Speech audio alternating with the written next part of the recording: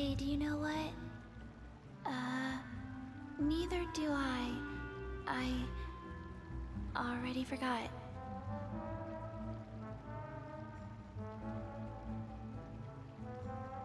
One, two, breathe. 3, 4, and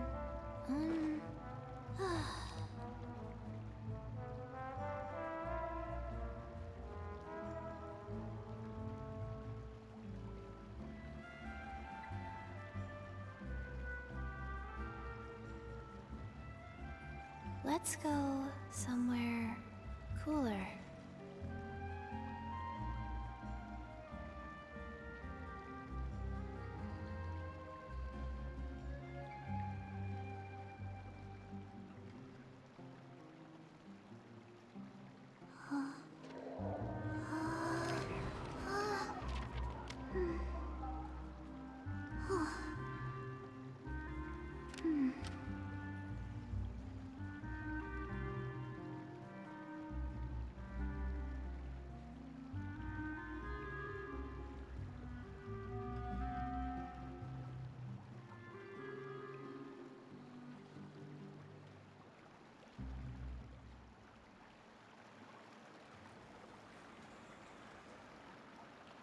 Hey, do you know what?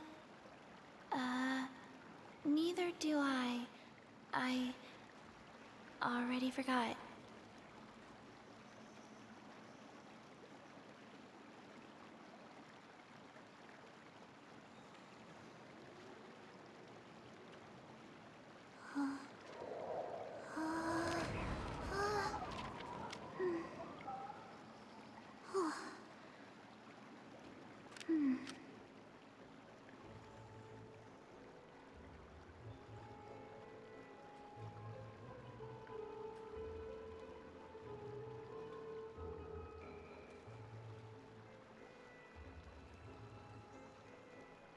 One, two, breathe. 3, 4, and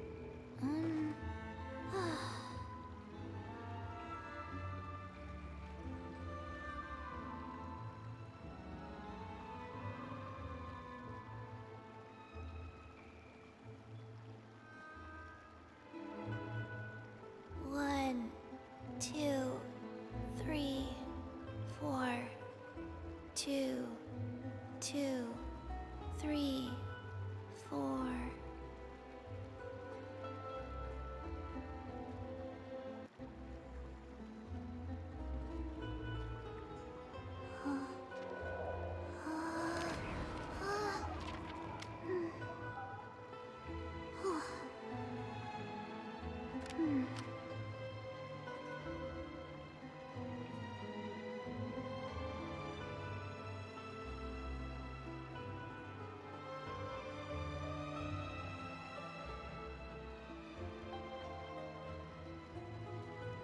One, 2, breathe.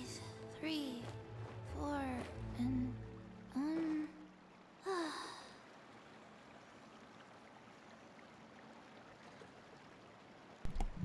Testing, testing. Can you hear your beautiful voice? Testing, testing. Can you hear your beautiful voice? That I can. Also, why is the background music just water? let's go somewhere cooler.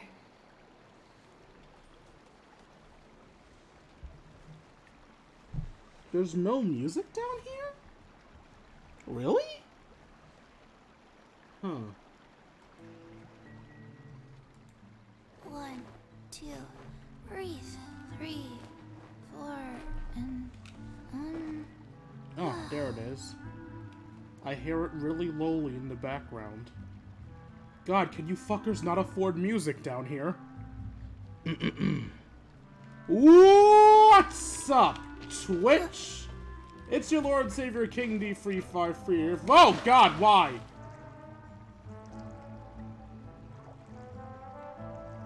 It's your Lord and Savior King D353 here for another stream of Genshin Impact.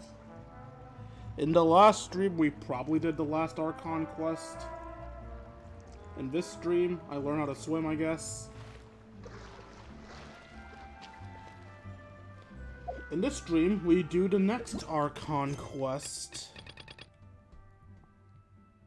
To the stars shining in the depths part, free a tea party most thorny. That's a interesting title, to say the least. But first, we should do a warm-up, as we always do. Oh, this is here now.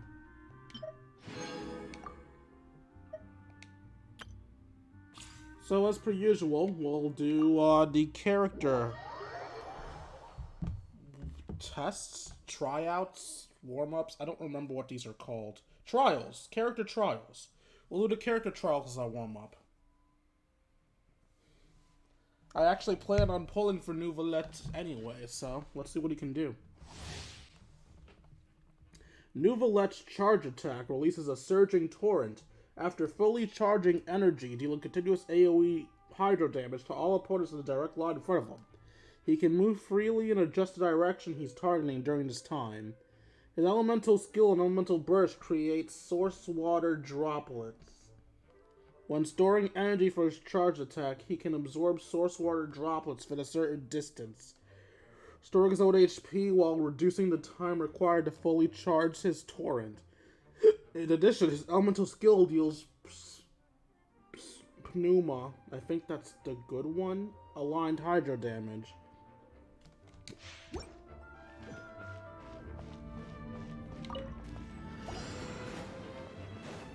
Settle down. Oz, reveal! Uglay! Animo test 6308.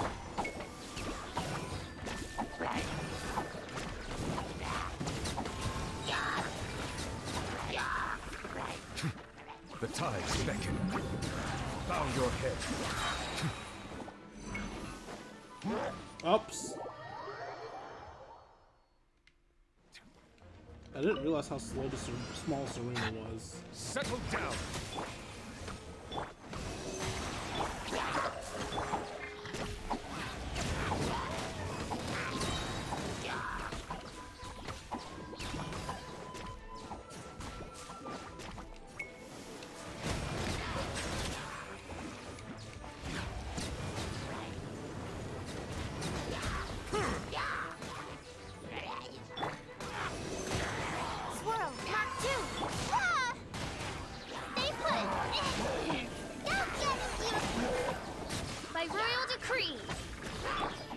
Let the mighty be humbled.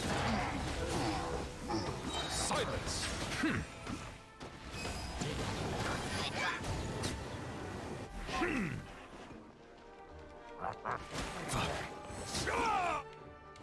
Alright, I can't forget. For a second there, I was like, alright, let me just do my, I was thinking, like, Klee style, fucking Yanfei style charge attack, and I completely forgot my charge attack's a fucking Kamehameha wave.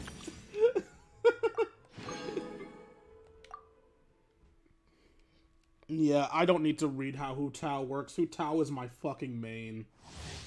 Let's just breeze through Hu Tao's right quick. What? I don't know why you felt that I needed Xiangling, but... Rain outlines your fate. Sure. Huh? Witness the power.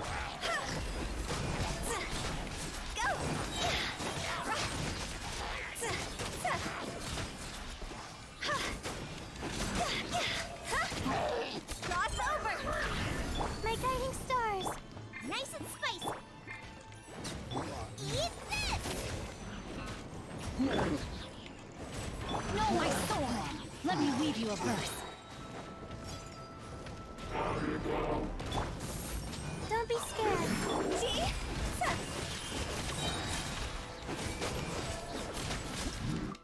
That was a less than optimal rotation, but in my defense, I'm not used to full rotations.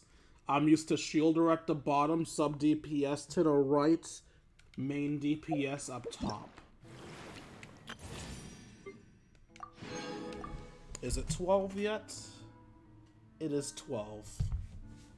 Screw it, I'm gonna do a bit of the event anyways, because I can. It's not like it'll take much time. Don't worry, we'll get onto the quest right quick. I just want to show this off because I'm never gonna have another reason to show off this little event thingy. So, do you guys know what the current event is? It's essentially a collection race type thing. We're only gonna do one, don't worry. I've been keeping on it, so I've already done one, and day 2's unlocked just today, so... which way? You're this way. Fishies. You're like the finches of the sea. Now I think about it, if Yao Yao is Chi-Chi's best friend, is Yao Yao why Chi-Chi likes finches? Because I know Yao Yao likes finches, so... Did she cause that? Is this her fault? Is this her fault that they liking finches is a bad trait? Where's the next one? Over here.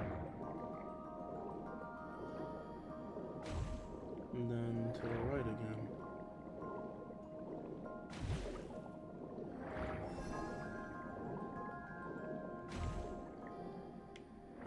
To the right again.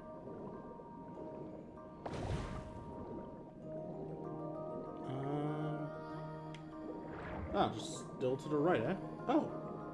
This one's even closer.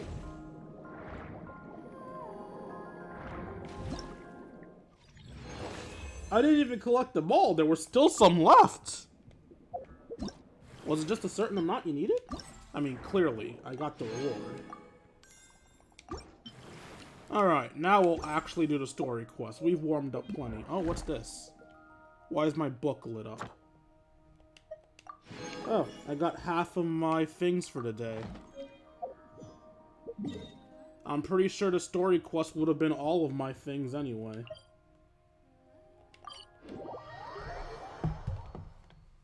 Alright, now for the main event. I need to go that way. Apparently. Wait, that's not right. That's the wrong quest.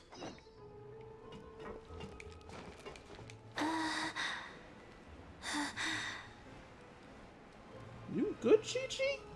You not used to flying? Yep, there's the room, and it's empty and waiting for us, as promised. Navia is such a good person. Now that the serial disappearances case has been solved, no one's going to come after us for anything. Even without Silver standing guard, we can just completely relax. Why don't we stay and rest up here for a while? Even machines in Fontaine need to stop and recharge now and then. So we just live in the Spina della Rosa base now? If we want to rest, couldn't we pick somewhere with a decent view? Yeah, why are we living underground now? Oh, come on! This place isn't that bad. Besides, how often do we get to stay in an actual base? The truth, Paimon. Oh, fine. Remember that detective story Paimon read before?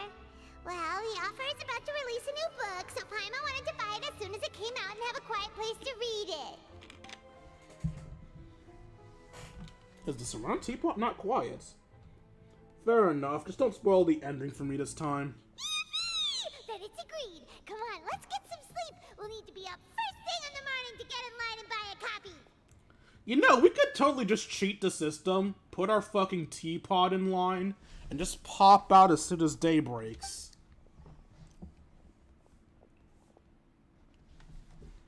You and Paimon relax for a while at Spina della Rosa's base, I guess. I don't know Paimon about too didn't quickly. expect that style at all. Even though it's a detective novel, it's also like a social documentary. Whew. It's actually pretty good. You just finished it? You're a pretty slow reader, Paimon. No! Paimon just spends a bit more time sleeping than you, that's all. Excuse me, but do you know if the Traveler and Paimon are lodging here? Hi. Huh? Who are you? Paimon doesn't recall seeing you before. Wait, you're not here to give us trouble, are you? Does she look like she could give us trouble? A blonde traveler and a chatty little fairy. Looks like I found the place. Good thing I asked the Spina di Rosula. Seems they sent me the right way.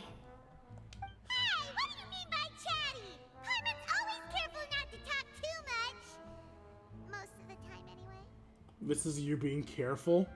It's an honor to meet you both. I was sent from the Palais Mermonia.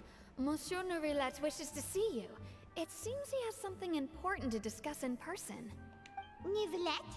He wants to see us again already? Huh. We talked so much the last time we met. Has something happened since then? I am not privy to the details.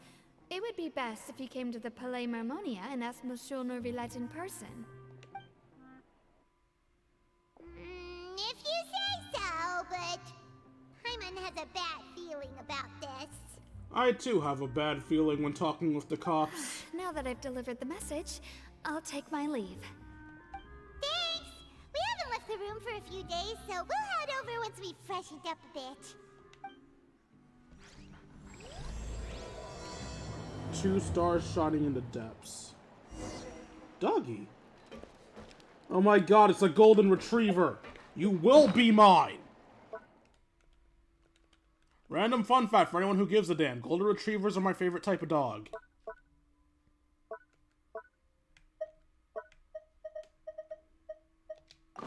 Please don't be too big, I'm begging you. Life goes on. No! Oh. It happened again. Yes! I got him before he ran away! God damn it, I can't believe I almost did that again.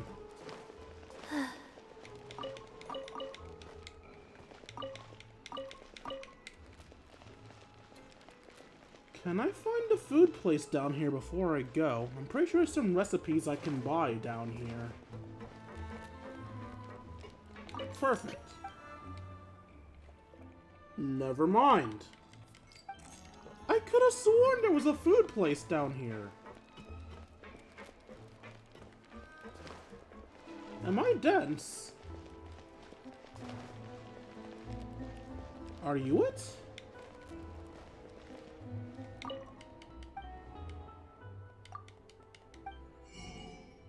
No, you're not the place I'm looking for either. I want recipes, damn it. Alright, yeah, I can't find any recipes down this Spina de la Rosa base. You're all worthless to me.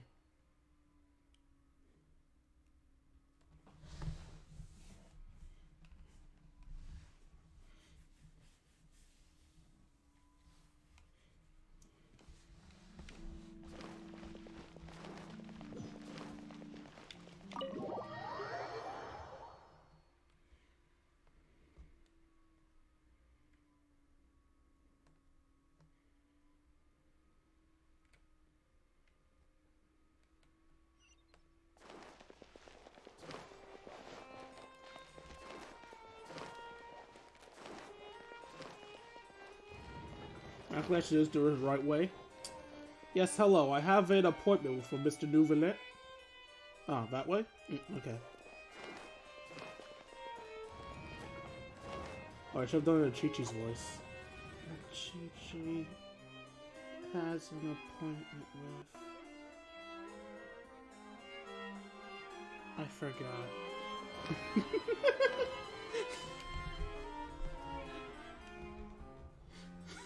Neuvillette! We're here! Did you want to see us about something? Huh? Why were you just standing there? You daydreaming or thinking something over? Yes, I did send someone to fetch you. But as for what I'd like to discuss next... well, I still have some reservations. Yeah, you should have dealt with the reservations for calling us. What the f do you want? Given that we've already made the trip here, you should just tell us. Bet you need us to help you with something, right? I do indeed have something I'd like to ask you to do. However, you should wait until after I tell you the details, then decide for yourselves whether you'd like to help or not. The situation is this. A while later, It has come to my attention that the Snezhnayan Harbinger known as the Knave wants a diplomatic meeting with you, correct? I heard that she was originally from Fontaine, but for her to suddenly arrive here and abruptly request such a meeting like this, I sincerely advise you to refuse her invitation outright.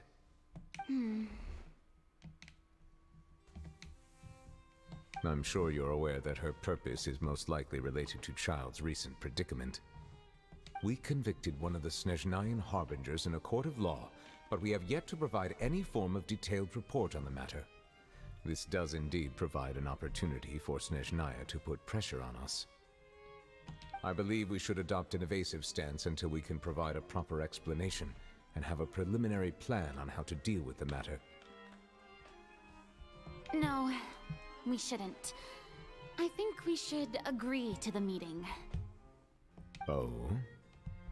Well, you see, we are the ones that owe an explanation.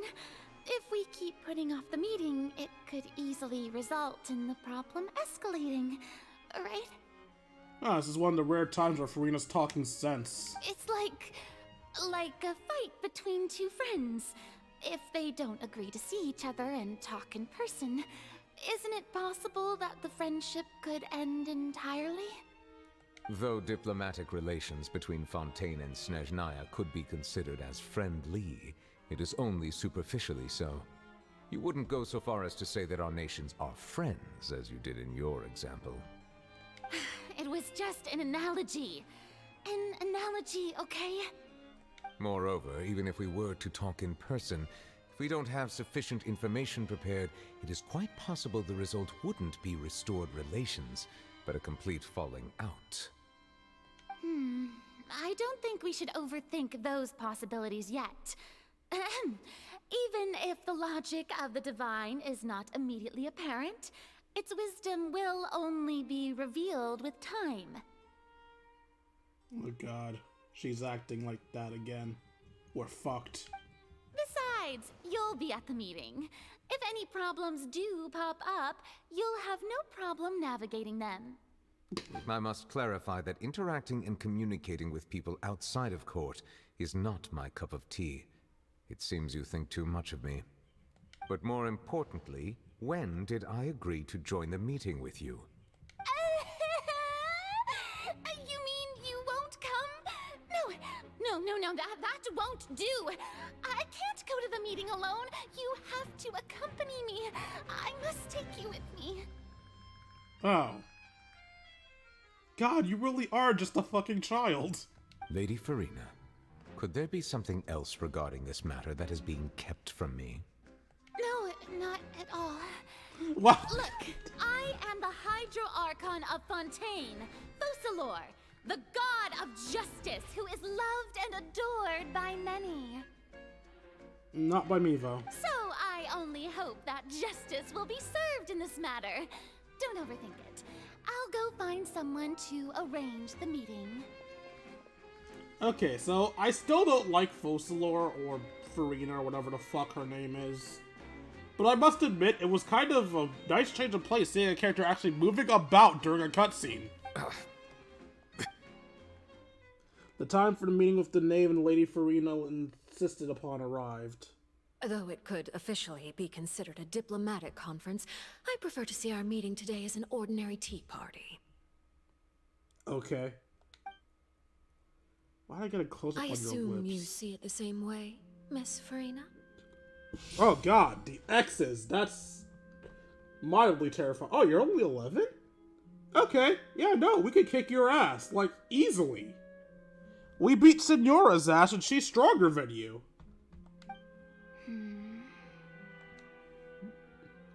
Lady Furina? So if she's out of line, we'll be perfectly fine. Oh, yes, that's right. Just like you said, a tea party. I should thank you for providing the pastries. They look delectable. That's a pastry?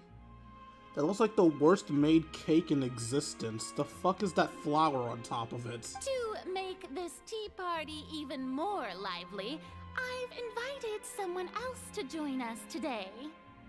Let's see, we have 2 cakes, 3 random slices of cake that don't even make up a full cake. I'm going to assume they ate some of the slices. 3 cupcakes and 2 macarons. I feel like all they thought about when setting up this setup was how it looks and not how many people are actually there. It's a pleasure to meet you, Monsieur Neuvillette. I was born in Fontaine, so naturally, there's no need to introduce the nation's revered Eudex to me. I've never seen that word before. Hello. The pleasure is also mine. First, I would like to thank the two of you. I'm often away on business outside of Fontaine, and I'm told that the children of the House of the Hearth have been well taken care of by you. You know, except for the part where we used them being part of House of the Hearth as a slight against them in the court of law. Oh, I'm not referring to when my children, Linny and Lynette, were falsely accused by you. Please don't misunderstand. Goddamn. The children of the House of the Hearth are often misunderstood. Perhaps due to the reputation of the Fatui. There's no getting around that. All I meant to say is that Fontaine has been stable in recent years. The people are well off and the children lead happy, fulfilled lives. That is something truly worth cherishing, and no one wishes to disrupt such peace. Now then, you have come regarding the matter of child, correct? Well, yes. It appears the ever-busy Eudex Neuvillette doesn't wish to waste time with diplomatic pleasantries, and hopes that we can get straight to the point of our talk. Yes, as you surmised, understanding child's situation is indeed one of the goals of this trip. One of? As we are both diplomats from Snezhnaya, as well as Fatui harbingers, Child and I have always been colleagues. Were anything to happen in Fontaine, each of us would serve as the other's attorney to resolve the issue. Ah, so Child didn't get the correct attorney, technically, because we defended him. So now, in my capacity as his attorney, I request that Child be turned over to Snezhnaya. We have a responsibility to cooperate with Fontaine and resolve what has happened to him together. The rules governing attorneys only apply before a trial has concluded.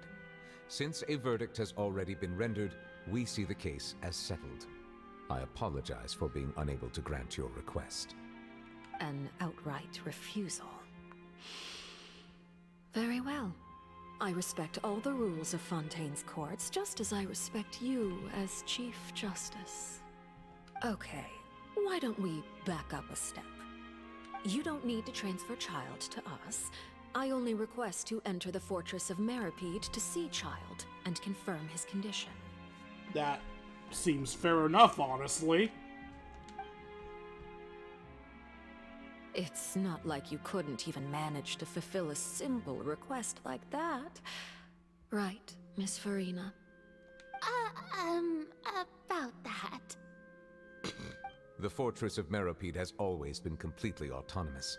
Even we have no authority to interfere there, and diplomatic issues do not suffice as an excuse.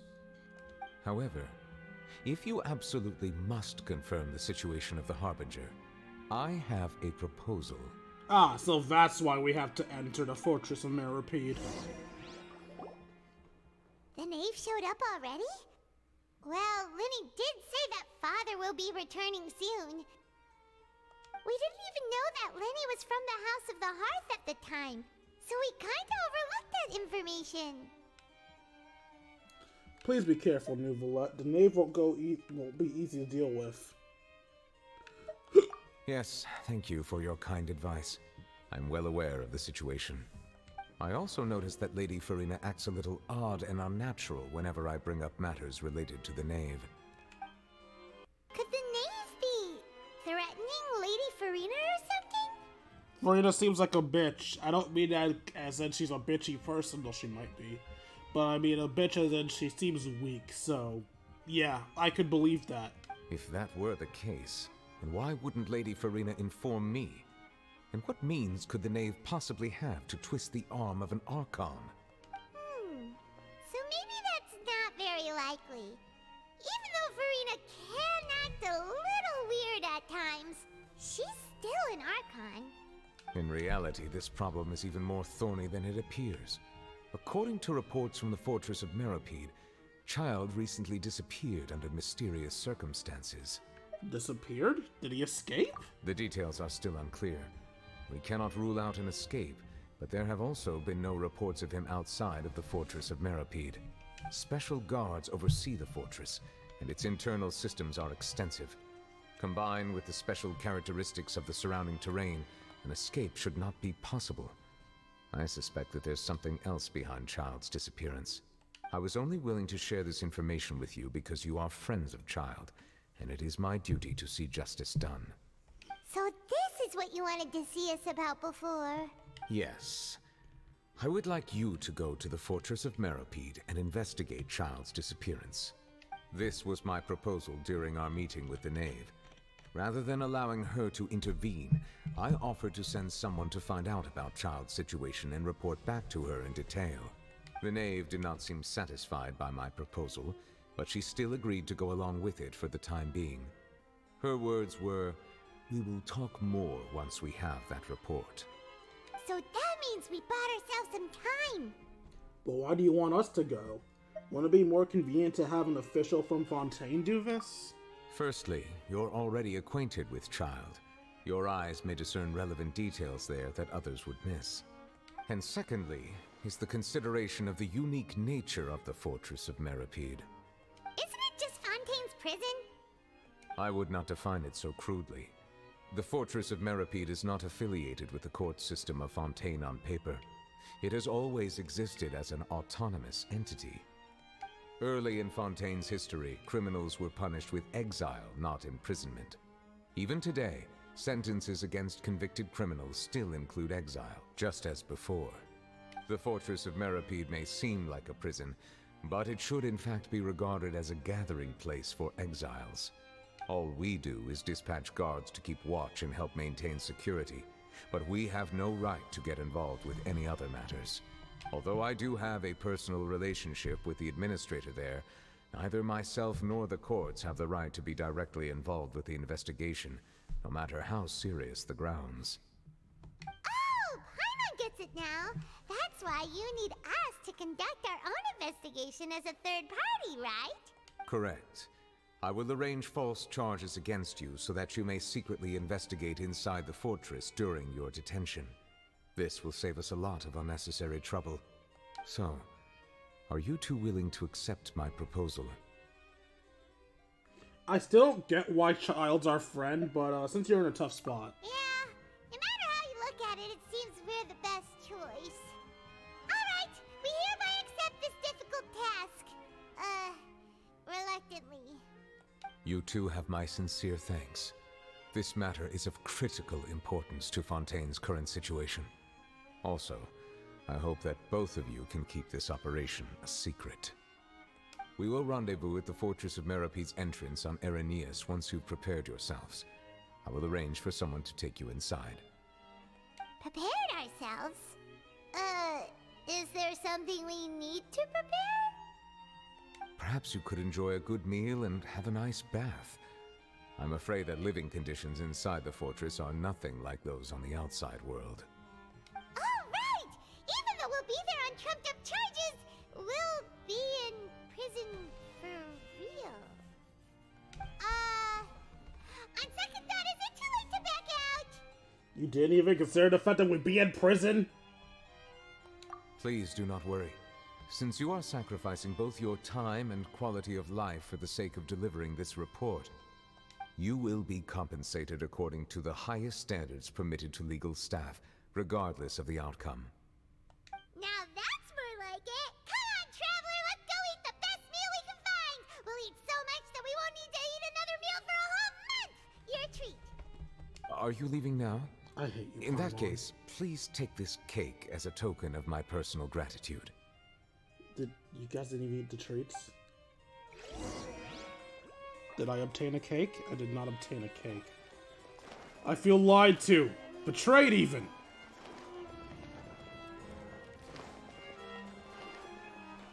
Why am I walking there? When I can teleport.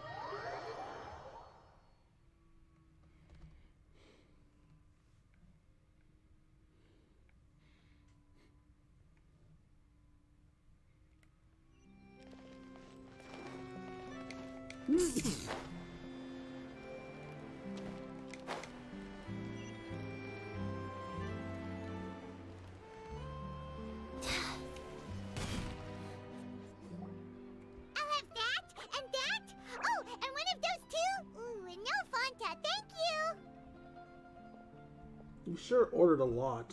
Did you not just finish the cake you just gave us? That cake was pretty good. But as soon as Paimon remembered that we were about to go to prison, Paimon's stomach suddenly became completely empty. Just like your head. Now that Paimon thinks about it, we've always been super careful ever since we arrived in Fontaine. Just to avoid breaking any strange laws here. But here we are, about to willingly send ourselves off to the Fortress of Meropide. Maybe this is what they call fate. Should we really be just talking about this out in the open like this? Let's just try our best to investigate everything quickly once we get there. Paimon doesn't want to stay in prison too long. Hi, Charlotte. Oh, what is that I hear? Is it the taste of a breaking story? This is why you don't talk in public, Paimon. Hey! You can't hear a taste! And what are you doing here, Charlotte? Oh, don't remind me. I invited an eyewitness to a case to eat here, and I was planning to get some great material out of him. But he didn't even show up. Calm down, calm down. This is nothing new. As a journalist, you should be used to this by now. As long as you can score some juicy tidbits from the traveler, you might still be able to recover the cost of the meal. You know we can still hear you, Charlotte. Never mind. It's nothing. I just heard you mention the Fortress of Meropide. You didn't commit a crime, did you? Please tell me all about it. No way! We would never! We're just going there to... Achoo!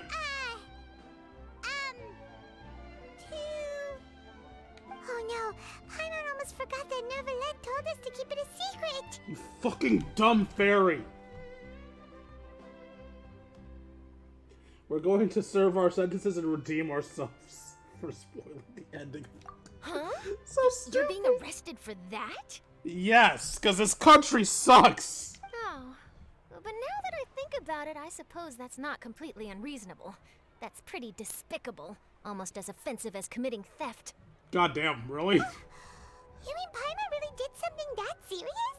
See? I told you, Paimon. You didn't even think of anything of it at the time. You monster! Paimon really messed up.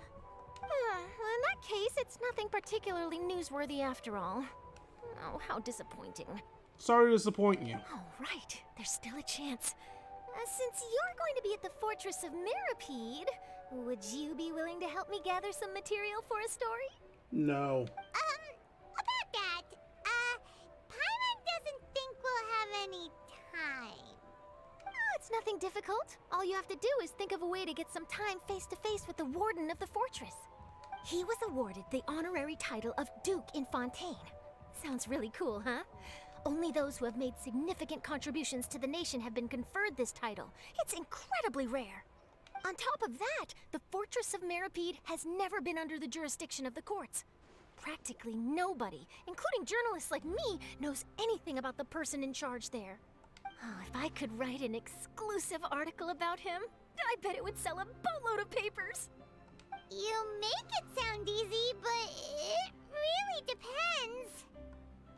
Of course, I wouldn't ask you to do it for free, so this meal is on me. Not enough for me to do that shit, although I think the traveler's gonna agree anyway. Alright, you got a deal. We'll do anything you want. Paimon, I will punt you into orbit, I swear to God! Then it's settled. The food should be here any second, right? Huh? Wait, just how much did you order? This is what you get for saying you'll pay for Paimon's food. After completely stuffing yourselves, you're prepared to go to the Fortress of Meropide. Oh, Paimon's so full. Well, guess we have nothing to regret now, so let's get going. I had no idea you could eat so much. That didn't go according to plan. Please, please, don't forget about the material for my news article. I'll consider it. I'm gonna need some recipes if I'm gonna go to the Fortress of Meropide.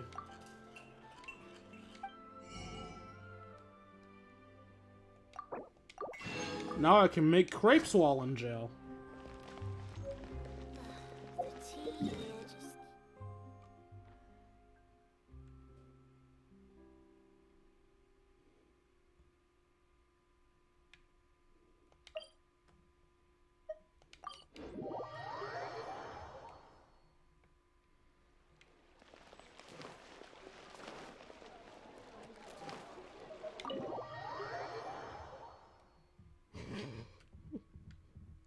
Don't mind me, just ignoring the quest so I can go buy food.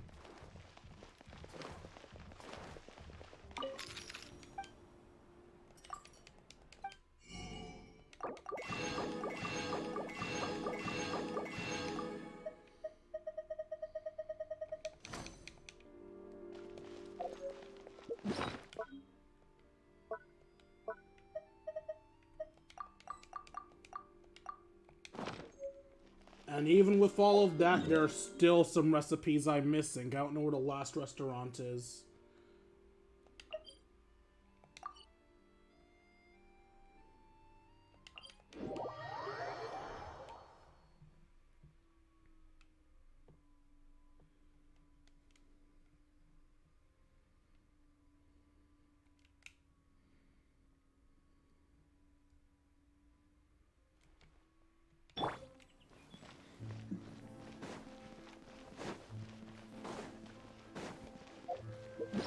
How's my coins looking? 22, not enough. I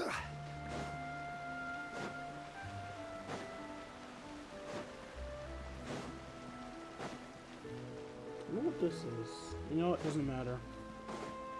Ignore it, we have missions to do. I almost fell off the edge like a dumbass.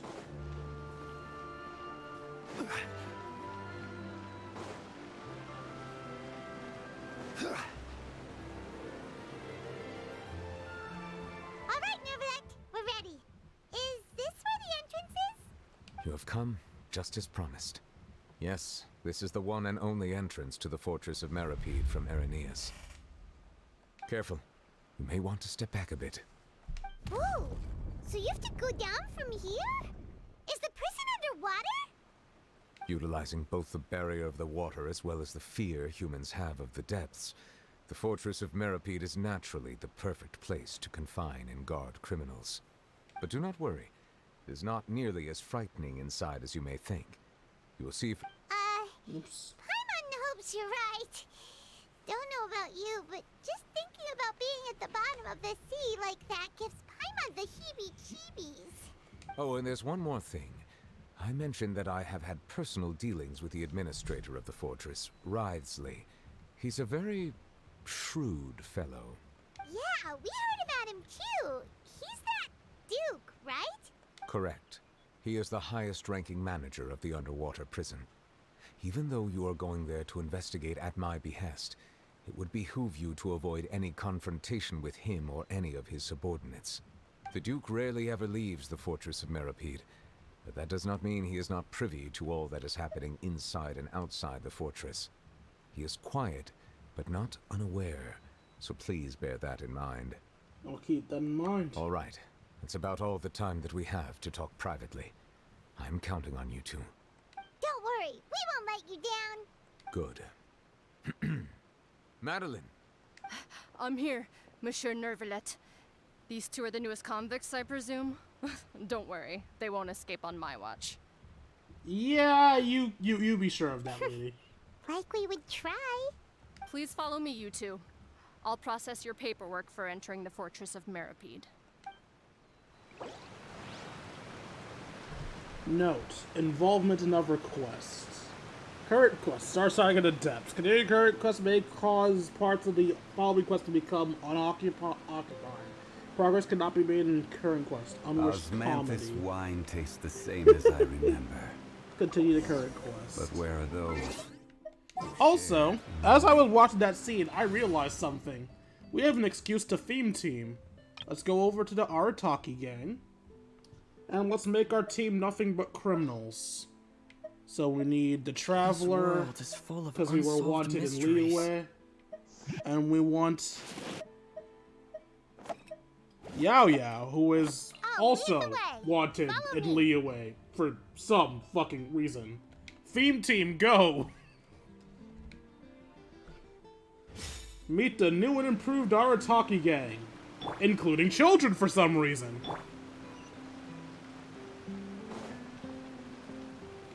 Oh god.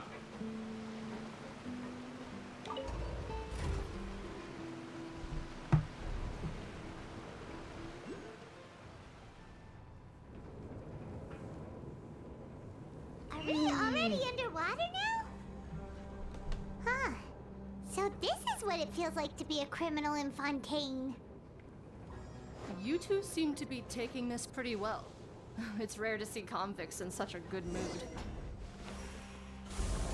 We had a nice meal before being arrested. Can't catch me! Oh, I walked the wrong way. Alright, I really don't like doing this. Taking breaks in the middle of streams annoys me greatly.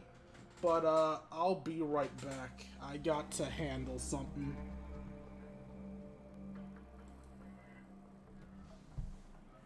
Arataki numero uno ito, here in the flesh. Ha ha!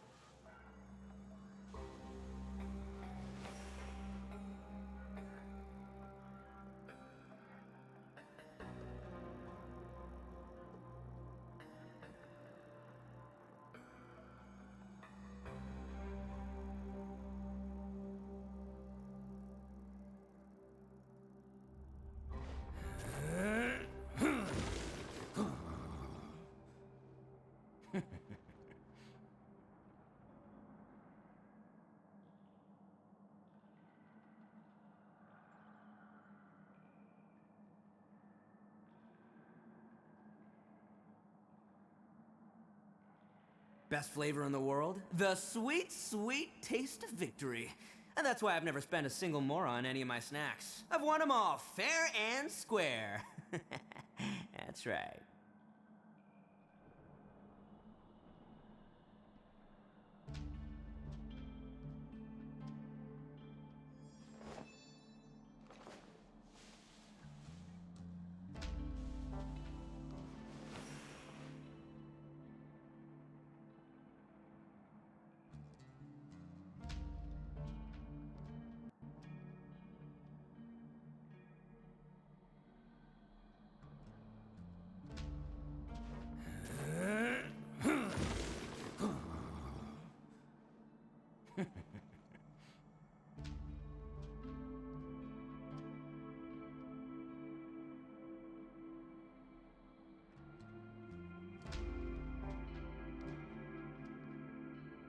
Arataki numero uno ito, here in the flesh. Ha ha!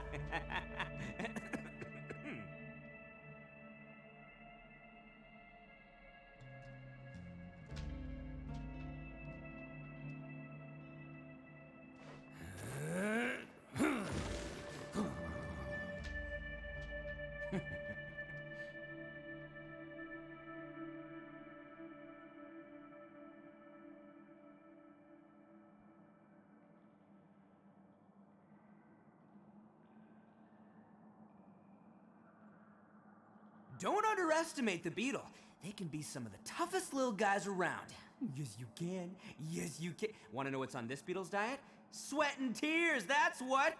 That's how it gets stronger. I think we can all learn something from that.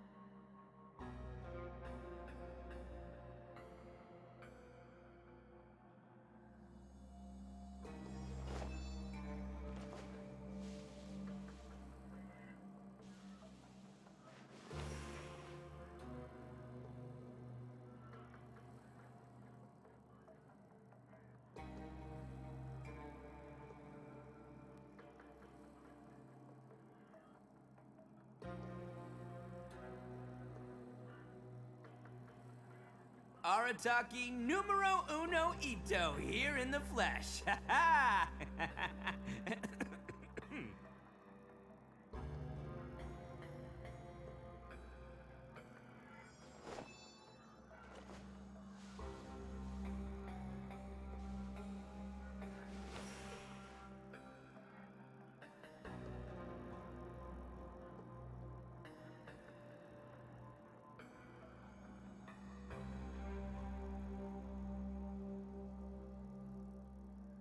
Best flavor in the world? The sweet, sweet taste of victory. And that's why I've never spent a single more on any of my snacks. I've won them all, fair and square. That's right.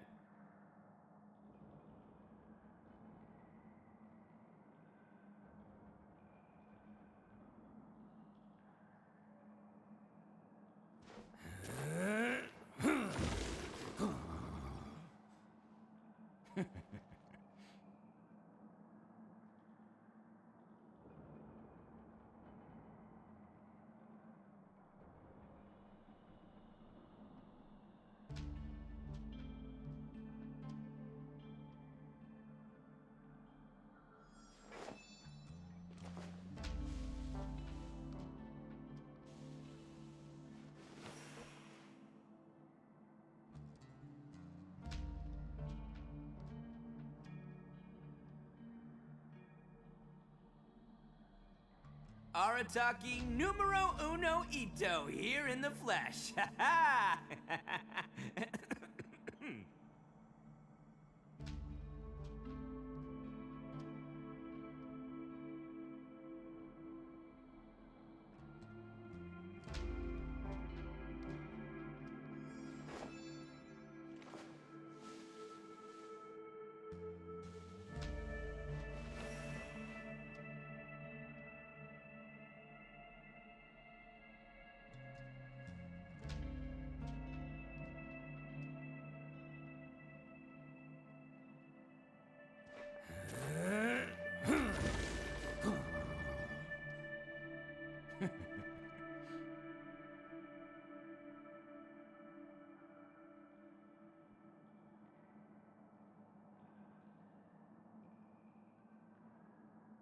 Don't underestimate the beetle.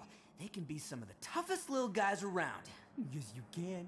Yes, you can. Want to know what's on this beetle's diet? Sweat and tears, that's what. That's how it gets stronger. I think we can all learn something from that.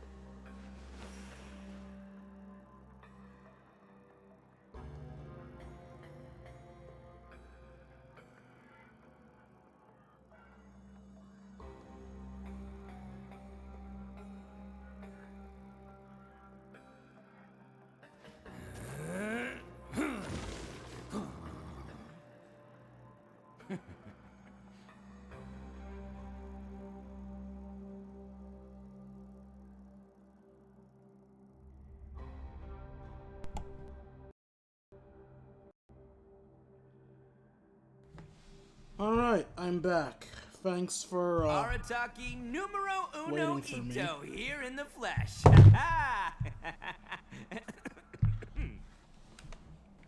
Alright. Hello, ma'am. Ready to take my mugshot? Oh, it's you, Madeline. Why'd they make you make the trip down here today? Monsieur Nervalet personally requested I escort these two convicts. I suppose he was concerned others might not be up to the task. Well now, aren't you the lucky one? Must be nice to be on good terms with the big shots like the Chief Justice. Well, have you tried service with a smile? Who knows, it might help your professional reputation. Yeah, right. As if. Every criminal comes through here looking miserable. How can I smile with such a toxic work environment? And even if I did smile at them, the convicts would probably just think that I'm some freak getting some kind of twisted enjoyment from their pain. Oh, she's got a point. Yeah, I like her. Which is weird. I normally don't like negative women, but no, this woman vibes with me. Well, I've finished transferring you. You two will register here, and Marette will guide you through the remaining procedures. Yep, I'll take it from here. You head on back to that bright and sunny world above. Marette, do you need a hug? Okay, let me see. You are the Traveler and Paimon, correct? Present. That would be us. Let me confirm your charges and sentence.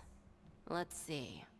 You two are charged with eating a cake specially prepared for the Archon by a Snezhnayan envoy without the Archon's permission, thereby incapacitating the political center of Fontaine for a brief period. Sentence: 45 days? Is that why he gave us the fucking cake? Huh? Wait, you mean the cake that Nervalet gave us was... Shut up, Paimon! Just looking at the charges, it seems you two are capable of causing some serious trouble. And considering how fond Lady Furina is of sweets, this crime is tantamount to trying to assassinate the Hydro Archon herself. You really have an eye for criminals. Now I've seen everything. Anyway, we still need to finish processing you before you can enter the Fortress of Meripede. Please stand in front of the board over there. I'll take your mug shots with my camera. Oh, all right. But be sure to catch Paimon's good side. You don't have a good side.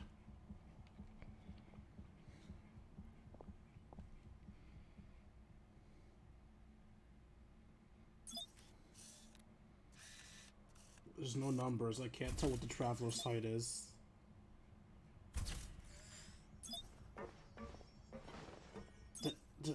Stop floating!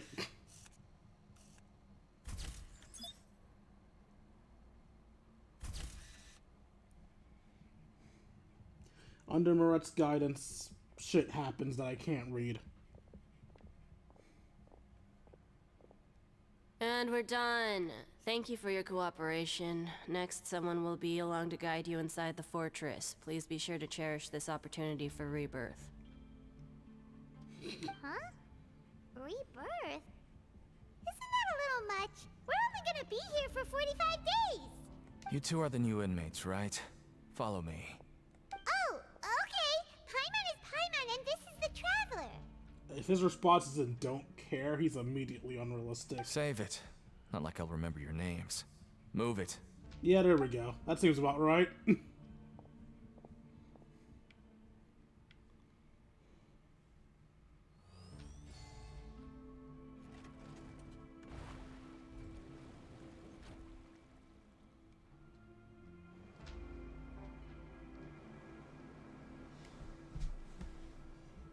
God, seriously, how does gravity work with Paimon? There's no reason that thing should be moving her.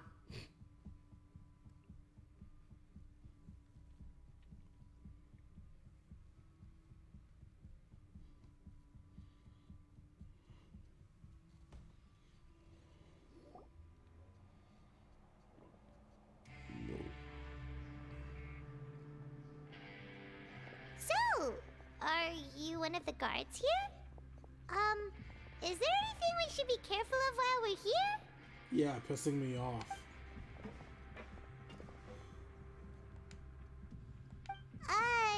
Did Paimon already ask something she wasn't supposed to? I'm pretty sure talking to him is something you're not supposed to do. Why should I tell you anything? What's in it for me? You sure don't seem like a guard. This is exactly why I can't stand you fish. I wouldn't even be doing this if it weren't for the credit coupons. Credit coupons? Alright, seeing as you're not the annoying kind that's getting dragged in here crying and blubbering, I guess I can tell you a few things. But next time, it'll cost you some coupons. Mora means nothing here. Here, we use credit coupons. Coupons can get you almost anything in the Fortress of Meripede. Desires? Fulfilled. You want power? No problem. Coupons can even change fate itself. I remember when I saw a video on where you can get the different recipes. One of the recipes I saw were bought with what looked like tickets. So I'm guessing that last recipe can be bought down here with coupons. Meaning, the ability to return to the Fortress of Meripede is definitely a thing we're going to have. So, credit coupons are a currency that can only be used here? It's not as simple as that. Like Moret said, everyone gets a chance at rebirth. No matter how much money or power you had before, it means nothing once you set foot inside the Fortress of Meripede. You have to start over and earn your coupons. Everyone starts from the same place, and you have a chance at a new, less terrible life. I guess that's the real purpose of the coupons. They symbolize true fairness and true justice. And this is also exactly why so many criminals choose not to return to the outside world, even after they've served their sentence. Oh, so that's what the Fortress of Meripede is like. Huh. Paimon was under the impression that it'd be more like a prison. It certainly ain't all sunshine and roses here, but it's also not the worst place to be. You'd better take a good look at the scenery now. It'll be the last chance you get for a while. After being away from the sunlight for so long, even the terrifying depths of the sea start to feel like home. It just stops feeling oppressive, you know? Oh, I'm actually an inmate like you two. Welcoming newcomers is a job I've picked up to earn some extra coupons. Have you ever seen the Harbinger says Naya? Guess he's done answering questions. Why aren't you answering us again? I've told you enough for free. Any more info is gonna cost you. So all you care about is Mora! Wait, no. Coupons? Almost there. It's down through here. Your turn to give it a try. To give what a try? What?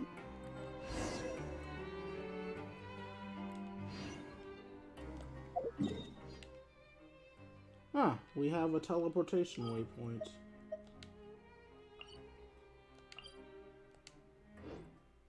And I can leave at will. This isn't like the other quest where once you're down there you can't leave. You can fuck off whenever you want. The Fortress of Meripede is just another area available to us.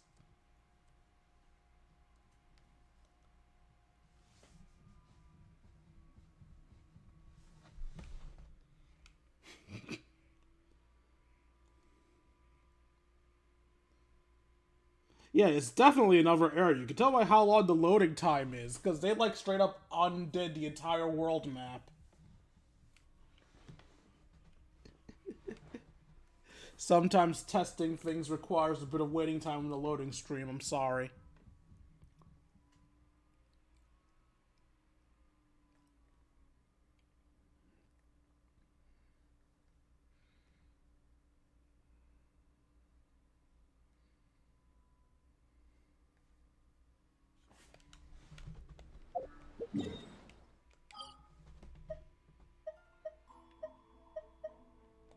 Oh, I thought the Fortress of Meripede was its own section. Maybe not. No, it is.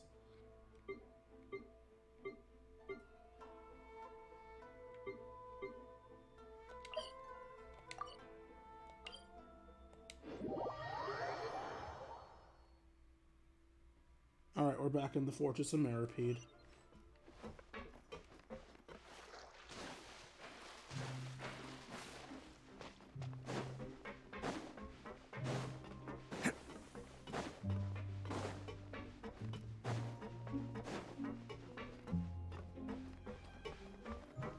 What's this?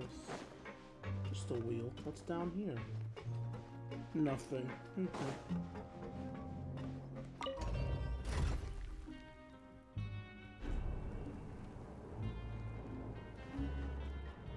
I'm not sure why it took so long to load Inazuma, if we're just in Fontaine and not in a separate section like I thought we were.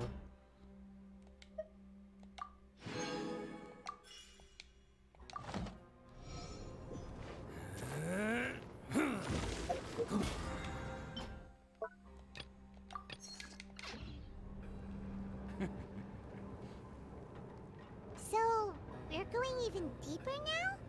Just how deep down are we? It's like a metaphor for your previous life, isn't it?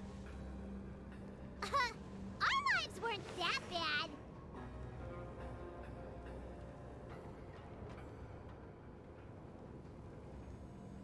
Such a hardened criminal. Yep, such a hardened criminal. From fitting to... What the fuck are you doing? How do I get out? Oh, I'm out. I'd be running around as Yaya, so I'm such a slow runner. By virtue of being a small child.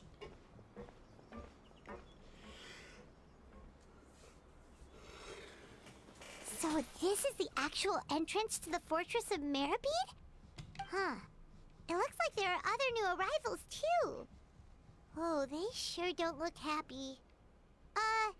Maybe we look too relaxed for fresh convicts. You're probably the only one that doesn't fit in. Oh, right. We're on someone else's territory now. We need to think of a good way to act like criminals to get by. If we're discovered, even Neuvillette might not be able to rescue us. Hey! Don't scare Paimon! Oh, Paimon's not ready for all this.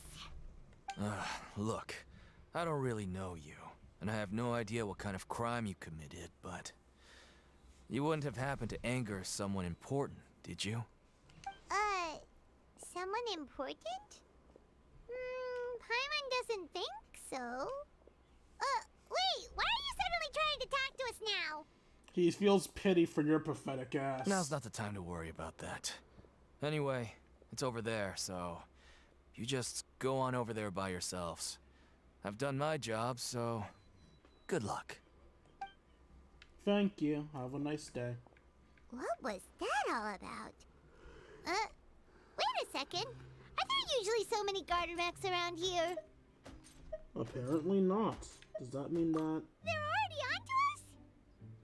Get ready to fight. Wait, what? Prisoners numbers 7459 and 7560. Welcome. Oh, no need to be anxious. These Gardermechs aren't here to attack you. In fact, they're here as your honor guard. When I heard that you were friends of Monsieur Neuvillette, I had the Gardermechs come and wait in formation. Wait, you know about our connection with Neuvillette? Like you said, he's not clueless. The seafloor isn't as cut off from the world as you might imagine. However, I'm afraid that I know nothing more than that you are friends of the Udex. And as you can see, committing a crime means being sentenced here, even if you're friends with the Chief Justice. Quite fair. So you must be... The Duke! Greetings, Your Grace. Lovely weather today, isn't it? What weather? Oh, greetings, my good fellow. Well, I'm willing to imagine that the weather is as good outside the sea as you say it is. How great it would have been if only the Fortress of Meripede had been built on the coast, huh? It would have been so convenient to enjoy a nice chat in the sunshine. My profuse apologies. I just got so nervous when I saw you, So this is the Duke. He sure looks a lot younger than Paimon imagined. And nicer, too. The Traveler and Paimon, correct? Mr. Deacon here was responsible for your welcome. I trust you were satisfied with his guidance?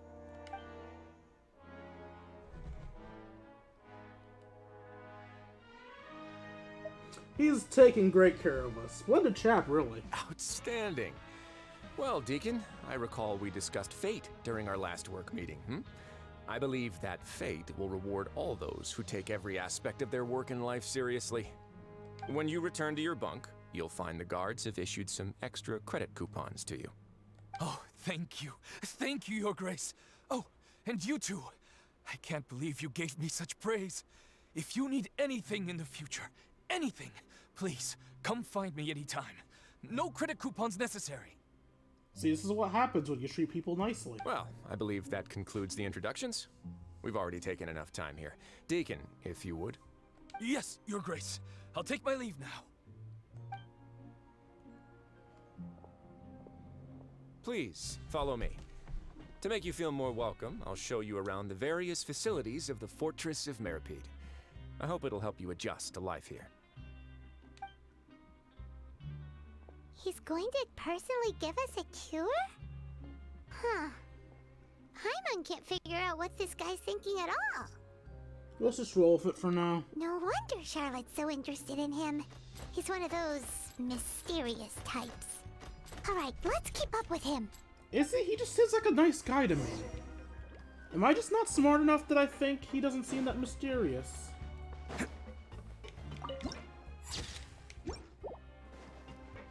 Ooh. Can't catch me. I see a thing. What's this? The office.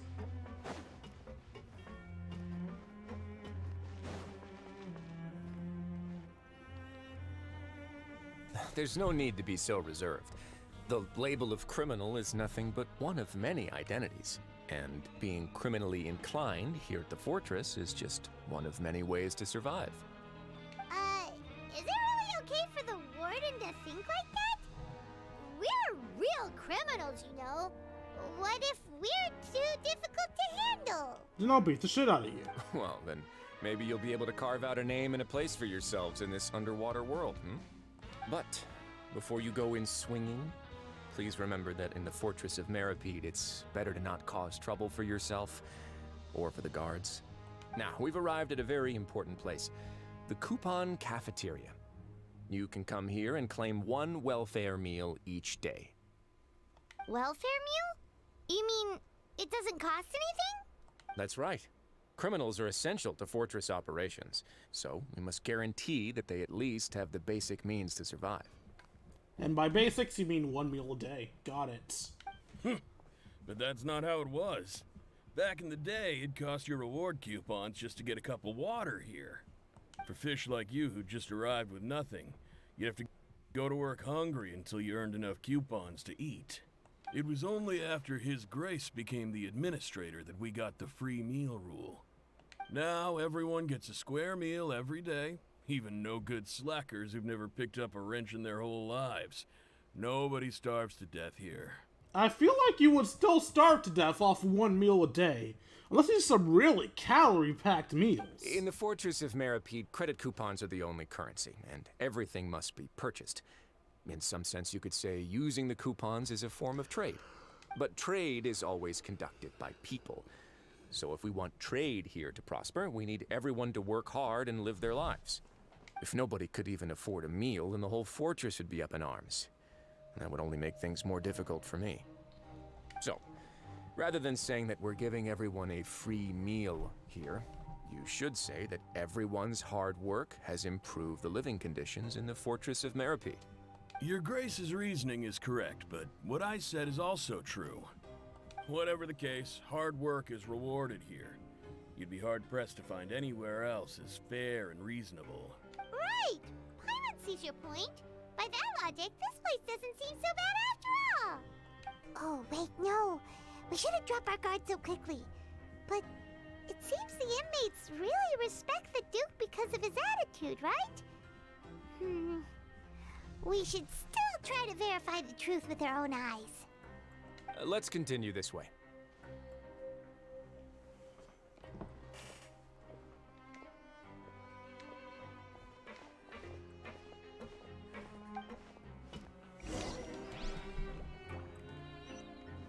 Can't catch me.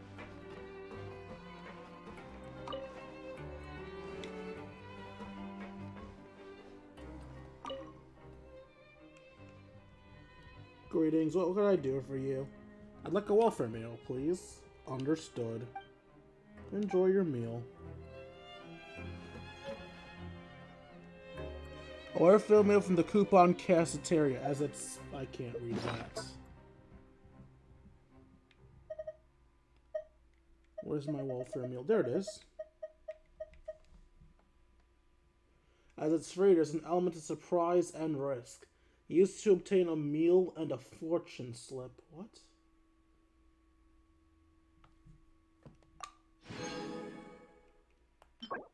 Delicious haggis. Yo, that's a fucking good-ass meal, excuse me? Fortune slip. After using your left cheek to strike the other person's hand, you must be sure to press the advantage and continue attacking their hand with your right cheek. What the fuck? Grab yourself a welfare meal. And I'm guessing I have to wait till like another day to get my next welfare meal?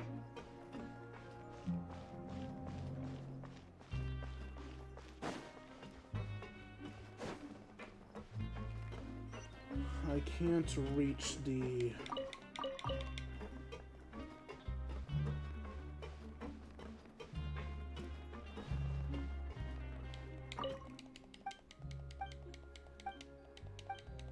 Can I get items from you guys, or are you guys just gonna talk? Just gonna talk, okay.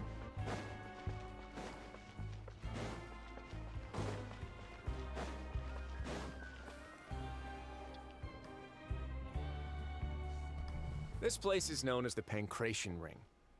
Sometimes we have criminals who have more energy than they know what to do with. Their daily work alone isn't enough of an outlet for them. So, instead of leaving them to their own devices, we've provided them with this dedicated venue. This way, nobody will get involved unless they want to be. Pancration matches? And you can earn extra coupons? Oh, what do you think, Traveler? Interested? Extremely. But I must warn you that your sentence will be extended if you fail to restrain yourself and end up seriously injuring or killing your opponent. Why is his response, "I'll pass"? Traveler, how bloodthirsty are you? Seems you know me too well. So, did you set this place up too? No, actually. I just granted approval for the organizer to use this area to build the ring, and I collect a portion of the proceeds in return. Of course, the fees are also quite useful. Oh. Do you mind if we ask what they're used for? Sure. Ensuring personal safety, maintaining the arena, and resolving any conflicts that arise. Why? Are you interested in how to manage a Khaenri'ah ring? Oh, no. I was just wondering if that's how you paid for everyone's welfare meals. A reasonable guess. I see you have a talent for entrepreneurship. Oh, you hear that? Paimon has a talent! So we can start a business here? We could try. That is something you can discuss between yourselves later. Let's move on for now. Fair enough.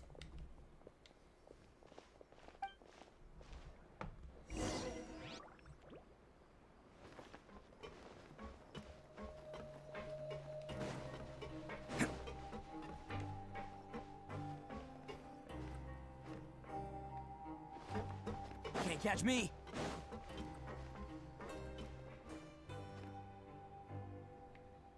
You know what? He'll probably take us to the dormitories later. I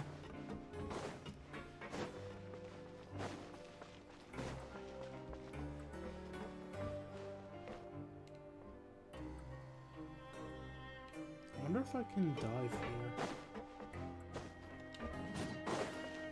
Can't catch me.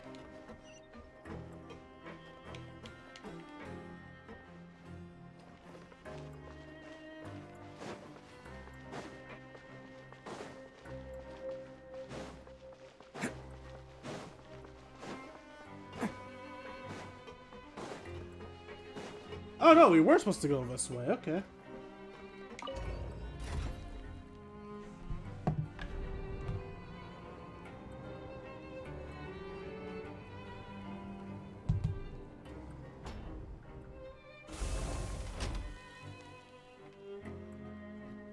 Don't underestimate the beetle.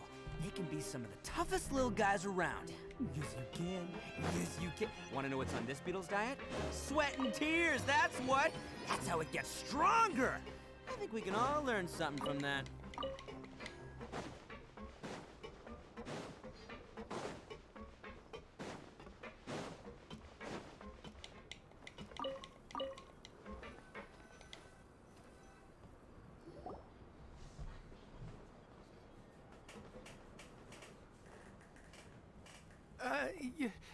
Your Grace. Good morning. I mean, good afternoon. No, wait, what time is it again? What time indeed? Time waits for no one, so it's best to keep an eye on it. My apologies, Your Grace. Jeez, that guy's so nervous he almost forgot to breathe. Sorry, forgive my manners. These are the dormitories, which is where inmates sleep. The guards will inform you where your bunk is later. In the Fortress of Meripede, criminals usually spend most of their time in either the production zone or the sleeping areas. The production zone? What does it produce? Is that where we'll be working? Not necessarily. Though working in the production zone is the most reliable way to earn credit coupons. If you have other skills, you can skip your shifts to earn them in other ways. We can skip our okay. Wow. Wait, you're the manager of this place, and you're just telling us to our faces that it's okay to skip work? The fact that the Fortress of Meripede has continued operating completely autonomously is proof enough that most people are willing to work honestly and earn a stable income. As for what we produce, many of the clockwork machines seen all over Fontaine originate from our workshop. Therefore, the Fortress of Meripede is not only a place where criminals serve their sentences, but also a giant machine factory. There's no need for me to get into specifics about the production process now. You'll experience it all firsthand when you report for work tomorrow. You got it, boss. Let's move on. The tour continues over this way.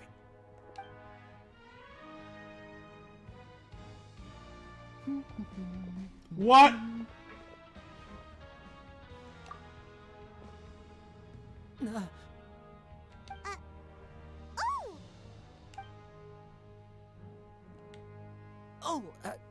You really scared me there. I didn't expect to see you here, Your Grace. I thought maybe I was so tired from work that I was starting to see things. Lenny, the fuck are you doing down? You were sent here by khaenri'ah, weren't you? The only thing you should be seeing is the work in front of you. Stay focused and keep up the pace. Oh? Is something the matter? It's nothing. Paimon's just worried about how hard we'll have to work tomorrow. So we don't get to talk to Lenny? Yo, I want answers. The fuck are you doing down here, boy? Can I get to whatever that thing is on the map? No? Okay.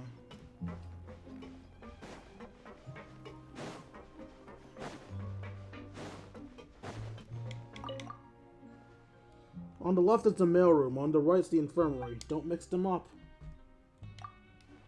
You pay with coupons. Tell us the recipient and their address and we'll get the letter to them. If it's in Fontaine. I advise not to inquire about anything. Try this again. Tell us the recipient and their address and we'll get the letter there if it's in Fontaine. The letter can't be too long and the content, well, we'll work that out yourself. I advise not to inquire about anything else, okay? Tell me about the infirmary. If Dr. Arden isn't there, he's probably on a production zone. I don't know any more than that.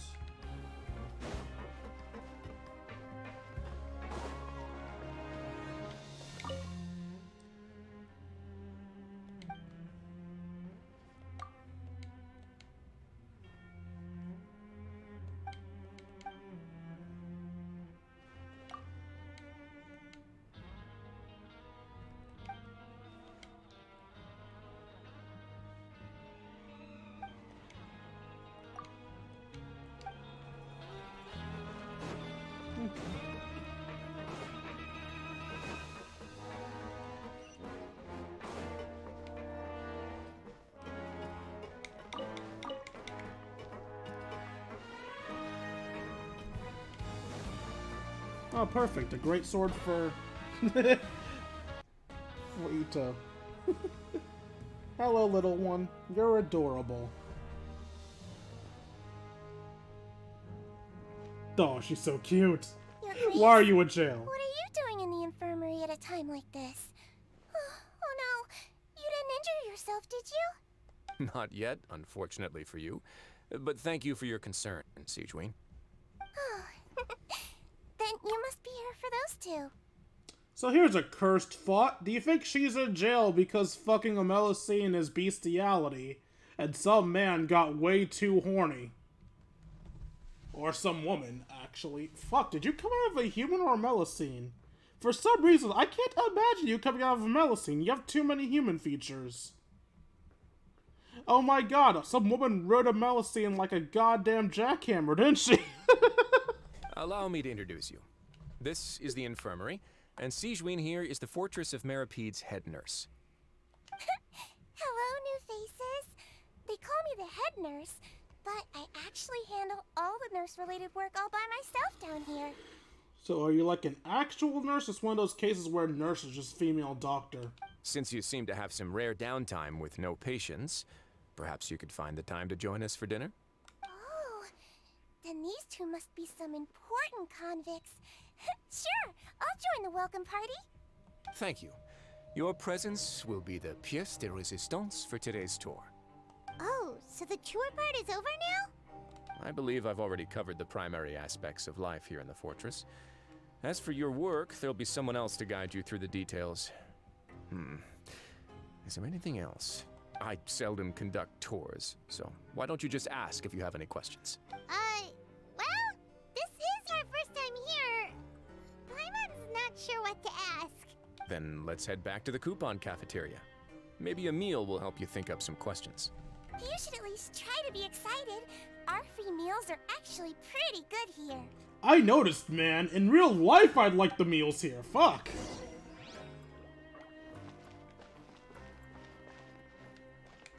Well, good night. Ito's a lazy bastard. He wants to sleep.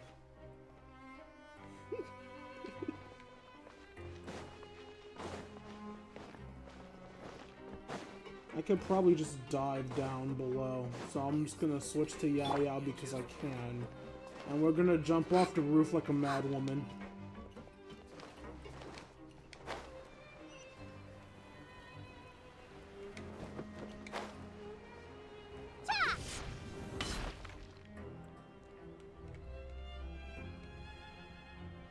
What do you think of the food? Does it meet your expectations? Wow, it looks delicious! It looks made it sound like living conditions in the Fortress of Meripede wasn't very good. Who would have guessed that criminals get to eat tasty food like this every day? This actually looks way worse than the meal I got at random. What is this? Garlic bread and carrots? Mine's pretty good too. Oh, isn't that the meal box that only super lucky people manage to draw? Seems like you two are quite fortunate. It actually has nothing to do with luck in this case. I had a word with Walsey, so you didn't have to draw lots like everyone else. Oh, you mean the meals are random? This doesn't even look that good of a meal. It's just bread and carrots. Or more bread, I can't tell. Yes, what you get to eat depends completely on your luck. You could say that it's a distasteful little game that Chef Walsey likes to play here in the cafeteria. Paimon knew it!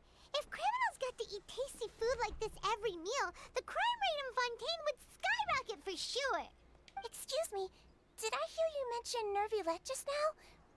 I've been wondering how he's doing. Is he busy with work? Has he been taking care of his health? He seems healthy no matter how you look at him. But he works so hard all the time, so it must be really tiring. Oh my god, does she have a little round tail? Fuck, that's adorable! Wait, no, that's a ribbon. I thought she had wings for a second there. Oh, she's a Hydra user. Sounds like he hasn't changed a bit. Looks like you can stop worrying so much, Sigewinne. Okay, why do all the girls hold their hands like that? Why do they always have their hands just, like, permanently propped up in little semi-fists? Is that how women sit? I don't think that's how women sit. I've been around women in real life. I don't think I've ever seen a woman sit like that. What is that animation? Oh, that's good. But I still feel It's been too long since I've heard any news about him. Oh, this is those little buddy-esque gloves. No news is good news.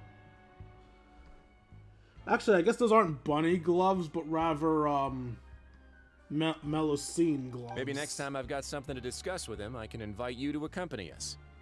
Hmm? But isn't the Fortress of Meropide independent from Fontaine's court system? What do you two have to discuss? Well, we provide all kinds of mechanical products for official use, and some essential goods have to be obtained from the overworld, so we naturally have to stay in touch about this and that. Monsieur Neuvillett's character is unimpeachable. No matter the question, you can discuss it openly and freely with him. Talking with him feels quite effortless. In light of that, I am quite willing to go out of my way to show respect and accommodate him. In fact, right now, I'm treating you two as guests invited by Monsieur Neuvillette. But unfortunately, I can only do so until the end of this meal. After this, you two will just be inmates here. Ah, maybe that's why he seems so nice to me, because he's showing his, welcoming a guest face rather than his warden face. Maybe once we're done here, he'll be more of an asshat. Thank you for your hospitality. You're very welcome. Well, your new life awaits.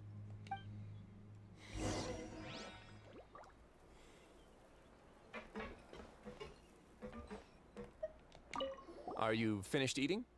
Then I recommend that you return to the dormitories and rest. You have work to do tomorrow. Perhaps you were hoping to ask for some special privileges? Sorry, you'll have to use credit coupons like everyone else. It's not as comfy here as you might imagine. Are you finished eating? Perhaps you were I meant to do sing one that time. Now that I've gotten a good look at you two, I think you're very cute. Thank you. After all, heavy is the head that wears the cutesy crown. I guess I just want to say, just take care of yourself and don't get hurt.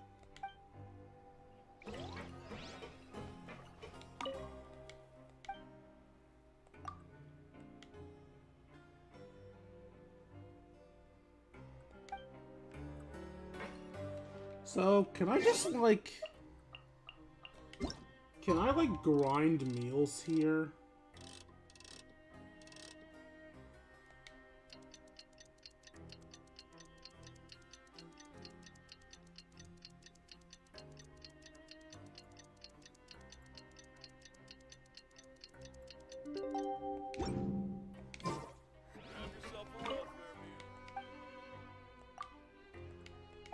Okay, I guess it's not gonna fall for that shit. Negative, you greedy son of a bitch. You ate today. Don't think being a Time Lord gets you extra meals!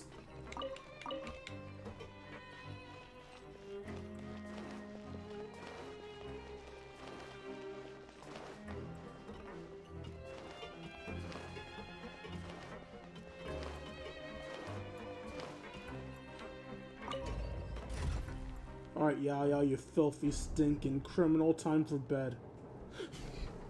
Don't think I don't know what you did, Yao Yao! If anyone's wondering why I keep acting like Yao Yao's a criminal, apparently, Ning Wong is very suspicious of her, and has her on a priority to watch list. Presumably because of this thing. Presumably because this thing's an adeptal weapon or some shit. But yeah, because of this, Yao Yao is watched like a goddamn criminal. Oh god, she has a healing rabbit. Truly, she is a danger to mankind.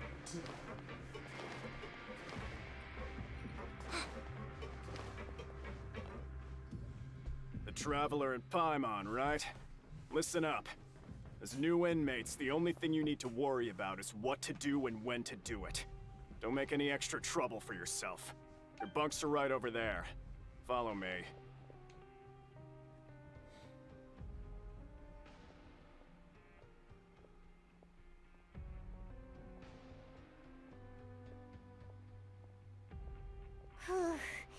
So this is where we'll be sleeping from now on.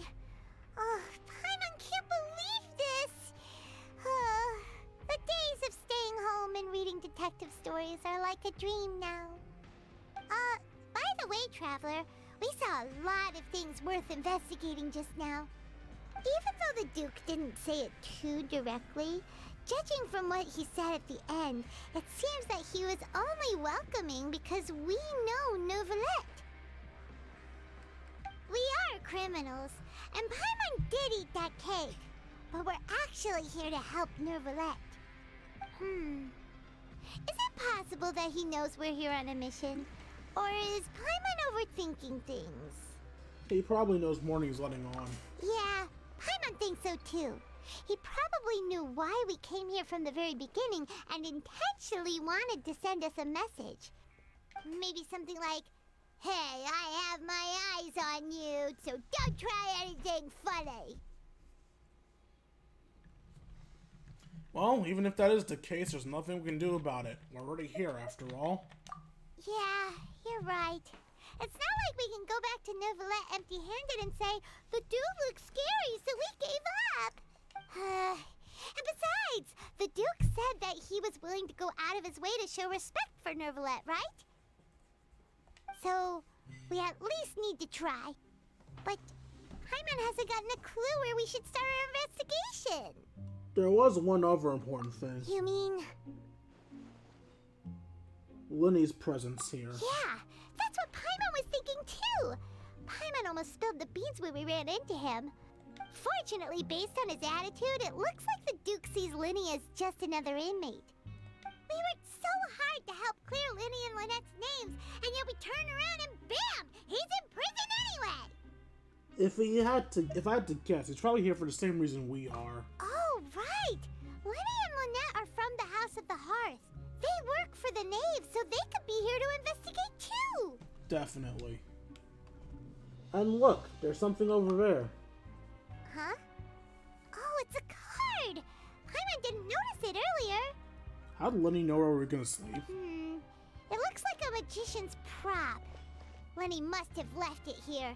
He's in prison and still doing his little tricks, huh? Let Paimon have a look. It was nice to bump into you again. Let's catch up in the production zone tomorrow. What in the world? It's written like he's greeting a buddy on the street. Paimon thought he'd write something important. This proves he's up to something here too. If you say so. We can ask him what's going on tomorrow. Let's get some rest now. With a bit of trepidation, you and Paimon agreed to blah blah blah blah blah blah blah. Hey, you're finally awake! You're up early too. Well, it's Paimon's first day as a prisoner. Last night, Paimon dreamed about getting interrogated by the guards until Paimon told them everything, and then Paimon woke up. You told them everything? Hey, come on! It's just a dream, okay? Paimon wouldn't really squeal. Maybe. Hey, lazy bones. What are you still doing here? If you don't want to starve, then get yourselves over to the production zone. Sorry! We're going right away! No, we aren't. Fuck you. Set off as soon as possible. Asking Fielding about the location of the production zone.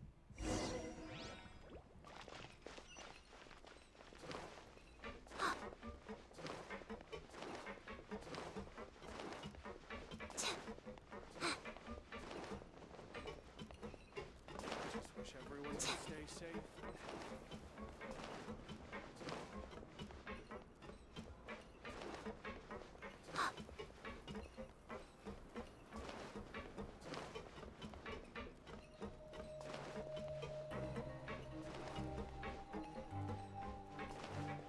Oh god! Oh, it's going down.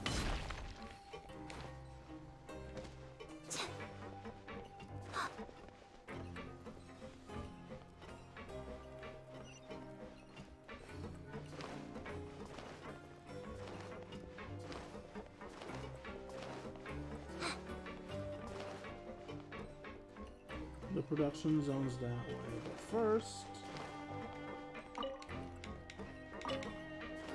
Can I get a new welfare meal?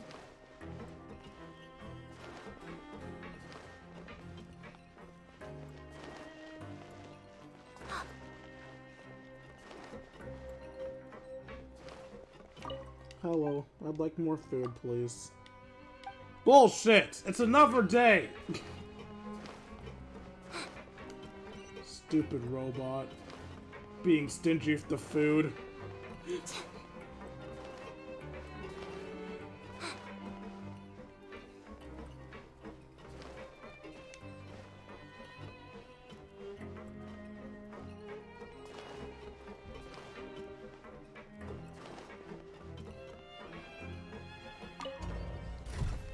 Alright, let's head off to the mines, Yao Yao. You're used to hard labor, right?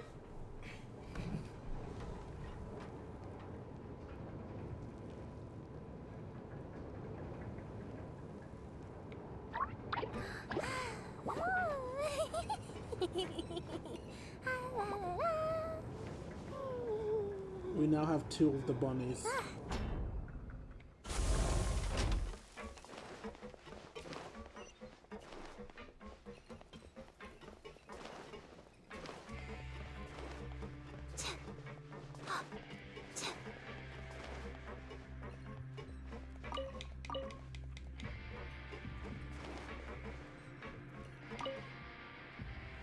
Ah, you must be the catch of the day. Looks like you've got some luck getting assigned this space. Yep, we just arrived yesterday and... Don't interrupt me when I'm speaking. Goddamn. Yes, sir. Listen carefully to my instructions. I don't want any mishaps. Every machine here is worth more than the both of you. Okay. Working around these machines can be very dangerous.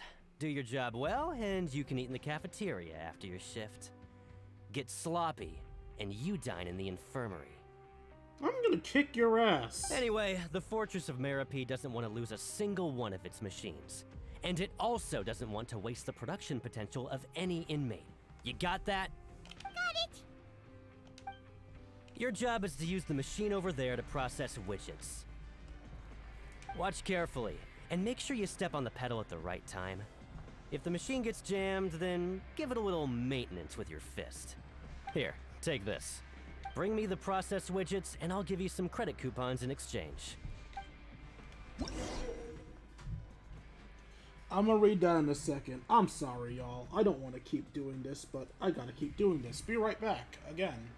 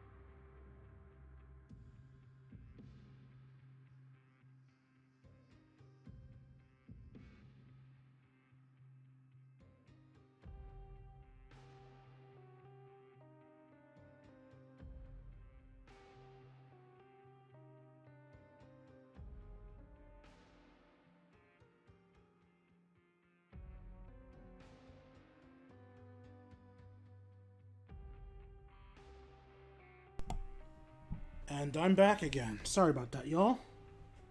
Press operation and widget processing. For the modeling process, you must place the unprocessed parts into the machine, then interrupt the machine to start the thingy. When some parts get stuck while rotating, you will need to attack the rotating part to restore the machine's function.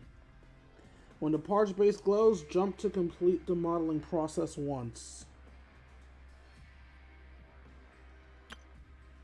When you finish, you must retrieve the successfully processed parts.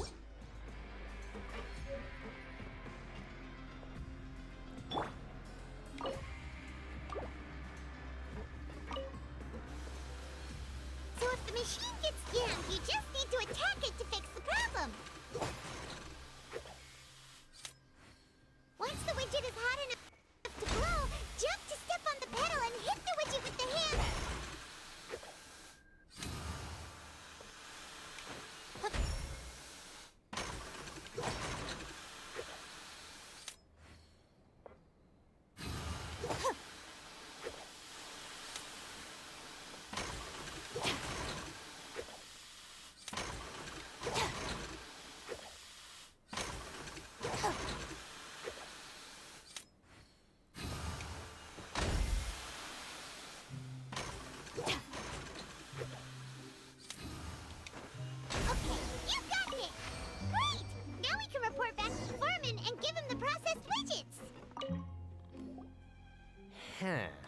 This one is tolerable.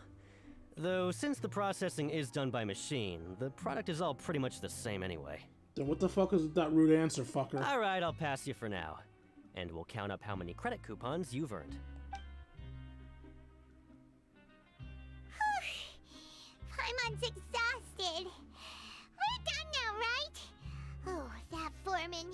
He's so scary that Paimon couldn't even speak. Yeah, I don't like him.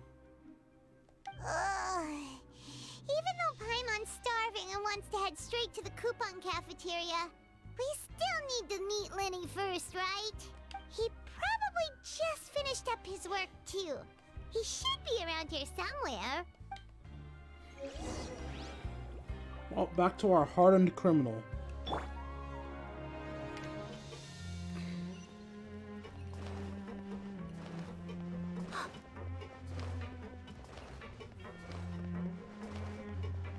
Lenny?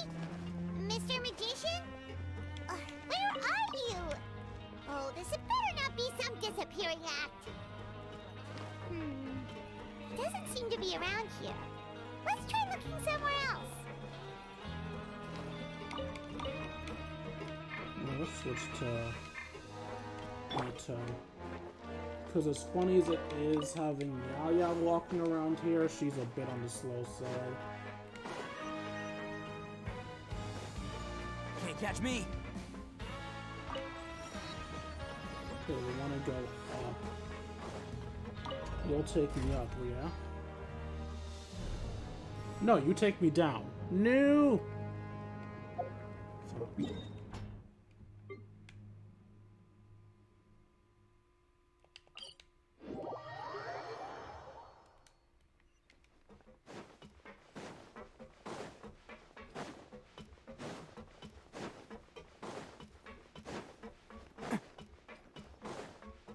Oh, okay, it says to the side of the elevator if it goes up or down.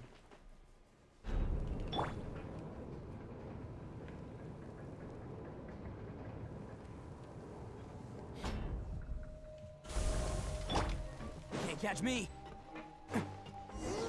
Where could he be? Learn the safety rules by heart. Did he decide to slack off and sleep the day away?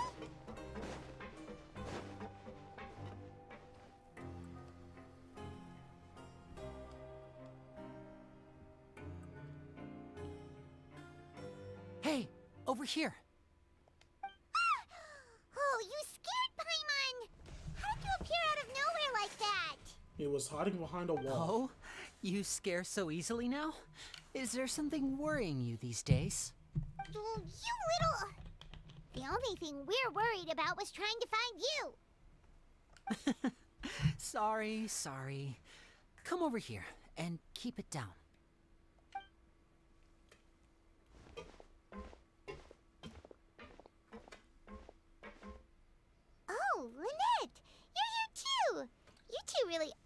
inseparable. Oh, no Fremine? That's right. My brother simply can't stand to be away from me. It's not just Lynette. Fremine is also here. Do you still remember him? Yes. I remember your entire oddly attractive family. Oh, you mean that diver from the House of the Hearth, right? Paimon remembers. Now hurry up and tell us. How did you end up as criminals this time? We fought so hard at court to prove you were innocent, but now it looks like our incredible court battle was for nothing! Sadly, even the teeniest of things can land you in prison these days. I put together a street performance and used the popularity we gained from the Opera House incident to attract a big crowd. And then? Next, I invited several audience members to participate in the show. And then, with the entire audience watching, their wallet suddenly disappeared. Lenny, I'm going to beat you with your sister. My brother was charged with theft, and I was charged as his accomplice, having assisted him in his crime. It really isn't that bad. The missing wallets are all in the leftmost drawer of the Maison Gardiennage's big filing cabinet. We just need to see how long it takes to discover them. Yep, we should be released then. I'm guessing that they did this just to get in here. In terms of the magic trick itself, I think the performance went perfectly. Leave it to Lenny to magic himself into prison. That's not the point, Lizzie. The question is, what are you really doing here? Indeed. Last time I hid my identity from you, I promised that I'd tell you absolutely everything if you were angry about it. No more secrets. So I don't plan on keeping anything from you this time either. At the moment, the House of the Hearth's interests don't conflict with yours at all. We were instructed by the father of our house, the Knave, to come here and conduct an investigation. Told you so! See? Paimon guessed right. As for what we're investigating, perhaps you haven't heard, but the fortress of Meropide hides a secret. Some even say that the entire fortress exists just to protect it. The House of the Hearth has been investigating this for a very long time, trying to uncover its mysteries. But recently, all of our informants, including the ones that had infiltrated the guards, suddenly vanished and have not been heard from since. We believe that this is a direct provocation, and it's the reason why we came here. Why is the house so interested in the secret? Father has somehow managed to confirm that Focalors does not have Fontaine's Gnosis. Huh? How did she manage to learn information that important? Father has her ways. Many of them are beyond our imagination, and we've never had the chance to see her at work. But we trust her conclusions. It was this information that led us to suspect that Fontaine's Gnosis might be in the fortress of Meropide and is related to that secret. So it's all about the Gnosis again. Well, that's about it from our side. How about you two? Did Monsieur Nervulette send you here? Bingo! The Knave has been applying a lot of pressure. She wants to know what happened to Child, so we came here to investigate. Traveler, are we allowed to tell them? I mean, they work for her. You already said everything. Consider it an exchange of information. You don't need to worry too much about that. She's just asking for a report on Master Child's predicament as a means of pressuring you. Father used this situation as a pretext to negotiate with two high-ranking officials in the court of Fontaine. She actually just wants to be able to make concessions on this matter for gains elsewhere, almost like a bargaining chip. So she doesn't give a fuck about Child. Sometimes you need an excuse to do things you otherwise couldn't. And a harbinger is more valuable than you might imagine. Of course, it's not a complete farce. If we do manage to find out what happened to Master Child too, then diplomatic relations with Fontaine could improve, and Snezhnaya might even be able to adjust its stance a bit. Is it just Paimon, or does it feel like we're the only ones who actually care about Child's situation? The relationship between the Harbingers must be as bad as ever. I wouldn't go that far. Father just has different standards than we do when it comes to what can be sacrificed for an advantage. By the way, I have a suggestion. Why don't we team up? Even though we have different objectives, we're both here to investigate the fortress of Meropide. It would be more efficient for us to work together. As you know, The House of the Hearth has many reasons to seek the Gnosis, but our highest priority remains resolving the prophesized crisis. You can trust us on that. Sorry, I must refuse. See, I told you. Is that so? Sure enough, it won't be easy to convince them to cooperate with us.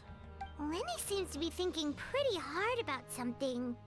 Of course he is. Lenny has been looking forward to a chance to reach an understanding with you ever since last we met. Or, I should say, we were really looking forward to teaming up with you this time. Lynette, just tell them everything, why don't you? It's okay to open up a little. If all we're doing is sharing info, fine. But I may risk surfing if things get serious. Very prudent of you, and consistent with your behavior since we first met. That's reasonable enough, and I agreed to cooperate on these terms as well. I was prepared for the worst, but you were actually more agreeable than I anticipated.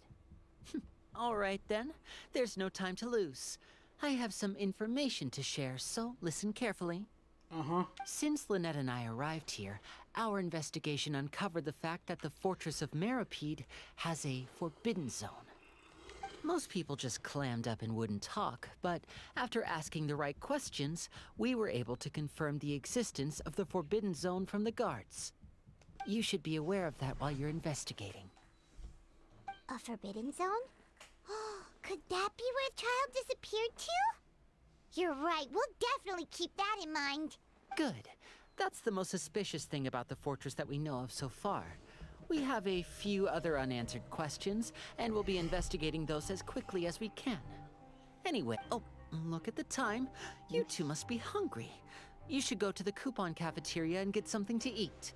I'll use my cards to get in touch with you again in the future. Oh, that's just what Paimon wanted to hear! Paimon's starving after all that work today. We can talk more about the investigation later. Let's go get some grub! How are you starving? I did all the work! Well, more accurately, Kuki Shinobu did all the work.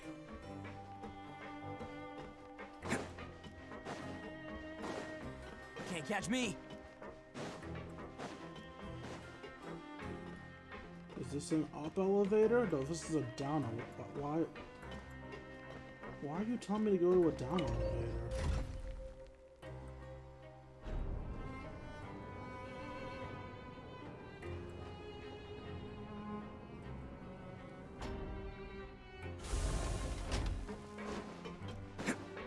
Why did you tell me to go down?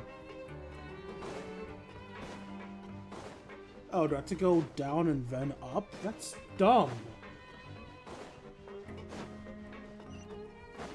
They should just have an elevator on each floor. Can't catch me. Why would I have to go down then up?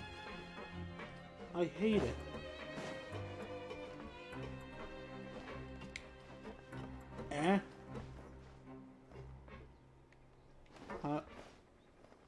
How do I call the elevator?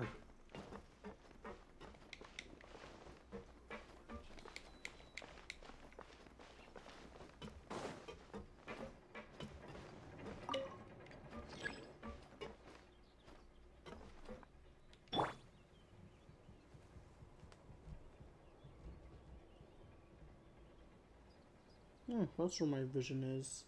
It actually really bugs me when people have their visions on their backs.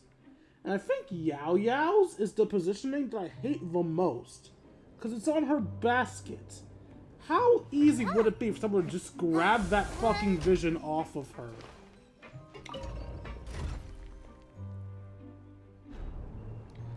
If anything, it should at least be in her little front pouch. Or maybe stitched to her little pocket there. The vision should be somewhere you can always see it. Why do so many people make such a big deal out of seeking the Adepti? There's Adepti everywhere, isn't there?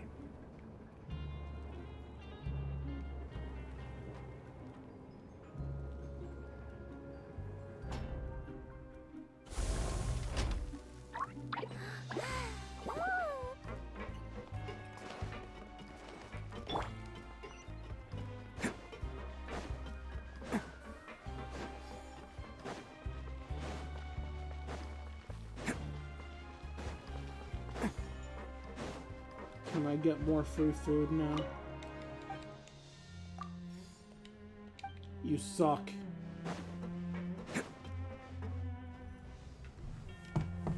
Oh, he wasn't kidding. Today's meal is nowhere near as good as last time.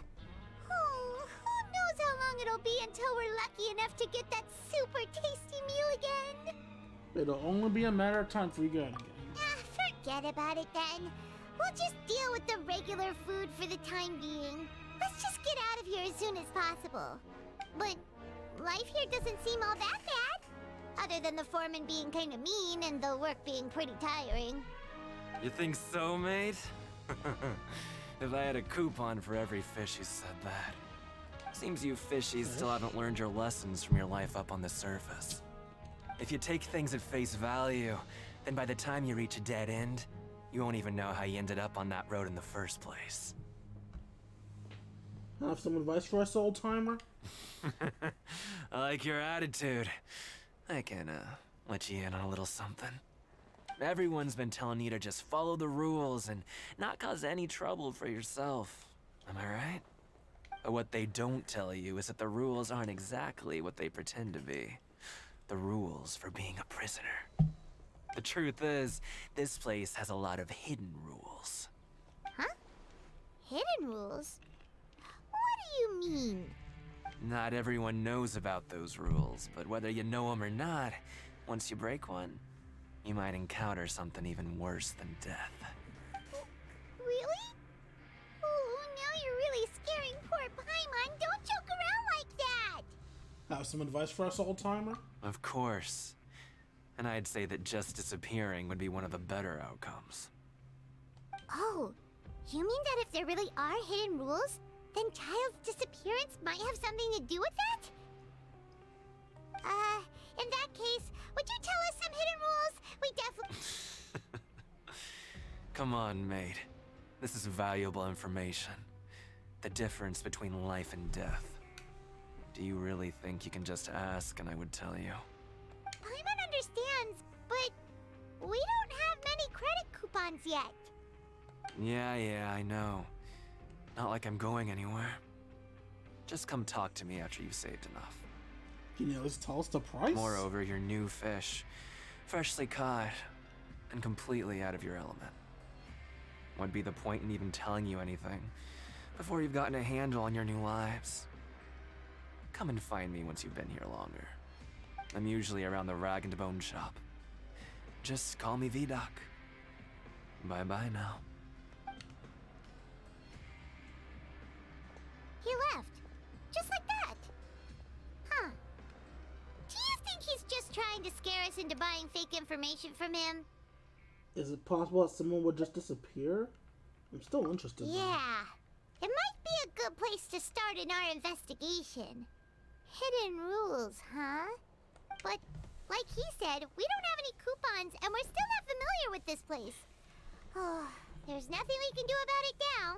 Ah, we were so busy talking we almost forgot to eat. Even if it's not the best, it's probably better while it's warm. Come on, dig in before it gets cold. After a meal, you spend some time getting familiar with the fortress. For long, it's nighttime.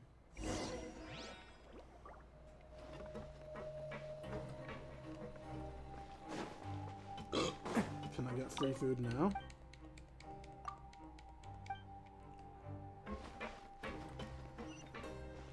Grr.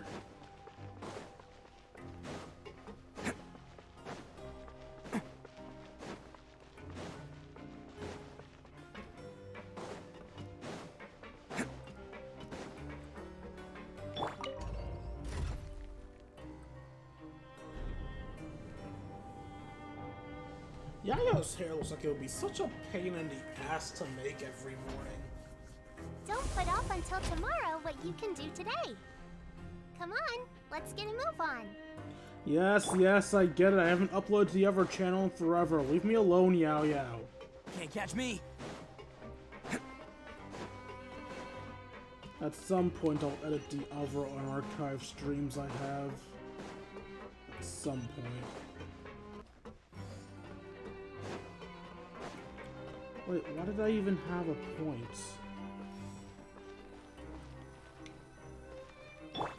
Night, night. So Paimon just confirmed with the guards that our shift is set for every morning, and we're free to do whatever we want all afternoon. But it seems like most of the other inmates choose to continue working through the afternoon to earn more credit coupons. Oh, and they also said that you can use coupons to skip work in the morning and free up your time. Now, why would I do that when I can just skip work normally? They weren't kidding. Credit coupons really can be used to do anything here. Oh, Paimon's so tired. And we'll need to wake up and go to work in the morning. Without any credit coupons, it's not like we can really do anything else. Nighty-night, Traveler. Paimon hopes we can keep making progress on our investigation tomorrow.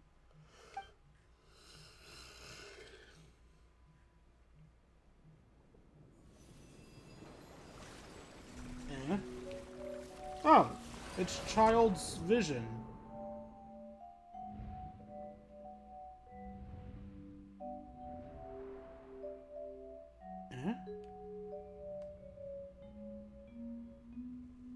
The vision is showing us Child?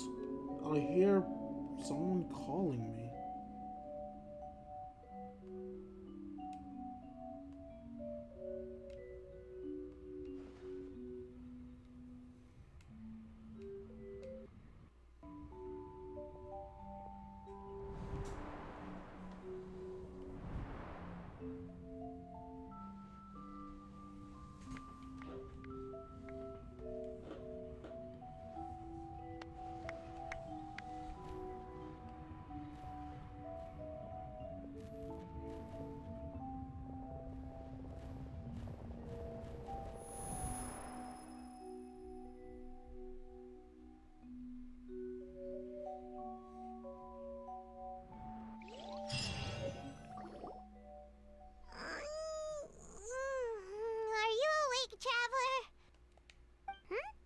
What's wrong?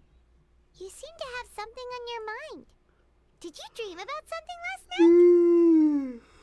night? I dreamed about Child. Or, more accurately, I dreamed I was Child. Is that even possible? Unless it wasn't an ordinary dream? Child's vision! So you had it with you this whole time? Maybe the vision connected Child's consciousness to yours.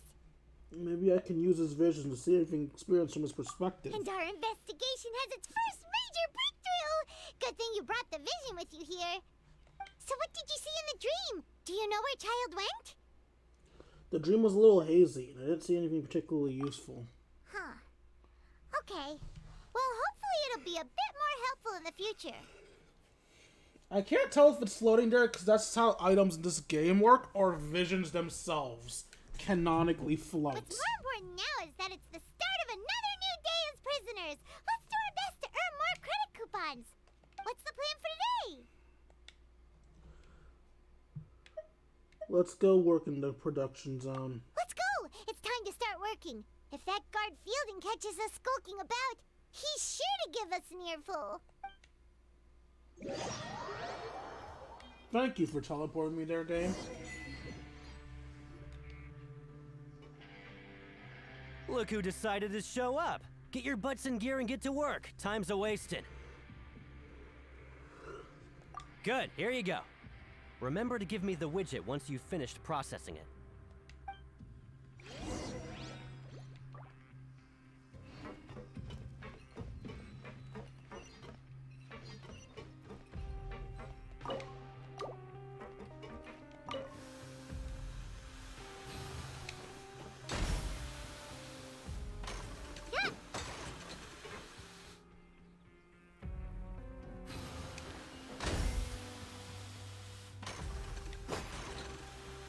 So how was you guys this week?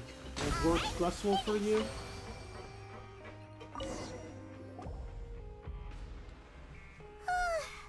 I'm on speed. But after so many shifts, it seems we're really getting the hang of it now. All you do is float around telling me what to do. Hey there, fellow shiftmates. I saw you finished your work, so I thought I'd come over and say hi. Oh, hey there! We've seen you before. Your assigned workspace is really close, isn't it?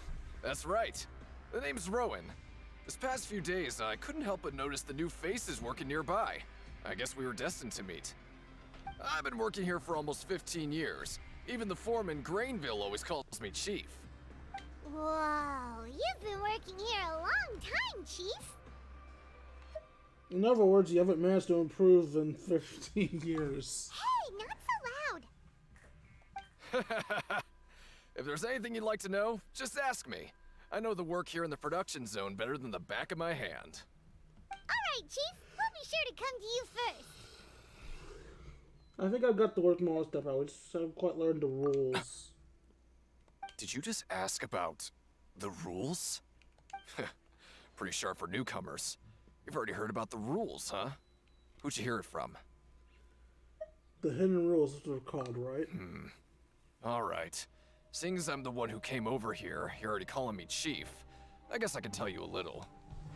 Truth is, you two keep working like this, you might be putting yourselves in danger. Huh? Wait, there's even a rule about that? What would have happened if you never told us about this? Well, it's usually not that easy to break one on accident. The conditions of the hidden rules are usually pretty specific. But once you do break one, bad things happen. So the conditions in this case are... If you work continuously in the production zone for 3 days, and if all you do besides eating and sleeping is just work, then something bad will happen during lunch on the 3rd day. The fuck? Huh? Like what? Oh, don't scare Paimon! If I knew that, then I wouldn't be standing here talking to you, now would I? I'm tempted to do it on purpose, see what happens. You mean, even you have never tried working 3 days like that before? There's actually a legend about this rule. They say that there was a worker who worked way harder than me. He was both efficient and eager on the job, and most other workers couldn't hold a candle to him. One time, he tried to test his limits and worked as long as he could. Then during lunch on the 3rd day, he disappeared into thin air, as if he'd evaporated. Later, some people went and asked some of his past friends about him, but they said, never heard of the guy. What the? How could that happen? Did you ever see him? Unfortunately, we were assigned different production zones. I never saw for myself what he looked like. Wait, are you thinking that it was... Thank you very much for the information. We'll give it a try. Huh? I love that the Traveler's thinking the same way that I am. Oh? You... Listen, kid. This ain't the kind of thing you should be curious about. Let me tell you, you're better off forgetting about it and looking after yourself. Now I kind of regret ever telling you. Yeah, I agree with Chief here. Do you really want to try? Sounds like a good lead to me. Alright, if you insist. You finish your morning work and arrive at the coupon cafeteria. Give me my free fucking food! Whoa! Isn't this the super lucky meal? Looks like hard work really does get rewarded. Paimon's gonna take her time and savor every bite. What would you like to do this afternoon? Get a better meal.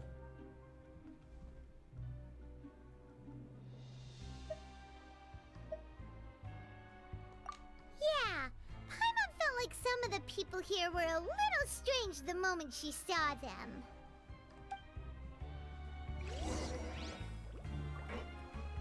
I do like that this mission gives you the chance to actually try different things. You suck. Like 2 days have passed in story.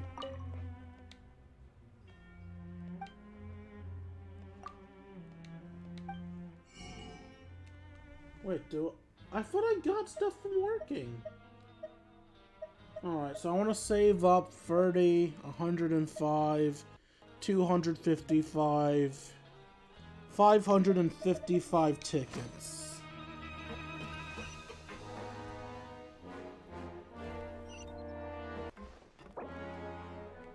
Complete the following objectives during your time in the Fortress of Mirapede. While working in the morning shift, apply for continuous working shifts with Granville. Choose to go to production zone in the morning and gather information.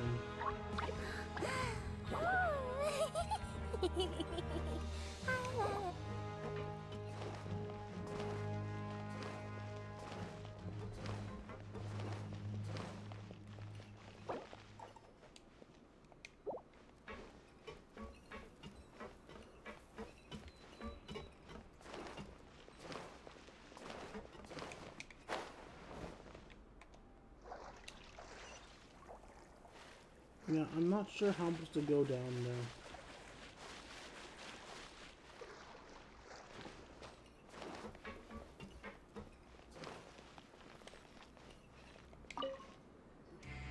Oh, hello. You two are the ones who were with His Grace. No need to be so nervous. What's this? Oh, our evidence. So this is another court chapter. Sorry, I couldn't help but think of His Grace once I saw you, and I... Are you that afraid of him? Well, it's hard to say. Maybe I am. He's got a very overwhelming presence. It makes me feel like I'm just some insignificant little bug. You are. Wait, seriously? Oh, I'm always indecisive, and I tend to make a mess of things. It's like a reflex. I just instantly start to tense up the moment I see a smart and capable person like His Grace. Oh, I get it. You want to take his place. What? Please, don't say anything like that out loud. How could you possibly think something like that?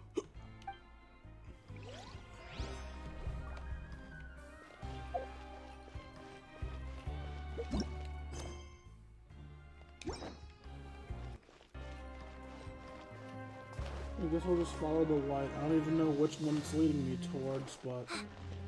Oh, right. Let's chase to Ito for a bit faster movement speed. Can't catch me!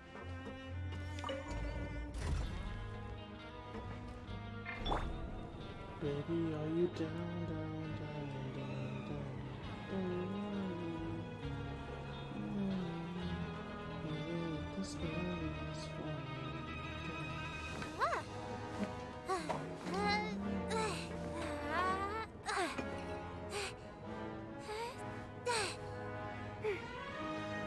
You did very well, Yao Yao. Better than I would with the spear, at least.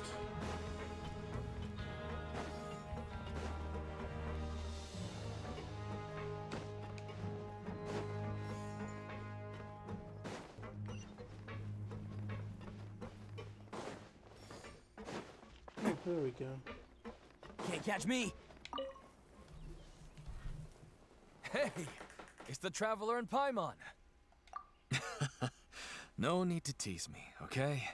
I won't trip on the same step twice. Listen, I feel ashamed about last time. Thank you for praising me in front of His Grace. Here are the extra credit coupons he gave me. I'd like you to have them. Huh? No, we couldn't take them. Shut up, Paimon! But when I was welcoming you, I didn't do anything but give you the stink eye. Come on, I insist. These coupons are nothing compared to getting the attention of His Grace. I won't take no for an answer. Thank you.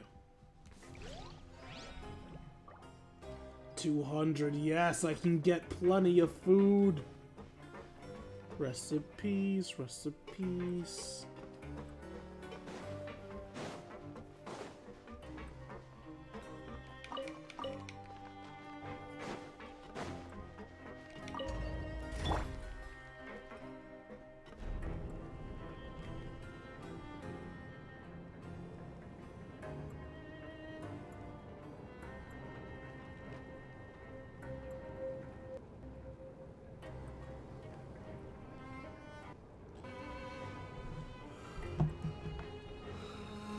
Oh, what's happening over there?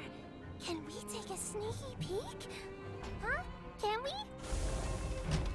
Yeah, this is why we're in jail. Mind your own business.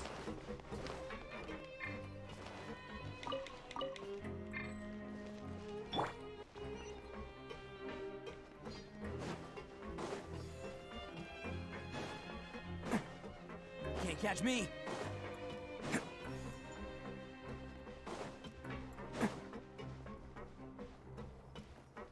Am I misremembering things, or is this the launch floor? Yes.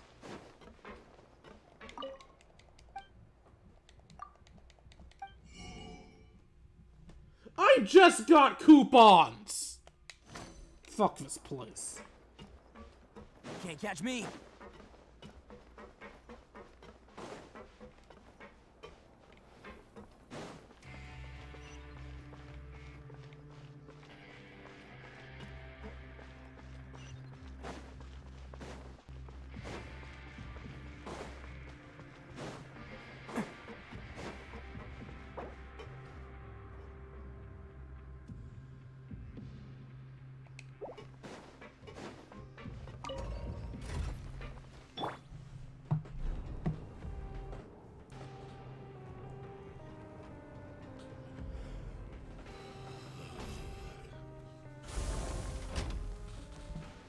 And if anyone's wondering why I keep switching to Yao while I'm on the thing, just so I can get different animations and lines while standing still. Because I've seen Ito's lines a lot.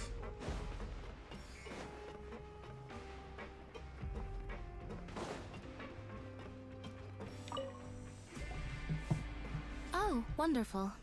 I was worried that you'd be busy trying to earn reward coupons all the time, but it seems like you haven't neglected your investigation work after all. Paimon likes having more coupons, but no one wants to work all the time. Have you also been investigating the area, Lynette? No, I was just slacking off, and you happened to catch me. And how's Lenny holding up? My brother is still obsessed with anything remotely related to the Forbidden Zone. But knowing him, it won't be long before we get more leads. Oh, before I forget, this is for you. Huh? Credit coupons? Why are you giving us these? I've been here longer than you. Coupons aren't a resource in particularly short supply. What is in short supply are interesting people to talk with. Aw, that's so nice of you, Lynette. We'll be sure to make good use of these coupons then. Thanks a bunch! Yay, more for use during investigation. That's why I can't get food with it.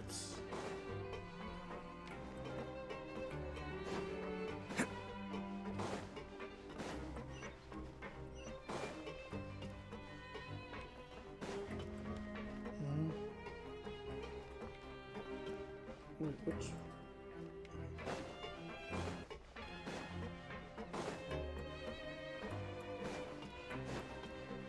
Oh, I went up the wrong stairs. Can't catch me. That's why. Okay.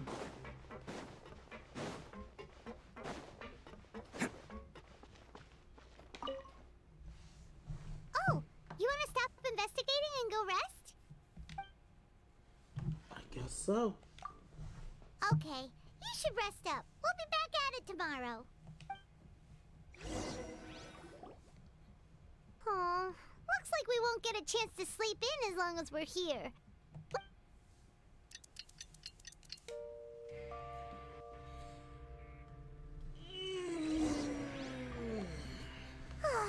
The dawn of a new day. Paimon feels like we're getting used to life as convicts. Is that a good thing or a bad thing? Yes. What do you have planned for us?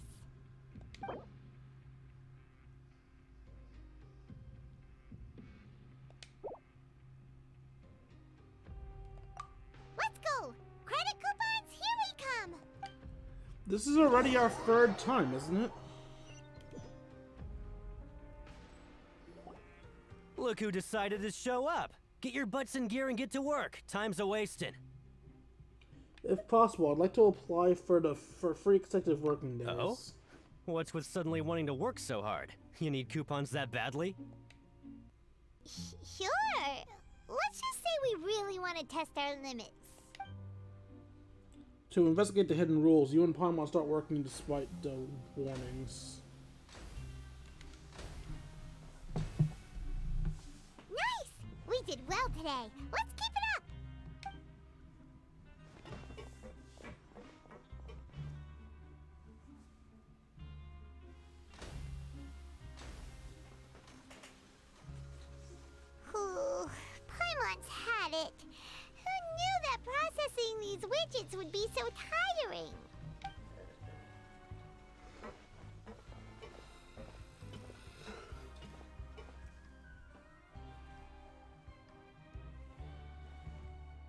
This is our 5th day in a row. That's it. Paimon doesn't even have the energy to talk anymore. Is it time to eat yet? Come on, lunchtime for Paimon.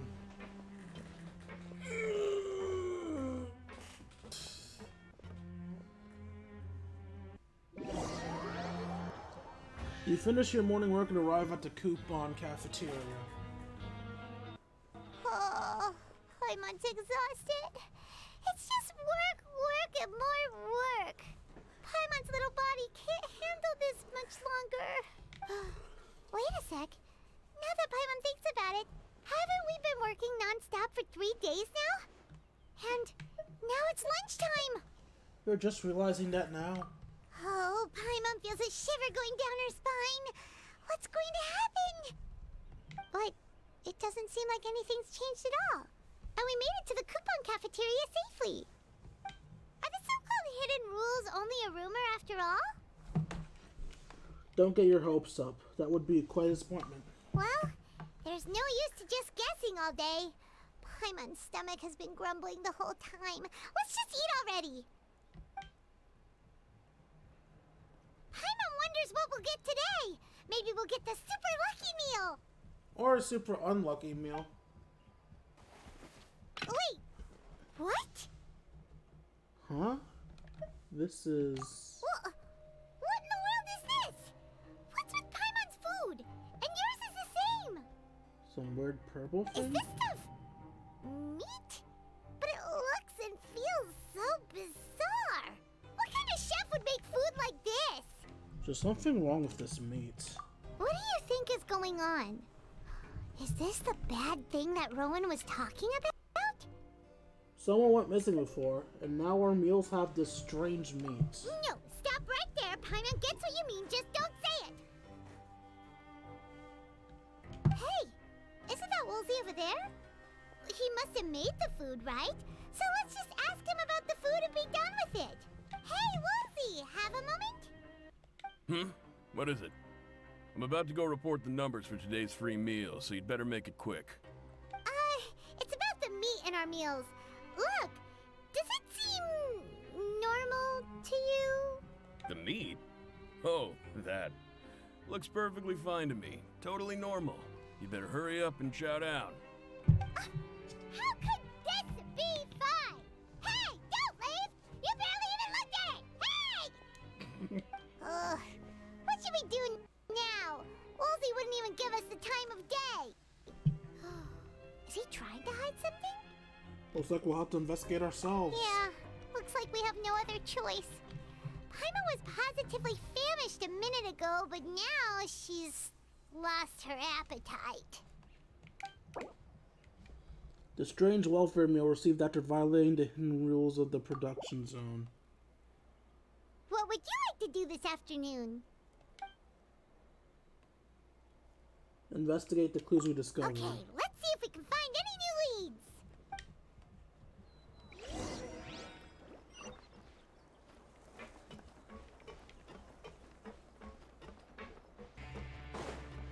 And I'm guessing we can't buy anything. Yeah, okay.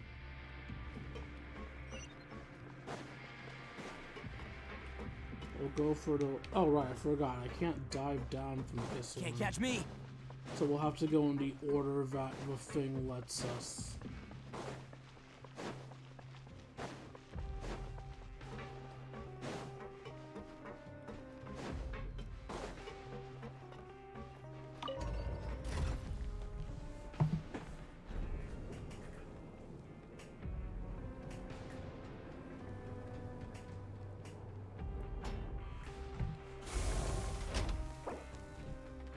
Find an opportunity to look around and collect clues regarding this strange meat.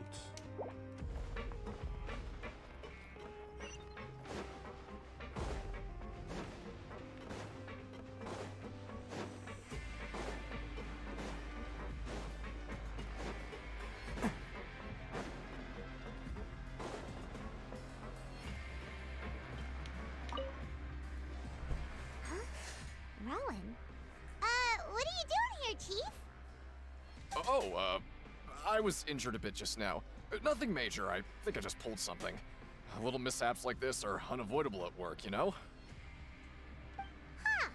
Paimon wouldn't have thought someone as experienced as the Chief would still get hurt on the job. I just knew you would say that. This is pretty embarrassing. Where's Siegeween when you need her anyway? The one time I need to make a quick trip to the infirmary. Oh, you mean she wasn't in the infirmary? Yeah. The rumors say that there's never anybody in the infirmary in the half hour before lunch, and nobody knows where Siegeween gets off to. Suspicious. So this isn't just a coincidence. Well, she's always up, but she's always out during lunch? Huh. That's actually really strange. Siegeween's always super dedicated to her work. Where else would she possibly go? Forget it. I can take care of a small sprain like this on my own anyway. No need to trouble her.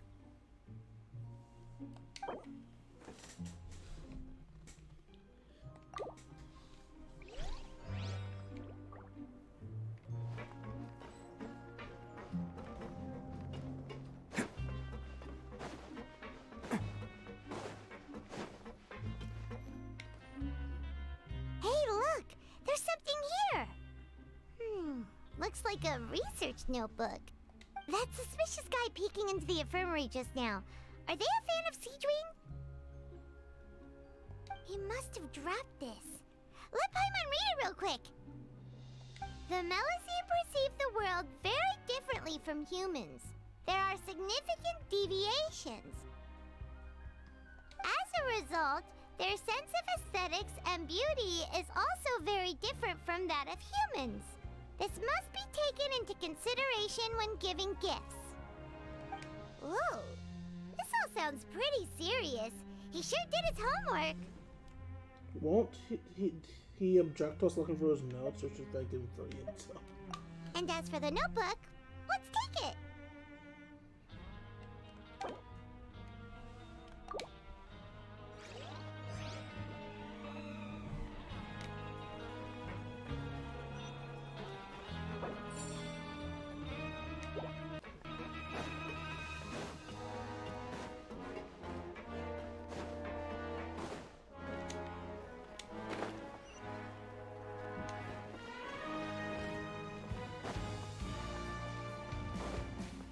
Can't catch me!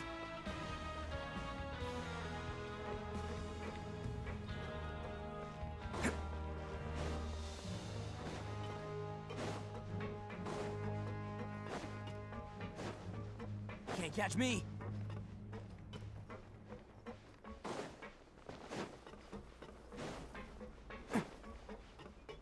Can't catch me!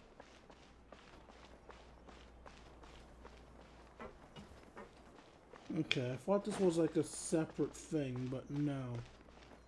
This is the mission point they're aiming me towards, but it's a floor above me. Alright, let's actually go to the stairs then.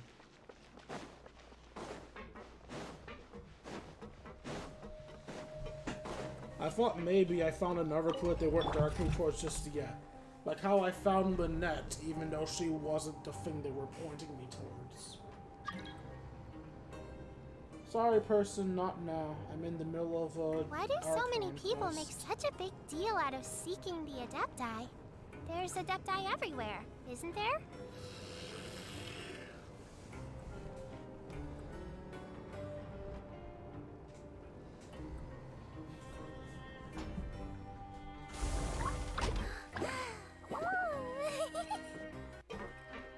I really do need to remember to keep having my,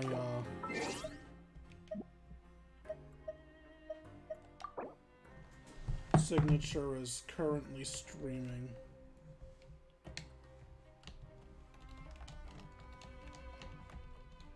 To decrease the chance of people trying to get into my world. Can't catch me! We found her! What's up, Doc? Siegeween? Aren't you supposed to be in the infirmary? What are you doing in the production zone?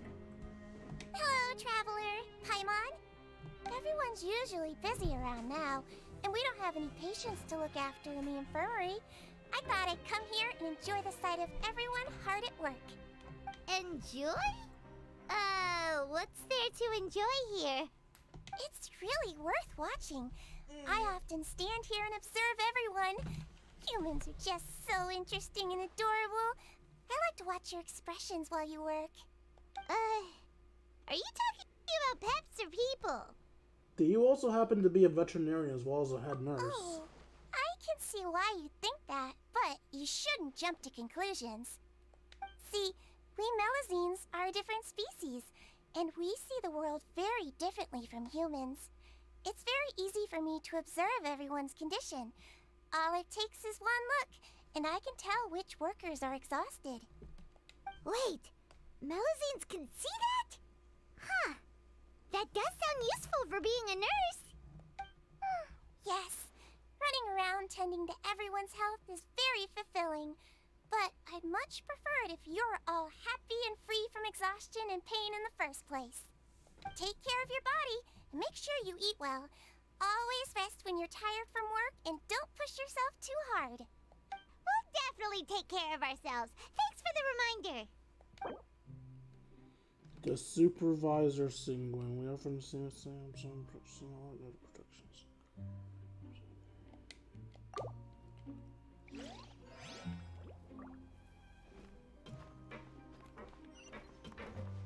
Alright, that is the third required clue.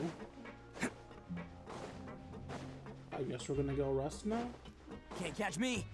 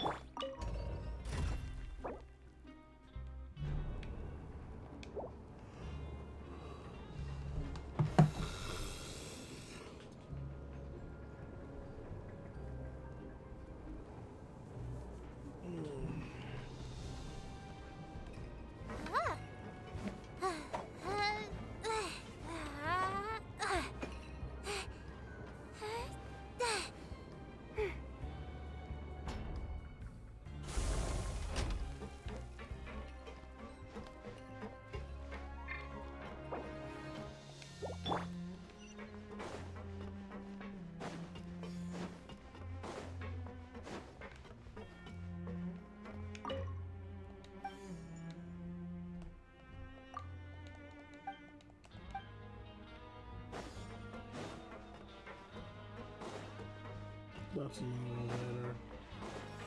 I thought that would be the fighting arena.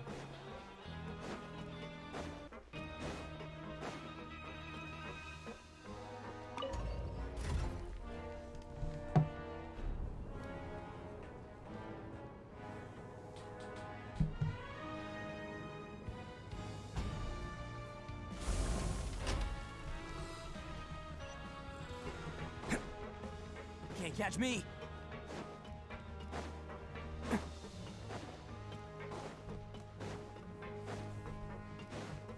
Can't catch me!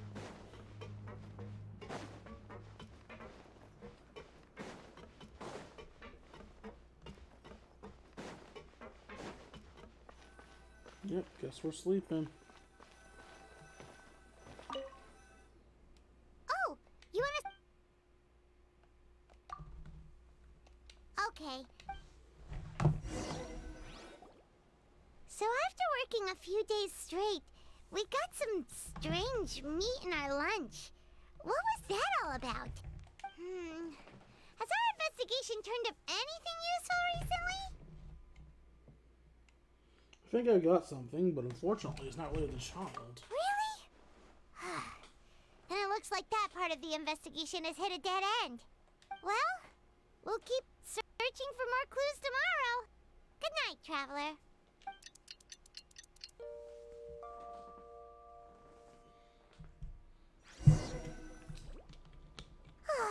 The dawn of a new day. Paimon feels like we're getting used to life as convicts. Is that a good thing or a bad thing? What do you have planned for us?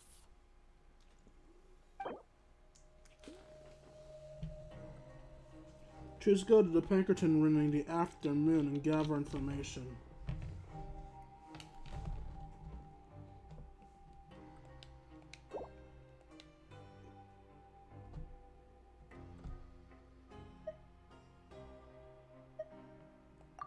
after working here so long, but doing the same thing all the time can get old pretty quickly.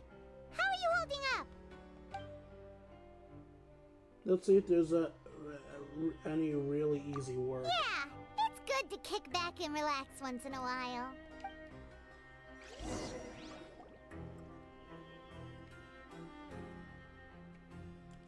You apply to Granville to do some of the simple process to get credit coupons. Finish your morning work and arrive at the coupon cafeteria. Alright, so now it's the afternoon. What is this garbage? Ooh, it looks disgusting! Oh, Paimon misses your cooking now. What would you like to do this afternoon?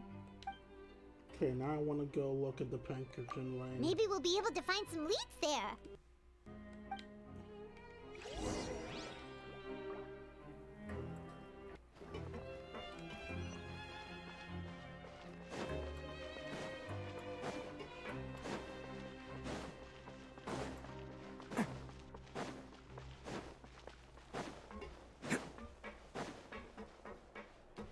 Can't catch me.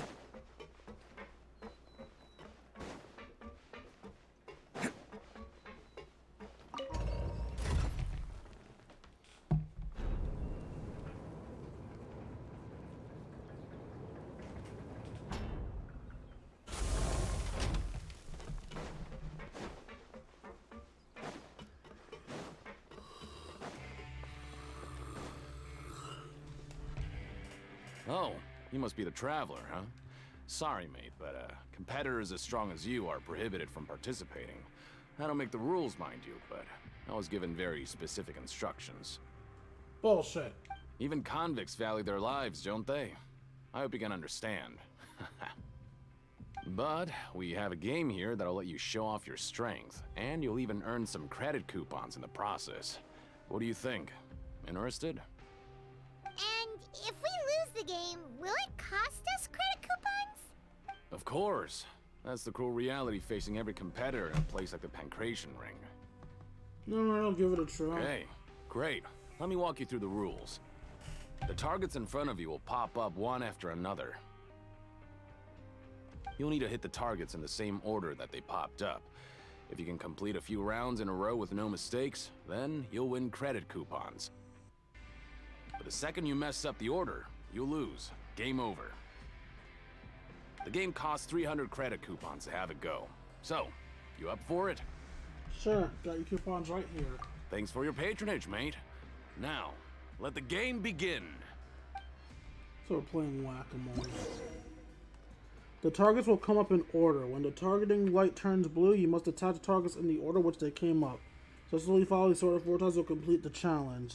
Conversely, attacking the wrong order a certain number of times will cause you to fail. Manually interrupting the challenge or leaving the challenge area will also cause you to fail.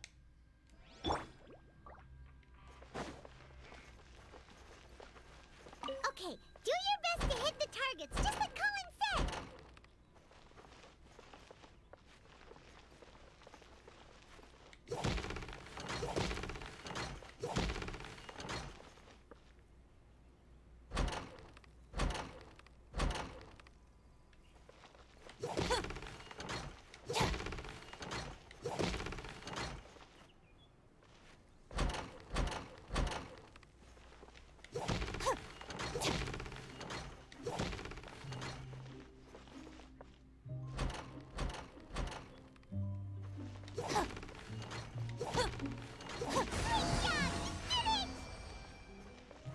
What a lame game. Your strength really shouldn't be underestimated. Now I get why you're prohibited from participating in any official fights. Nobody who values their life would be willing to get in the ring with you. Can't know for sure if you don't let me go. However, you two haven't tried betting on the outcome of a Pancration match yet, have you? Just go talk to Rusimov. Buy a ticket for whichever fighter you think will win. There's a big payout if the fighter you support comes out on top. But we don't know anything about the fighters. How can we possibly know who to support? That's normal. Just watch a few matches and get a feel for the fighters. It won't be long before you can pick winners in your sleep. He's got a point. Why don't we give it a try? If we have enough coupons, we could probably bet at random until we figure everything out. Huh. Bet at random, huh? Well, how should I put it? It's not like you can't do that, but I'd advise you to give it some more thought first.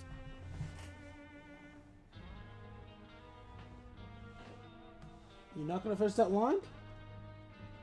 You wouldn't want to get too carried away, eh? Huh? We shouldn't get too carried away. What's the problem? Could it be that there's some sort of rule here? What? I never even picked a boxer before, and you already know about the rules? You're not just strong fighters. Seems you're pretty perceptive, too. Just a guess, that's all. Might as well tell you about it, since you already know that much. Plus, I think you've got the potential to be one of my greatest customers. I think I can let you in a bid. Besides, I don't want to risk ever losing a customer like you. Is it that serious? Okay. The hidden rule here is, if you buy both boxers' tickets and support them both, something bad will happen the next morning. So the rule is that we shouldn't pick both boxers in the same fight. But if anyone actually did that, wouldn't they be guaranteed to lose coupons? Who would do that? And what do you mean by something bad will happen? How would I know? Not like I'm stupid enough to do that. But I've heard a story about the rule. According to the rumor, there was a masked boxer who possessed incredible skill and power. None of his opponents even stood a chance against him. However, in the final match, the organizers told him to take off his mask. He refused and never showed up to the fight. And after that, he was never seen again. Some say he died, or that he was taken care of by the event's organizers. But everyone remembers that he was someone who cherished honor above all else. In his eyes, supporting both boxers in a match would dishonor the competition itself. So you mean it's like a curse? He'll take vengeance on anyone who does that? Do you know anything about him? No, he was always wearing a mask, like he was intentionally trying to hide his identity. I don't even know anything about his past. Traveler, do you think that boxer was... Thank you very much for the information. We'll give it a try. Huh? We will? You're not serious, are you? Look, here I was just trying to be nice and warn you, yet here you are trying to break it on purpose? Yeah, it sounds pretty scary to Paimon. Sounds like a good lead to me. Seems you've made up your mind. Just be sure to protect Paimon, okay? Betting on both fighters will set you back about 3,000 credit coupons. If you have enough, then go ahead and give it a try. Just don't come running back to me if something happens. You leave the Pinkerton Ring and return to the dormitories. How's that do tomorrow? We woke up so early today that Paimon's been nodding off all afternoon. Good thing it's finally time for bed.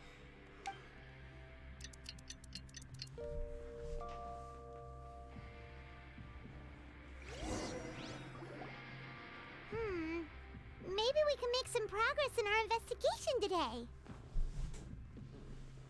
What do you have planned for us? Okay, my only mission is to go to Pinkerton Ring after earning 3,000 credit coupons.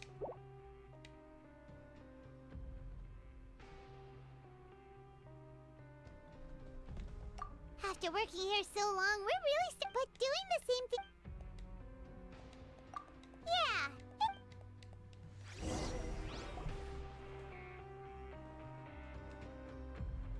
I don't want to spend unnecessary credits getting off of work.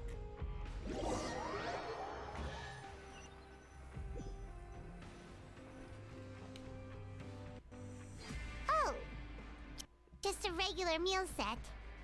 Guess Paimon shouldn't get her hopes up. What would you like to do this afternoon? Time to go to Pinkerton Ring. Minus 3,000 credit Knowing coupons. child, he must have been there all the time.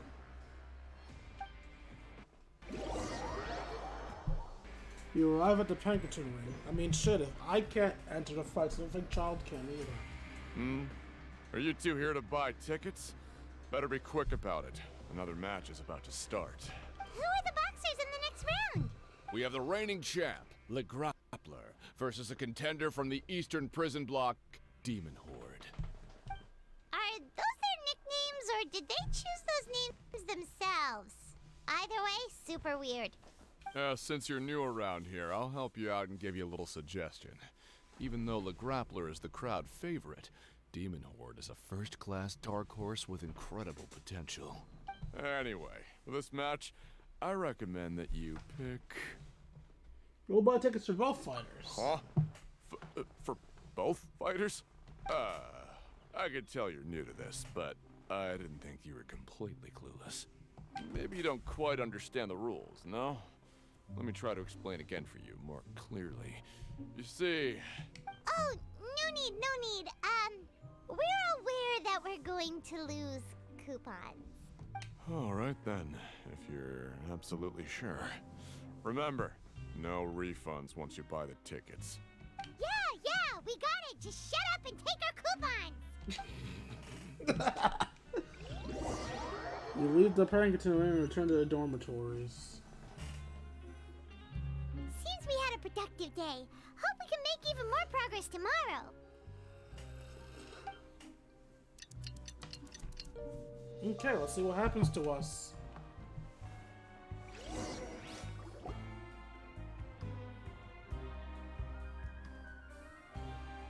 Hey, Traveler. Paimon. Package here for you. The next time you buy something, go pick it up yourself. I'm not a delivery man, you know. Clearly you are, fuckface. A package? For us? Did you buy something, Traveler? Paimon's not quite awake yet, so why don't you go take a look? Right! Yesterday we broke the hidden rule and bought tickets for both boxers. Oh, maybe this package is the bad thing that Colin said would happen. Paimon suddenly feels wide awake. Wait, maybe let Paimon go hide somewhere first. Just call Paimon after you opened it. Hey, wait! Paimon's still here! Don't open it! Coward. Doesn't seem especially scary, but there is something a little odd inside. Huh? What is it? Are you okay? Let Paimon take a peek too. A potion. Oh, it's just a small bottle. But the color of the liquid inside looks so wrong. Almost like... Moon has the box we're missing. The liquid in the bottle obviously looks like blood. Alright, that's enough of that. No need to say it out loud. Paimon already knows what you're trying to say. Do you want to give it a taste? Ugh, no way! Get that stuff away from Paimon! Seems like we'll have to investigate. Paimon thinks we shouldn't open the bottle until we figured out what's going on. Just trust Paimon on this one, okay? The strange blood-colored fluid, sorry. What do you have planned for us?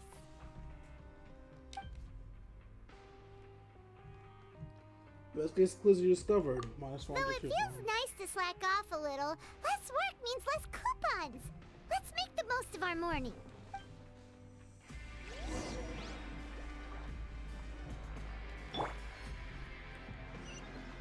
Can't catch me.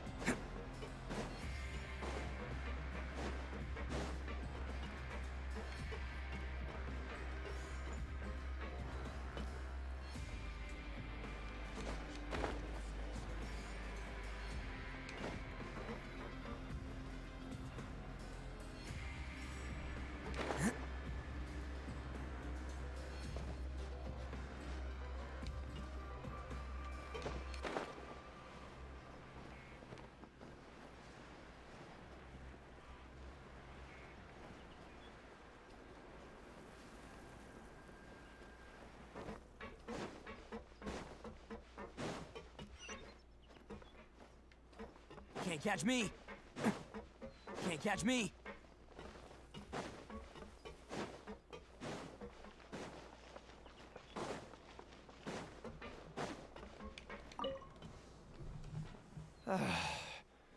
no way to send it all out. And maybe I'll never get a chance to leave. Who are you? We've never seen you before, and you don't look like a fellow convict. I'm not! Of course I'm not. Please, don't mistake me for a criminal. I'm a good, law-abiding citizen. Then what are you doing here?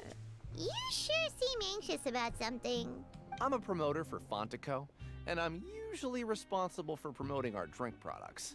I thought I could complete my task here quickly and return to headquarters, but I've been here way longer than I anticipated. Oh, a promoter from Fontaine. So what kind of problem did you run into? I'm so upset. It's all because of that Duke. After discussing the company's promotional plans with him, he told me outright that my project was worthless. However, in light of our long history of successful collaboration, I still tried to patiently explain the details. However, to my surprise, he just cut me off while I was speaking.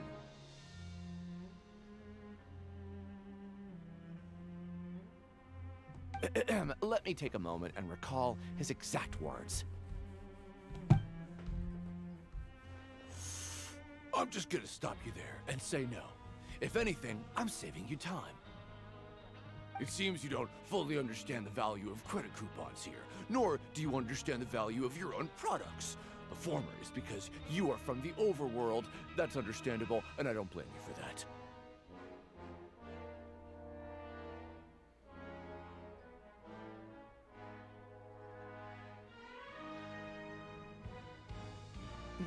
But as for the latter, only someone monumentally stupid, so breathtakingly stupid, that they were completely ignorant of the value of credit coupons, despite living in the underworld, would ever possibly consider buying your drink. Let's just forget it. Anyway, that's how he rejected my proposal and asked me to come up with another solution with the condition that it doesn't cause any trouble for him. Can you believe that guy?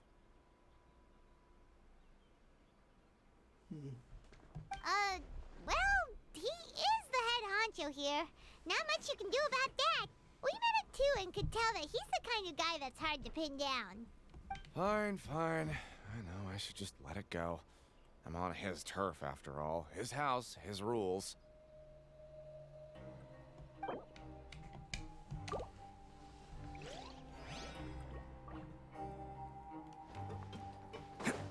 I'm starting to fall asleep on myself. Hopefully I can reach the court case before I have to stop. Can't catch me!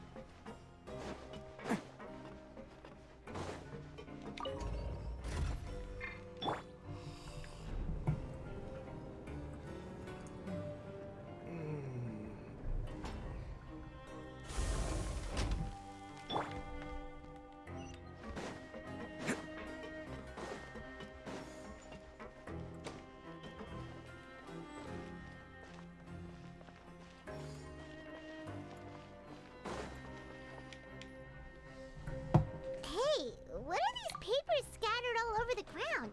Are they registration forms or something? Maybe not. Every page has the Fontaine symbol on it. Maybe it's some flyers from the company. Let's take a look before anyone shows up. Okay. But if someone catches us, they could accuse us of trying to steal the company's secrets, couldn't they? What are you afraid of? Already corrupt. You're right. Guess there's nothing to worry about then. Let Paimon have a look here. Without assistance from the Fontaine Research Institute, development of the new product has been slow, and some researchers on the project have voiced concerns. We have no choice but to let the new product undergo the first phase of promotional trials without a designated name or packaging. We will adjust the direction of future development according to feedback. We have decided to only conduct closed, small-scale trials for the time being. Sure doesn't seem like anything unusual. The company is just trying to develop some new products besides Fonta. But it sounds like things aren't going well at all. Let's put these papers back where we found them and make it look like nobody went through them. Okay, good.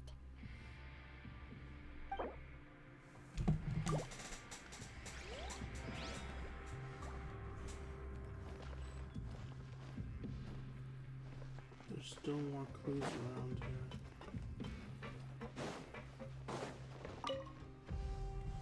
Hey, I heard you crazy fools really did it. You bought tickets to support both fighters, didn't ya? Well, did anything happen? Well, the next day we received a mysterious package, but we still haven't made any sense of the contents. So it is real. You didn't become cursed or anything like that, did ya? Are you both still okay? Wait. Are you sure that it's still you controlling your bodies right now? Paimon's not sure. What do you think, Traveler? Is Paimon still Paimon? Only you'd ever ask such a question, so I'm pretty sure you're fine. Oh, okay. Well, that's good. Yeah, you two don't seem to have changed at all. But I wouldn't let your guard down just yet. Still, I didn't expect you would actually do it. You'd actually throw away coupons like that just to satisfy your curiosity? Even if we bought tickets like everybody else, it's not like we could hope to earn any coupons. When it comes to things like this, it's always the organizer who makes the real profits. Hey, just what are you trying to imply? The Pancration Ring is an honest business, and we really don't make much from selling tickets. We make so little that even the current tournaments can only be held thanks to funding from the producer of Fanta. Oh, so it's the company that manufactures Fanta sponsoring the events? Paimon thought all of this was thanks to the Duke's support. Let's just say it's a mutually beneficial arrangement. They reached out to us first, hoping to promote Fanta products in the Fortress of Meropide. I understand. Anyway, you try and take extra good care of yourselves these next few days, you hear?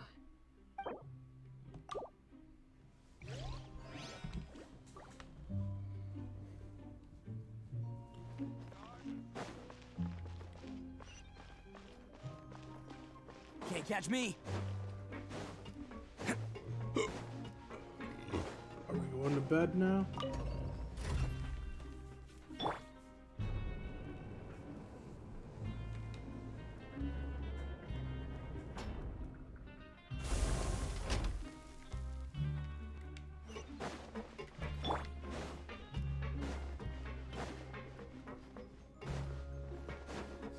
Can't catch me.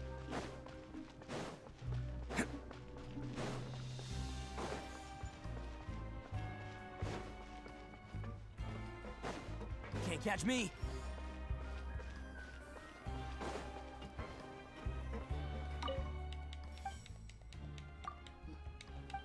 You suck.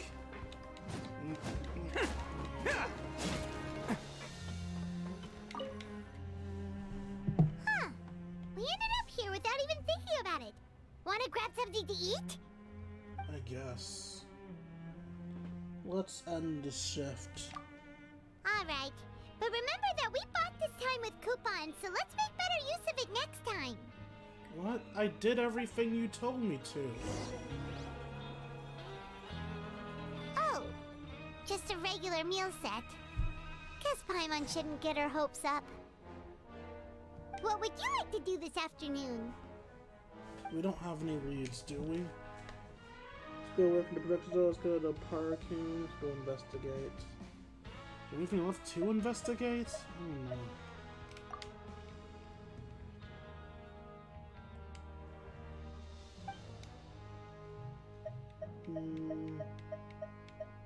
I don't think we did any production zones during the evening. So long, we're really starting to get the hang of it. But doing the same thing all the time. Yeah. Alright, so I guess there wasn't really much to do at the production zone. I thought something would be different since we're doing it in the evening, but I guess not.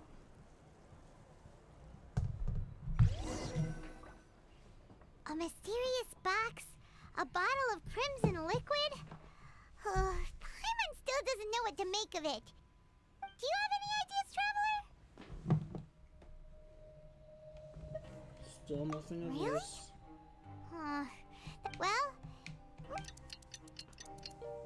Alright, so today I'll do work in the morning, pondering in the evening.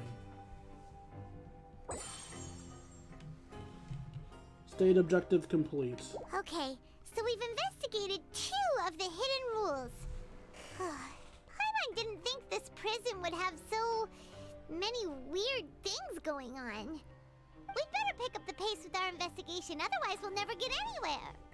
Let's spend some coupons to save our shift so we can go investigate. Yeah, let's skip work for now and put our time to good use.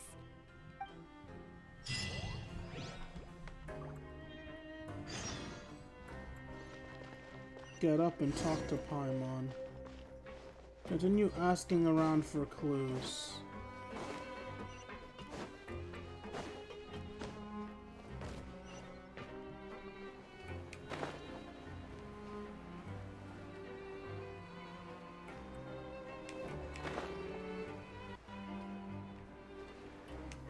Hey, isn't that Vidoc over there? Huh. Is it just Paimon, or are there fewer people than usual here today?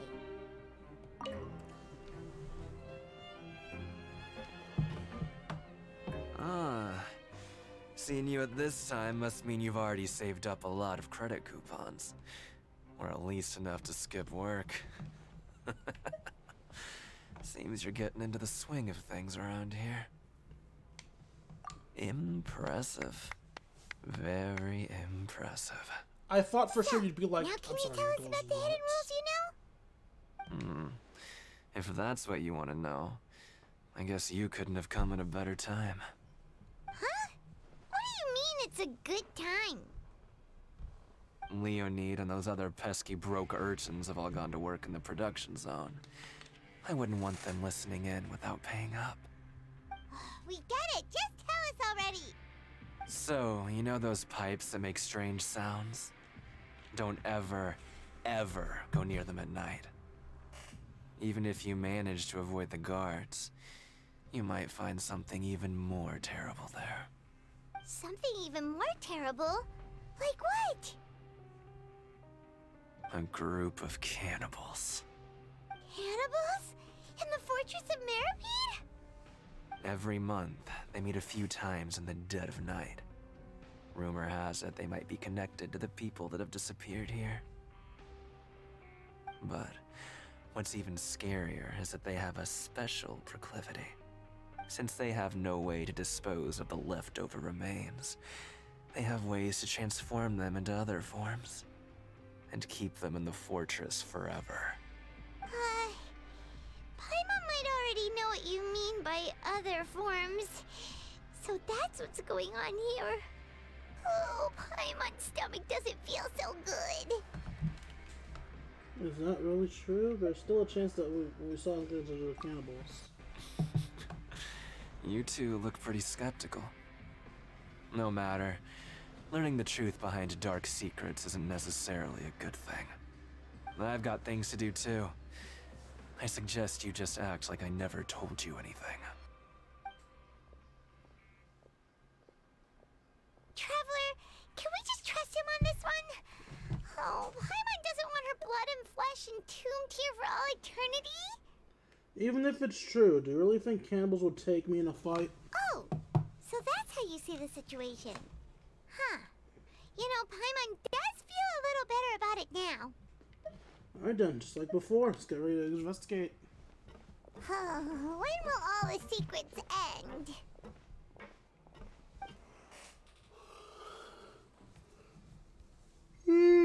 Burning with curiosity, you investigate shit.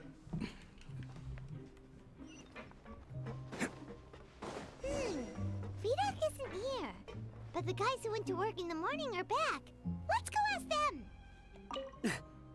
Just stay away from me. Okay, apparently they don't care about the warning. Stop it. What? What are you saying? You shouldn't go around saying stuff like that. Hey, I'm fading into the ground.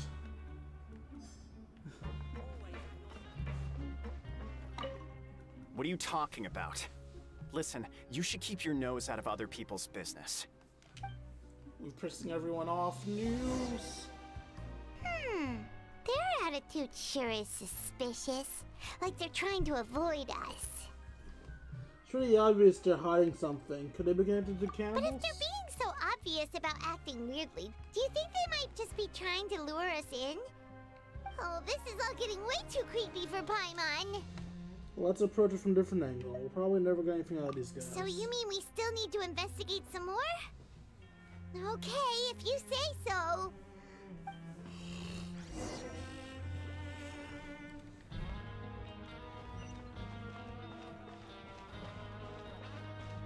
Can't catch me.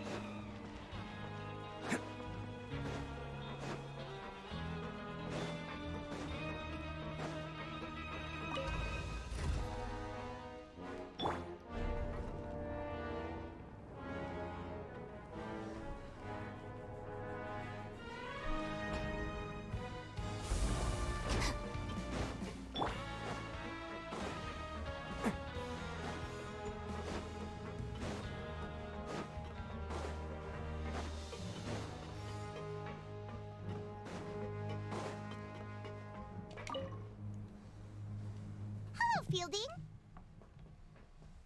What do you want? Criminals like you ought to be working right now. Catch my drift. We just want to ask you a simple question. Have you ever discovered anything odd during your nighttime patrols? Why are you asking about something like that? Whatever happens at night isn't your concern. All you need to worry about is getting enough sleep. Well... You see, sometimes we hear strange noises at night. Right! We've heard it happens a few times every month. Paimon has sensitive ears, so it makes it hard to sleep. Really? I see. But it's not like I'm on duty every night. And now that you mention it, I recall my colleagues talking about something like that before. They say that strange things tend to happen at night on pipe cleaning days. Lots of us don't willingly take those shifts. So, what happens at night on pipe cleaning days? And they just conduct regular cleaning of the fortress's drainage facilities. There are 3 pipe cleaning days per month, and it just so happens that today is one of the scheduled days.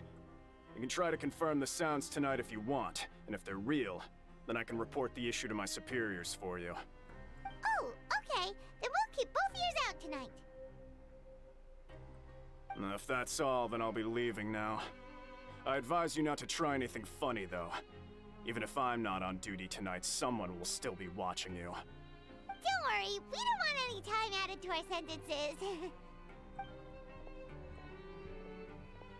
Oh, he left. So what do you think about the pipe cleaning days he mentioned?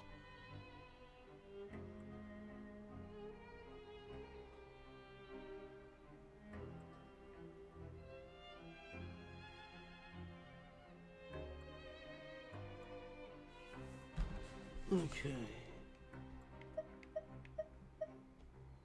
Those might be the days when the cannibals are not dead, but it could also be the pipes being cleaned. Right, both are a possibility. But Fielding did say that tonight is a cleaning night. No reason not to find out the truth for ourselves. I knew you would say that. Alright, sounds like we'll be up all night tonight then. Paimon just hopes the guards don't catch us.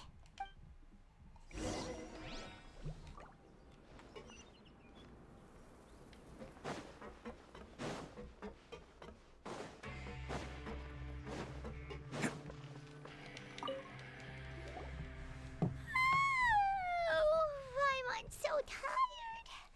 But we can't sleep yet. They'll be cleaning the pipes tonight, so it's the perfect chance for us to investigate. These in-game yawns are the worst thing ever, I swear to God. Whatever. Just be sure to wake Paimon if she dozes off. Paimon's worried something might happen if you go alone. I'm more worried than I'll doze off. Did you fall asleep already? What? Fuck. Oh, vision.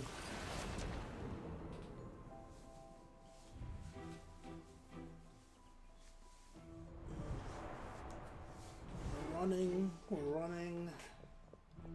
We're running.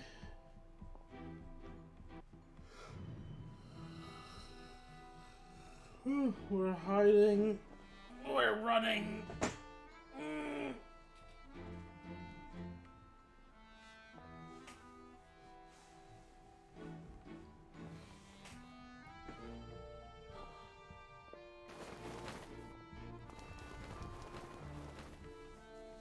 We met up with some people. Are those the three that refused to talk to me?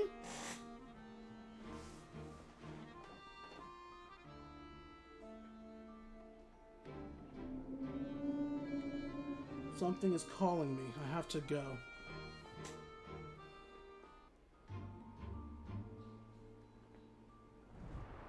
Traveler, come on, wake up! Hi, Paimon. I saw Child in my dreams again. Oh, it looked like you were just peacefully sleeping to Paimon. Well, what did you see this time? Investigating the pipe is the right call. Child escaped via the pipes. Really? So we're finally starting to figure out what actually happened. But what about the cannibals? How do you explain them? I'm sure we'll find out soon enough. Okay, well, it's about time for us to get moving. Just be careful to avoid the patrolling guards.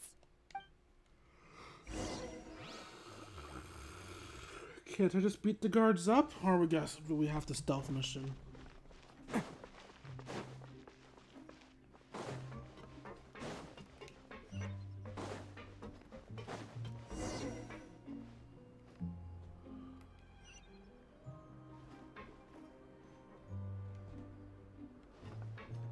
Shh!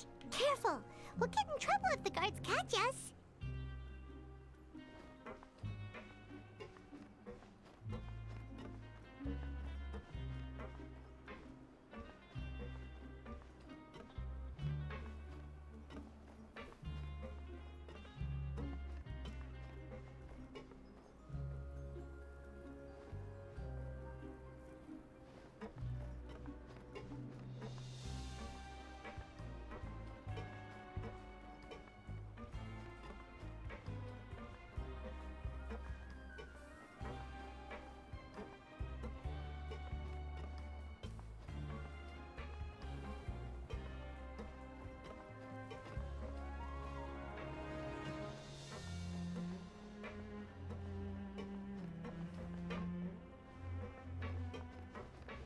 Hey, not this way. We need to get to that pipe, remember? Okay, how do you expect me to do that, Paimon?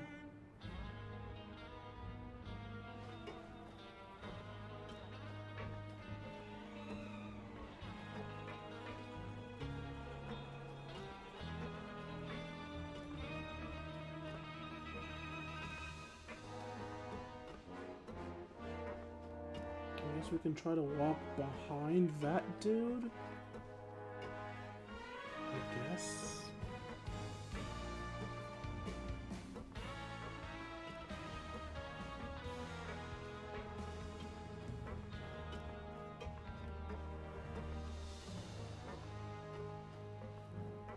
Don't run by accident.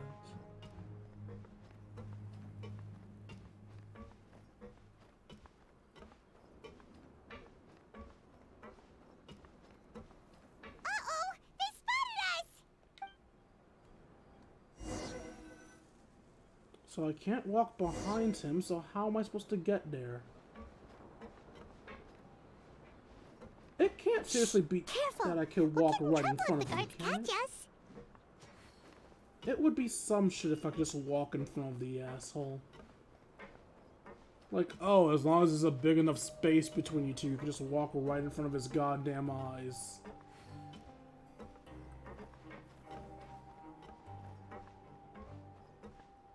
Alright, let's see if we can just walk right in front of his face, I guess.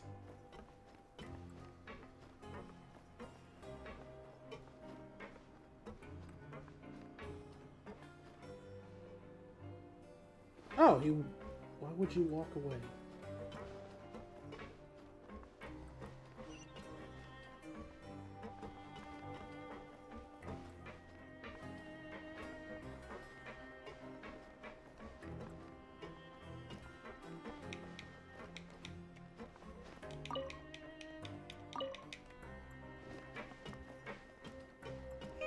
This should be the place.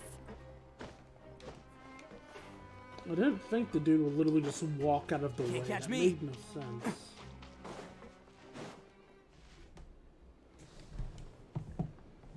What? I know you. You were the ones we saw. Huh. You've got guts showing up here. You know who we are, right? You'd better leave now, Ain't nobody coming here to save you. Enough of the theatrics. What'd you say?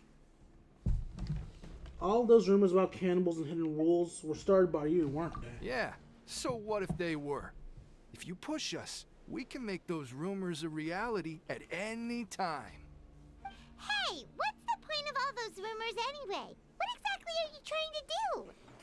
I don't have to tell you anything.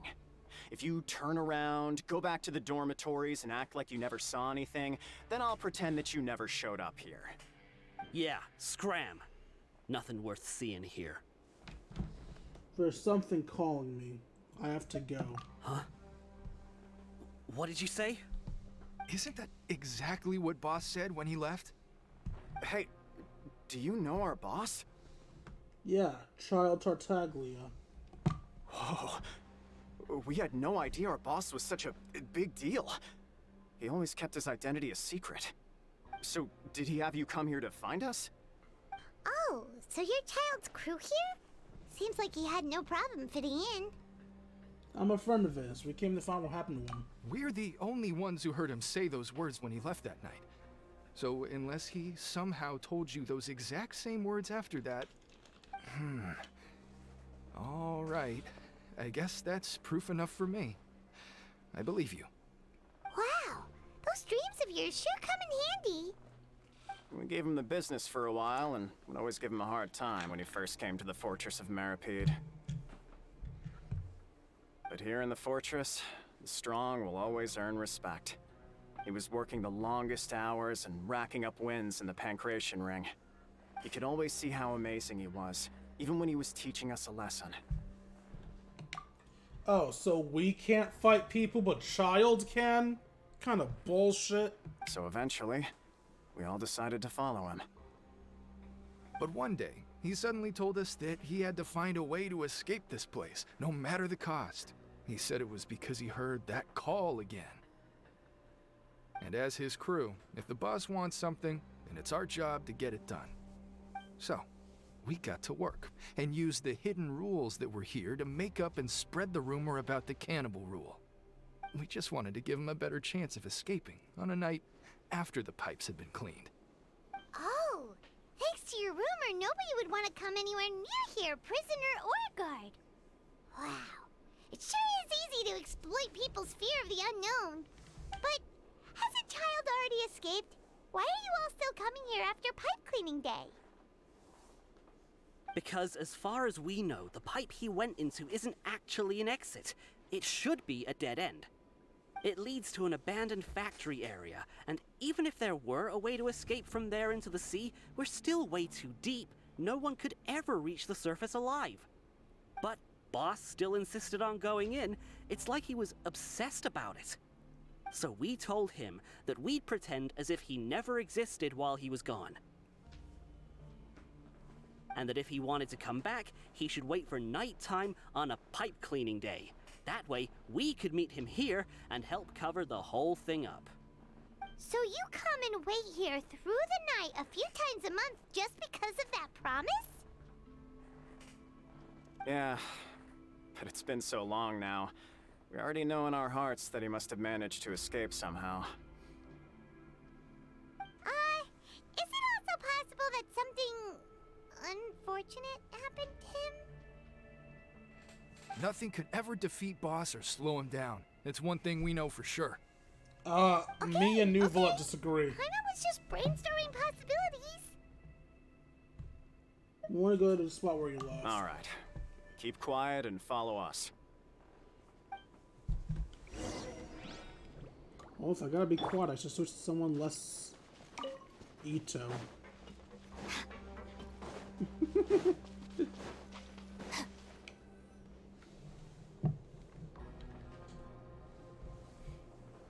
The way up from here has been sealed off. It's impossible to get through. Boss left by going down from here. It wasn't full of water at the time. Later, we came back hoping to have a look. That's when we found out it had been completely flooded. It's impossible to navigate unless you're an extremely skilled diver. Do you think Child got trapped by the water? Not likely. We all know that Boss was an incredible swimmer. I know a good diver. Really? Then have him come investigate, pronto. Just be sure to tell us if you get any news about Boss. Oh, so I have to go It's get getting Fremenade? late. We should leave before the guards come this way. Yeah, we learned a lot about what happened to Child here. Let's get going! Alright, so instead of going after him ourselves, we're gonna go recruit Fremenade.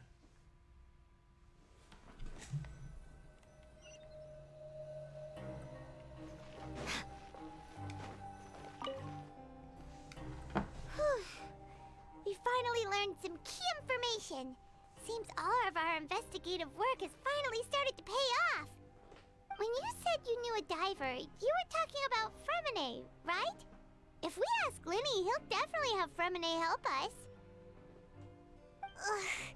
Why is Child like this? What was he doing going into the pipes? Not making our jobs easier, that's for sure. Fortunately, though, it seems like it's only a matter of time now before we find out what really happened. Now that we can finally relax, I'm starting to feel super sleepy. Let's try to get some rest while we still can. I swear Night-night, to God, traveler! Fairy, if you bring up sleep one more time. Oh, we're done.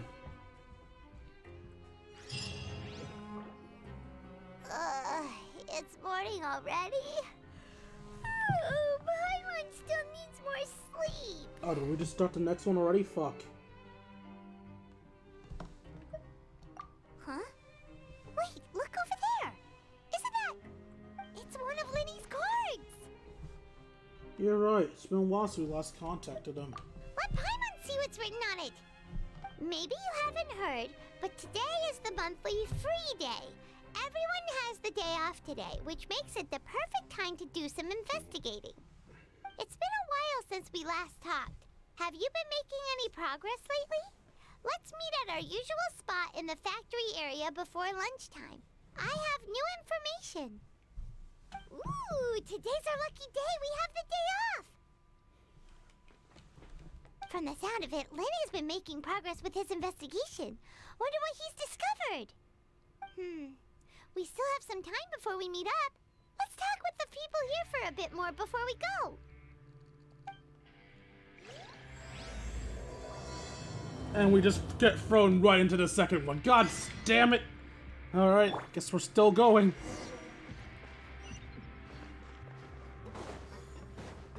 It's fine. Sleep's for the week anyway.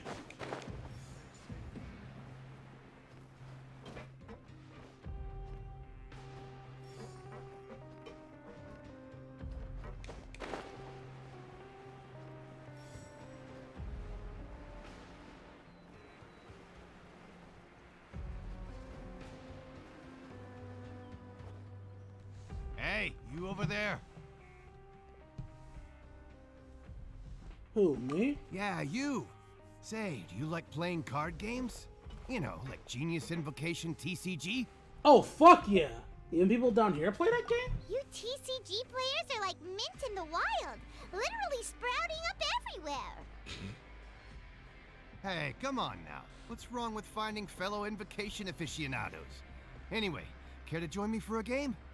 No thanks, we're busy with other things at the moment. Alright. No pressure. But why would you be looking for people to play Genius Invocation in a place like this? Don't people usually come here to fight? Whether you're throwing down cards or throwing punches, it's all a competition, isn't it? It's all the same in my eyes. There are lots of card players here in the fortress. When I saw you, I immediately thought, hey, even outsiders from other nations play cards. So I came over to say hi. Would you mind chatting with me for a moment? Sure. Great! Since you've been here longer than us, you need to flex your seniority a little bit, right? Maybe you could start by telling us newcomers some stories about this place. I thought you would have already heard everything by now. All right, then. Did you have anything specific in mind? Or do you want me to just pick a topic? Why don't you pick? We'll let you know if we've heard it already. All right. Have you heard any strange rumors since you've arrived? Yes, we have. Then, did you know that there are some people who are always gossiping over in the corner? I didn't know that. There are two guys who are always skulking around in the corners of corridors gossiping. The bigger guy is Quisto, and the skinny one is Lavaroon. People call them the Bombshell Bros. I never really found their gossip very mind-blowing. It's pretty much just the same stuff that I hear about when I'm at work every day. If you're interested, you can go talk with them. They tend to talk a lot of nonsense, but they aren't exactly bad. Good to know. Do you have anything else to tell us? Let me think. Sounds like you want to hear something a little more tantalizing. Oh, did you know that the Duke was also a convict in the fortress of Meripede before? Huh? Wait, are you serious? That's right. The Duke was an inmate just like you and me. Seems he was exiled here for committing some crime. Who knows how he ended up rising up to become the warden, though. To go from an ordinary inmate to becoming the manager of the whole place? I'm not gonna lie, I kinda respect that. By the way, do you happen to know anything about a Forbidden Zone? Forbidden Zone? Sounds like something that someone just made up. I've never heard of that. Where did you hear about it? It's just a rumor we've been hearing, but no worries if you've never heard of it. Do you have anything else you can tell us? This is a one-sided conversation. Anything else? Not that I can think of, but I'll be sure to tell you anything interesting I hear next time.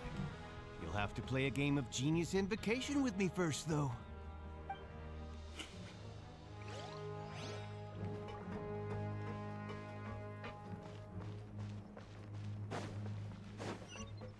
Can't catch me!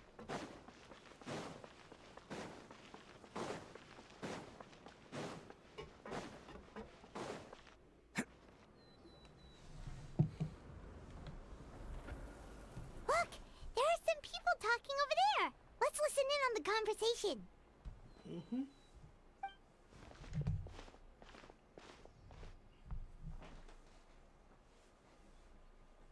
If you ask me, those pompous parasites on the surface act like they're all a bunch of aristocrats. Do any of them give half a hoot about a bunch of dogs like us? Hey, speak for yourself, mate. I'm no dog. Oh, you think you're special or something? If you're here, then you're just a convict like the rest of us. I've heard that even if you're released after serving your sentence, going back to life on the surface ain't any better. Once a criminal, always a criminal. We're marked for life. I don't buy that. Hey, how cool would it be if the whole world was destroyed by a giant flood and everyone had to start over from nothing? What kind of filthy bilgewater are you spewing? I have family up there. You best shut your sewer hole with talk like that.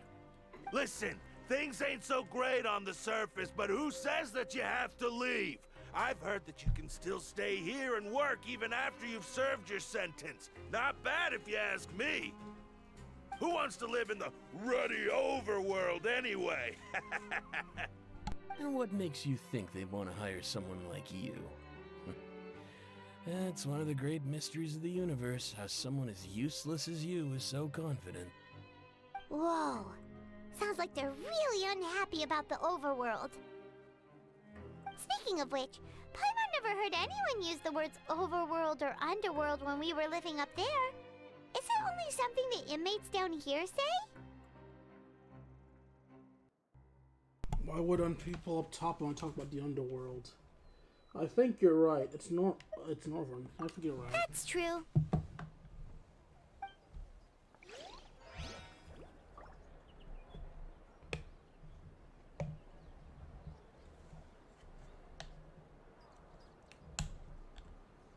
I was about to question why my books lit up, but I remembered I just completed a quest.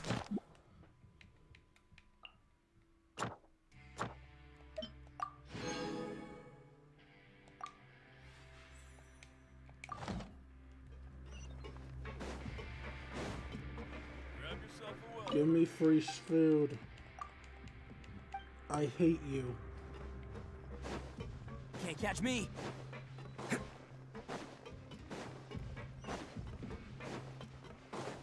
Can't catch me!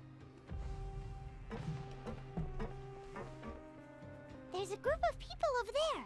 Let's go listen in. So I said, that's not a faucet. Hey, who are you two?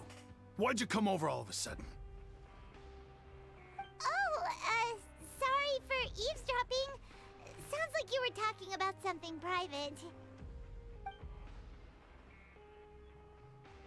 What's the matter? They're just looking to join in on our fun, that's all. Hey, don't pretend like it's okay for them to just interrupt us like that. Fine. You're lucky we don't mind extroverts that much. Thanks. You guys are really nice. You hear that, Quisto? We're nice. Your expressions tell me you're looking to hear some juicy info, am I right? But before that, it just so happens that I know you two. Really? Are we that famous? You're kidding. How often does anyone get a personal tour led by His Grace himself?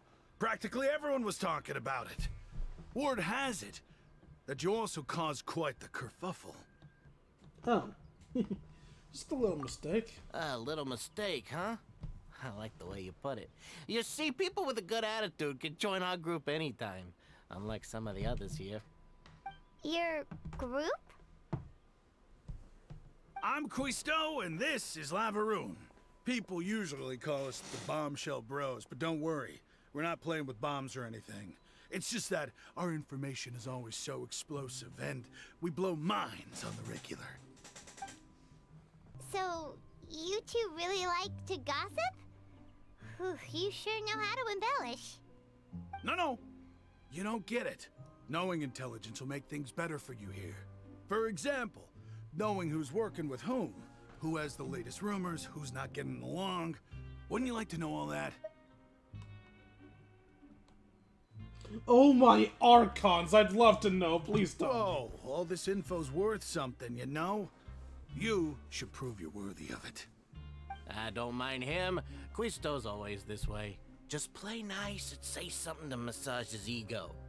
The welfare meals. Talk about the welfare meals. Wait, the most incredible welfare meal lately. Right! That meal we had yesterday was super delicious. Paimon can still taste it whenever she closes her eyes. Is that so? To tell you the truth, I've been helping out with making those welfare meals. I've been working as a kitchen assistant for about a month and a half now. Oh, so you're the one who made those delicious steaks. Amazing. You could be a professional chef. You are correct. I am a true professional. In fact, I even went to culinary school. But enough about that. Since you like my cooking, I guess that means we share similar tastes. Listen carefully. This little bombshell will help you learn what's really going on here in the fortress. Huh? Did Laverne just wink at me? Seems he's saying, don't be upset, he's a good fellow. Listen, kids. The power structure within the fortress is quite complicated. The Overworlders couldn't care less about us down here. We're basically dogs to them. You've already met the one person here you should never cross, the Duke, Risley. He knows more than you think. And if he doesn't care about something, then he often doesn't bother dealing with it. Those who have the Duke's attention get all kinds of special perks. Even better treatment in the infirmary. I know who you mean. It's that Jurier character, right? I don't think there's anything useful about him at all. Why does he visit the infirmary practically every day? Is it normal for anyone to be going in and out of there so often? If you ask me, he's just faking it to get out of work.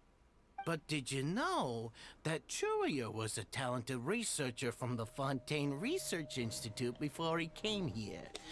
There's no denying that.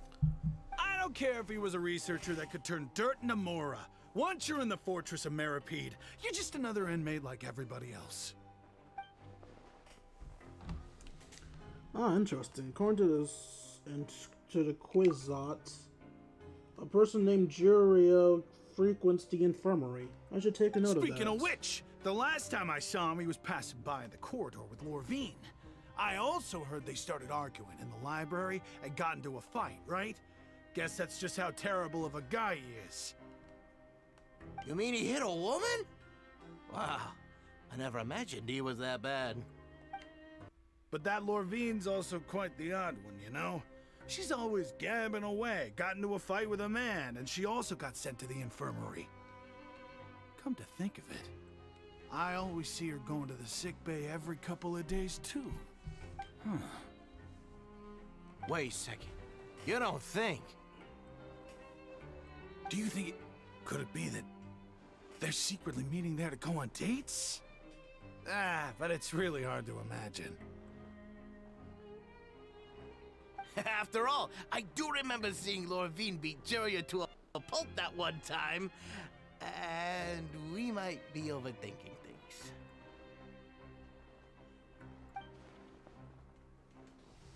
So Jurio had a confrontation with a girl named Lorvine, who also frequently visits the infirmary. I remember that too.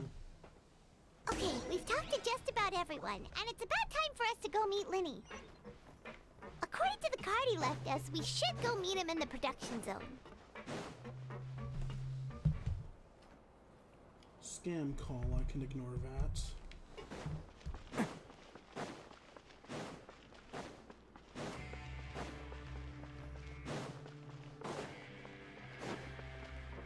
Actually, can I just glide to Linny's location? No, because water's beneath me, not a open ground.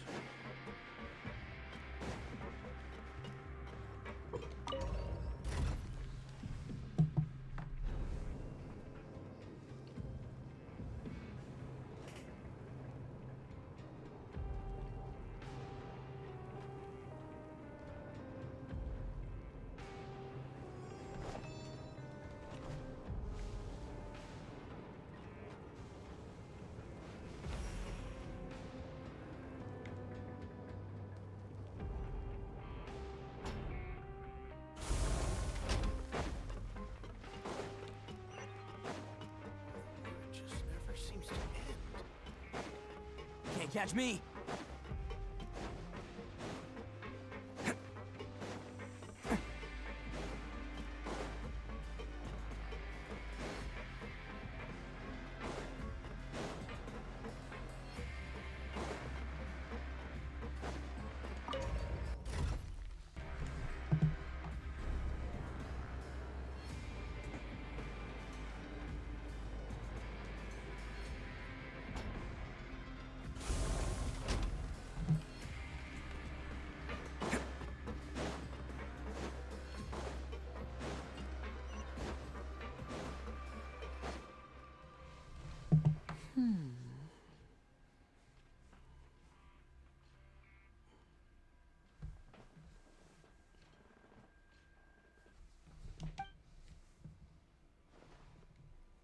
Huh?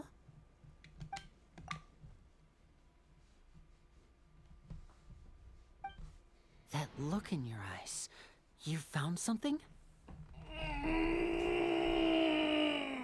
A little something, yeah. Hey, this is no time to be modest. Just tell him we found a boatload of information. Oh, as expected of the legendary duo, you have my full and undivided attention. You summarize your findings to Linny. I'd have never guessed that myself. The rumors swirling about this place are unreliable after all, and Master Child probably went missing because he found a way out. He is a harbinger after all. I suppose he's much more resourceful than I initially gave him credit for. Unfortunately, this isn't enough for our final report to Father. We need to find out Master Child's exact whereabouts. Father told me that even though Master Child said he was just coming to Fontaine for a vacation, he actually had some personal reasons. His agenda might be linked to his disappearance. The most important thing right now is to catch up to him. His escape route is already flooded, so we'll have to task someone with professional diving skills to chase after him. Well, when you put it that way, it's obvious that only Fremine would be up to the task. Bingo! Is he around? He's working today. Coming here as a group would have attracted too much attention. I'll talk to him about it later. Please do. We're counting on you. It's the least I can do. We're all in this together, so it's only fair for us to fulfill our end of the bargain. Honestly, I'm far more impressed by you guys managing to collect all this information right under Risley's watchful eyes. Collecting information has always been our strong point. Now, let me think. To find out more information, Fremine will have to retrace Master Child's original route. And if he's to do that, he'll have to set out on the next pipe cleaning day at the earliest. That's 6 days from now. And after that, he'll probably take another 2 or 3 days to return. You can even estimate how long it'll take for him to get back? We've been working together for a long time. We know each other's capabilities like the backs of our hands. Traveler, what say you to meeting here 9 days from now? We'll be able to pick up Fremine while we're at it, too. Sure. Oh, and there's just one last thing we'd like your help with. Though we can just sit back and wait for Fremine's report on Master Child's whereabouts, we still need to make more progress on the investigation of the Forbidden Zone. Fremine's no master of disguise. Lynette's still working on getting intel from the other areas, and I'll need to spend some time helping Fremine prepare for his diving mission. So, you are the only ones we can count on. What do you want us to do? Will it be hard? Well, I won't call it easy per se, but I think you'll be able to pull it off. Listen carefully. You'll need to find an excuse to get into the infirmary and investigate the room and environs. You've mentioned several sketchy-looking people always meeting at the infirmary earlier, so it probably has something to do with the secret we're hoping to uncover. You've already met the head nurse, so she'll be less suspicious of you. Investigate the internal structure of the infirmary and any active dealings within, and pass those on to me alongside anything else you're able to discover. But also, there's no need to take risks. Don't forget, safety always comes first. Sounds good. I'll give it my best shot. My apologies, I just started rambling out of habit. It was almost as if I was talking to my younger brother. But that's not a bad thing, right? But what if I'm the older brother? All right, then we'll head out as soon as we finish our prep. Let's go our separate ways for now, then. Don't forget, we meet here again in 9 days. Stay safe.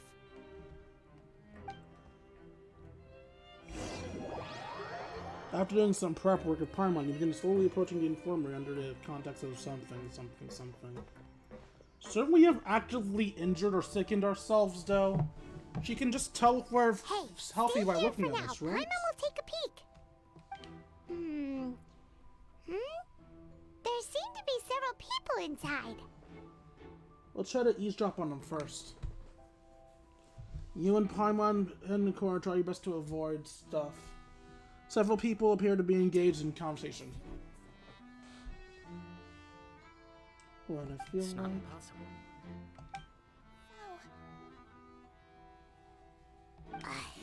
It's a bit hard to understand them from here, so why don't we just try to talk to them in person? Let's go as soon as you're ready. You and Yunnan take a deep breath before inhaling. Blah, blah, blah. If you recall correctly, that potion is the result of a failed attempt at alchemy you once performed.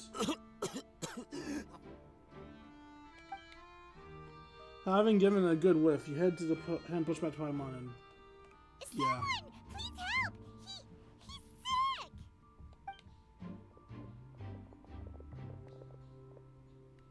Whoa, are you okay? Oh my! What's wrong, little one? There's no need to panic. Take a deep breath before you begin. Little one. Oh, it's talking to Paimon. I guess Paimon is little to her. The traveler started complaining of a stomach ache, and then nausea, and then collapsed onto the ground. Paimon doesn't know what to do. Freezing limbs, twitching fingers, and pale complexion. Could it be poison? Let me take a look. Please, lie down over here. Oof, my stomach really hurts. Don't worry, I'll get you to the bed safely. Here, hold on to my shoulder and walk slowly.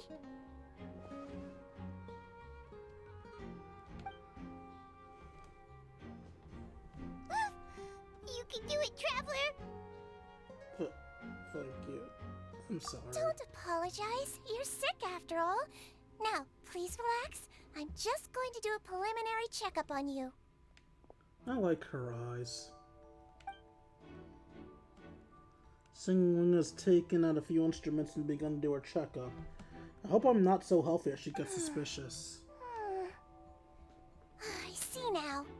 My checkup has confirmed that he's not in any mortal danger. That's our worst fear out of the way. Eh? Oh, that's good. But I'll continue my diagnosis of the patient now. Please, relax and take a deep breath. Singling's using her hands to palpitate different areas of my abdomen. Seems like she's using them onto energy too. Her expression's growing more and more relaxed. Don't sense serious damage to your organs either. Does it hurt when I press here? It's not too bad.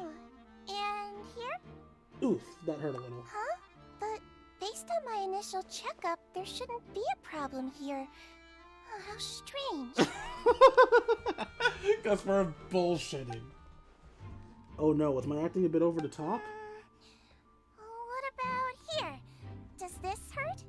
No, not really. I can barely feel it. I understand. So that's what it is. You're bullshitting me. I think you just ate something that disagreed with you. That's all. Nothing too serious. Outside of a pretty bad stomachache when it decides to act up. So that's what it is. Thank goodness it's not anything more serious. I'm so glad she didn't call us out on our shit. And there have been other inmates complaining about the food recently. I'll inform our head chef, Mr. Woolsey, of this problem as soon as possible. Congratulations! The health risk is incredibly low, so you should recover within a couple days. Why don't you take a rest here while I go get some medicine for you? Miss Levine, I'll have to trouble you to help me look after this new patient while I'm gone. Very well. And she hopped away, just like that. Phew, this infiltration mission is going much more smoothly than I imagined. Next, there are only 2 people left in the room. Singling just called that woman Levine, so she has to be one of those frequent visitors to the infirmary I've heard about before. Would that mean the man next to her is Jiru Hello. then? So how are you feeling now? Still not great. I can't keep staring at her. I'll draw one attention. That guy also seems to have noticed. Now he's looking my direction His too. stomach ache's really bad. He was stumbling about the whole way here, so Paimon's really worried. If Miss Sijuin says it's not a serious problem, then there's no need to worry. She's the best medic we've got down here. But it also looks like she's the only medic you've got down here. Well, that's true. What do you mean, that's true? That's really misrepresenting the situation. Of course I can't speak for the whole fortress, but it's not like everyone imprisoned here is useless, you know? Though they may have committed crimes and gotten locked up here as a result, they still know a thing or two about medicine, and they help Miss Sijuin take care of the sick and injured. Yeah, you're right. But did you have to lecture me about it in front of another patient? Aren't you a patient too? Where did all your energy come from? That's correct. Sorry, I got a bit ahead of myself. Are you two also sick? We've been sick a while. I come back every once in a while for checkups, and to pick up the medicines Miss Sijuin prescribes for us. That's just the nature of chronic illnesses. As for her... you could say she fancies herself as Miss Sijuin's capable helper because she learned a bit of medical knowledge ages ago. Please watch your mouth, Mr. Jurier. Don't forget that you are the primary reason I have frequent heart palpitations. Hey, don't start arguing now. Please, keep it civil at least. Why does that sound like she's crushing on him? These two seem to have a pretty terrible relationship and only ran into each other because they came here to pick up their meds at the same time.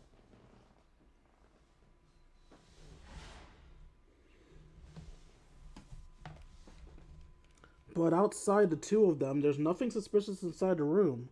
All the files on the table appear to be patient records. While there's a box, I can't check it out right now.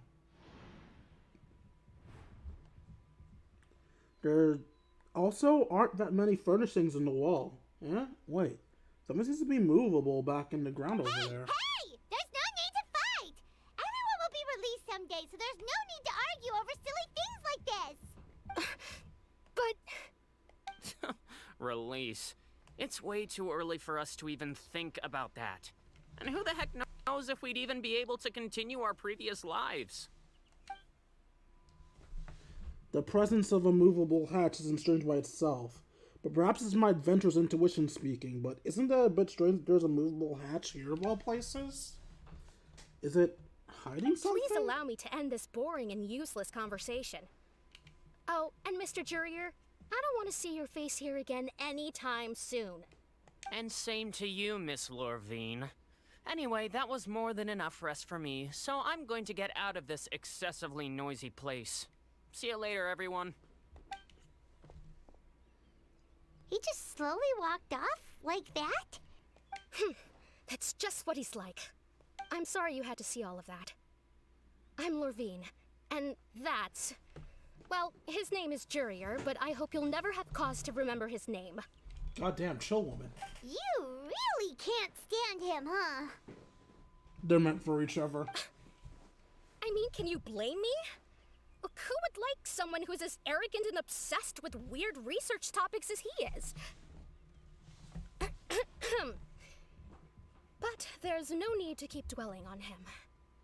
Yeah, you just scream one of those characters like, I love him, but I'll never admit it.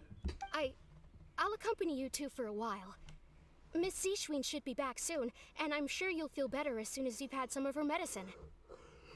Thank you for looking after me. No, it's nothing. I'm back! Did you rest like you promised? Thank you for getting our medicine, Miss Seashween. Did you all cooperate with your bed rest? I trust that nobody got up to walk around. Good. Here, this should be 2 days' worth of medicine for you. Take 1 pill now, and then continue your bed rest. You take the stomachache pill that Singwing gave you. Miss Lorvine, I left in a bit of a hurry just now. Do you still remember if we discussed the color of the pill that you should be taking today? I remember. You said it should be yellow. Did they talk about that before you walked in? Why don't I remember? Yellow, huh? I understand. These are yours. Please, make sure to go to bed early after taking them tonight. You'll benefit from a good night's sleep. All right, then I'll also be on my way now. I hope you feel better soon, too. See ya! I'm going to fill out your medical record now. You're widely known as the Traveler, right? I just want to double-check a few details, if that's all right with you. That's been a lot as I've seen the Traveler. Actually, right now is the Traveler. Normally when people say the Traveler, it's just Dwayne. Those two made quite the commotion just now, so why don't we let the Traveler rest? Paimon can answer the questions instead. So his primary symptoms are abdominal pain with secondary symptoms of nausea. Is there anything else? That's it. All right then. Is there anything we should know besides to take the meds? No, his base constitution is quite good, so I'm sure he'll recover quite quickly after taking the medicine. Got it. Paimon will hold the Traveler to that for sure. Singwing's still looking at me. I should try to take a nap like she Oh, said. you're going to take a nap already? Okay then, you get some rest.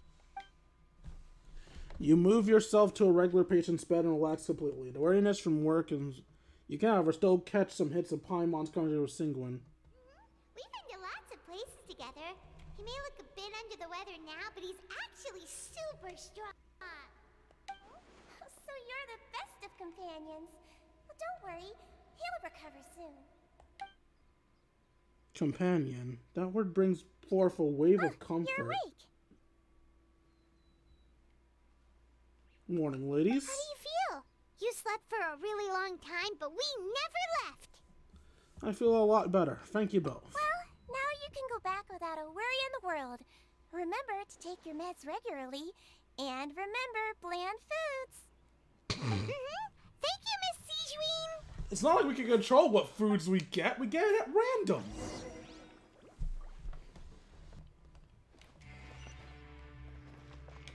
Seems like a lot of people have been coming down with an upset stomach lately. I'll need to address that.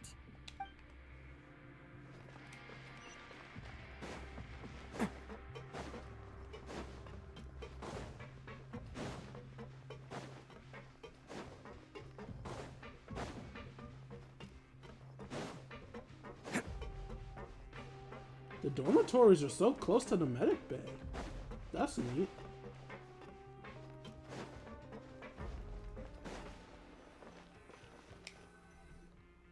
You really are something. To be able to fall asleep like that and even sleep talk the entire time, you scared Paimon half to death! Did I say anything I shouldn't have? No, but you kept mumbling things along the lines of, Pyron, don't take my grilled fish, and put down the Adeptus Temptation now! Paimon talked with Sigewinne the entire time you were asleep. She seems like she's just a sincere nurse, and Paimon didn't notice anything unusual in the room. Are you sure we're not going off track with the infirmary? Are we really off track though? There are still a few weird things about the place. That movable hatch in the ground, as well as the Queston Singling Axe Larvain. And also, were they really talking about their meds before we walked in? Oh, was Larvain and Jiro's argument genuine, or were they just putting on a show? Whoa! You really are super thorough. All those tiny little suspicious things that Paimon didn't even pick up on. We've got to get the info to Linny. Over the next few days, you and Paimon work at your stations as normal. During your shifts, however, you manage to find opportunities to write keywords relating to your suspicions on a piece of paper.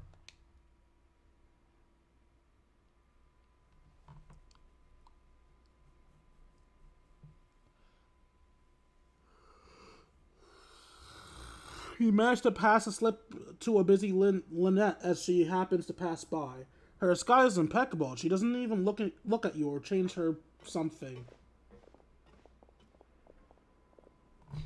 Her disguise isn't different at all!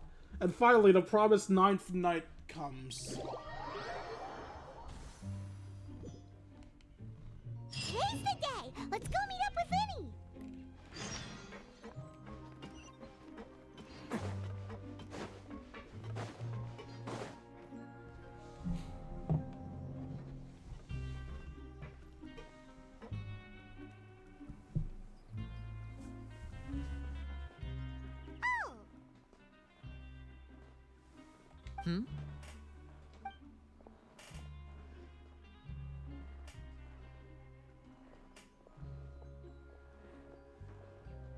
Did you two run into any trouble over the past few days? No, we just worked our shifts according to the schedule. Nothing weird happened. That's good. That means you didn't raise any suspicions when you infiltrated the infirmary. We've taken a look at the slip you've sent. Fremine successfully left the grounds via the pipes 2 days ago, and as of last night, Lynette has also infiltrated the infirmary after faking an illness. Wait, why is she getting involved as well? You already went above and beyond when you scoped out the infirmary.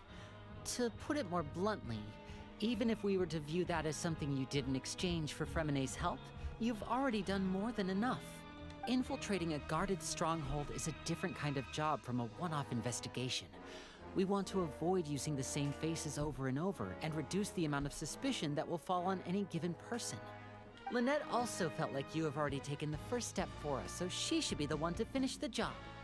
So that's what Lynette thinks. Oh, Paimon hopes everything's going well for her. Yeah, I'm not opposed to helping you. Perhaps that's true. You're both very good people, and we've come to appreciate that more than anyone else. Unfortunately, there's still one thing that could get between us, lest you've forgotten. The matter of our respective loyalties. You've mentioned before that you've had some run-ins with the Fatui. I can understand that feeling, so I assume you're just helping us out of the kindness of your hearts? Well, everyone could use some more friends. We'll be counting on you to help us in the future, too. Since I see you as friends, then it's even more important for us to protect you from any peril. Fremine and Lynette feel the same way. I get it now. Glad to hear it. Can I say it would be really cool if we do end up having a boss battle with the Knave, and as a result we have to fight Linny, Lynette, and Freminette too? It probably won't happen because they're playable, and I believe the Knave is going to be playable as well. But hey, it didn't stop us from fighting Child. It would be kind of cool getting to fight other playable characters. And I mean like regular playable characters. Child is one thing, he has a transformed state. The free brothers and sisters don't. which is why I think it would be interesting to fight them. Then, let's go check on Lynette before Fremine returns. If everything went well, then she should be wrapping up her investigation right about now. Is now really a good time to go over? According to my observations, Sigewinne always spends around half an hour away from the infirmary right before lunch. Lynette knows this as well, so this should be a good time to meet up with her. Oh yeah, we heard about that too. Also, I'm her brother, remember? It's only natural for an older brother to care about his younger sister's well-being. Okay, then let's head over right away. Oh, they teleported me. Nice. Or not. Well, they teleported me most of the way there. Why don't you just teleport me the entire way? Why put me part way there? Lynette should be here right now. She probably went into the thing I found. Huh. Strange. Lynette? As expected, Sigewinne isn't here, but why isn't Lynette here? Could she have found a lead and left to follow it? No, Lynette rarely deviates from the plan. We agreed that if she were to make changes on the fly, she'd find a way to let me know. Unless... Let's see if there are any clues around here. We can look while we wait for her. Who knows? Maybe she'll be back soon. Okay.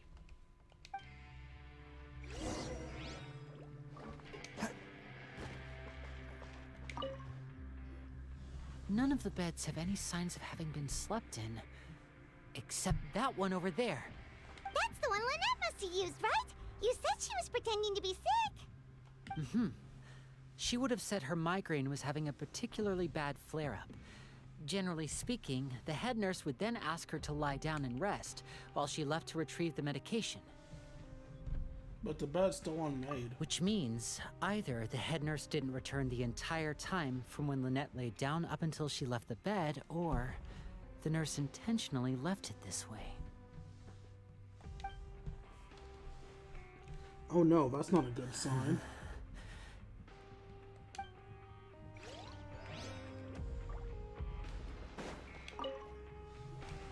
There are some books here and a few files. They all look like medical records. Advanced nursing, how to raise the spirit of your patients, a quick guide to the psychology of emotions, and the meaning of laughter. These sure are some interesting books. Who knew Sigewinne would be interested in these kinds of things? She even has books on understanding people's motivations and feelings. Is it because she's a Melusine? Or does she have a need to understand her patient's emotional state? Seems quite normal to me. These are skills that would come in handy for a nurse from time to time.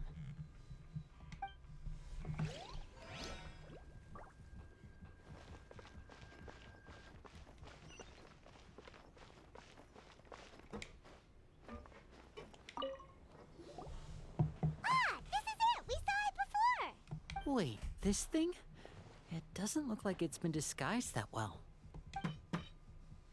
Lenny leans down to get a closer look, move the hatch and something. The space behind it is empty. From its size, I don't think it's an entrance that is meant to be taken apart. There's probably a mechanism around here somewhere. Could Lynette have tried to get inside? But if that's the case, she would have contacted me for sure. Let's look around here for some more clues. Don't panic, just take another look. The look on Winnie's face. He's definitely beginning to panic. Don't panic, he probably said that subconsciously, more for himself than anything else.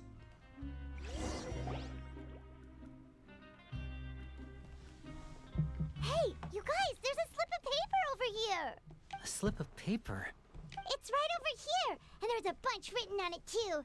It reads, out of respect for your usual practices, I'll use a piece of paper or card as the medium to pass on my message. You may consider this as me giving you my best regards. Worthy? This is... Is that all? Is there anything on the back? The back? This is... Show me! Now! He's finally panicking. That look on your face.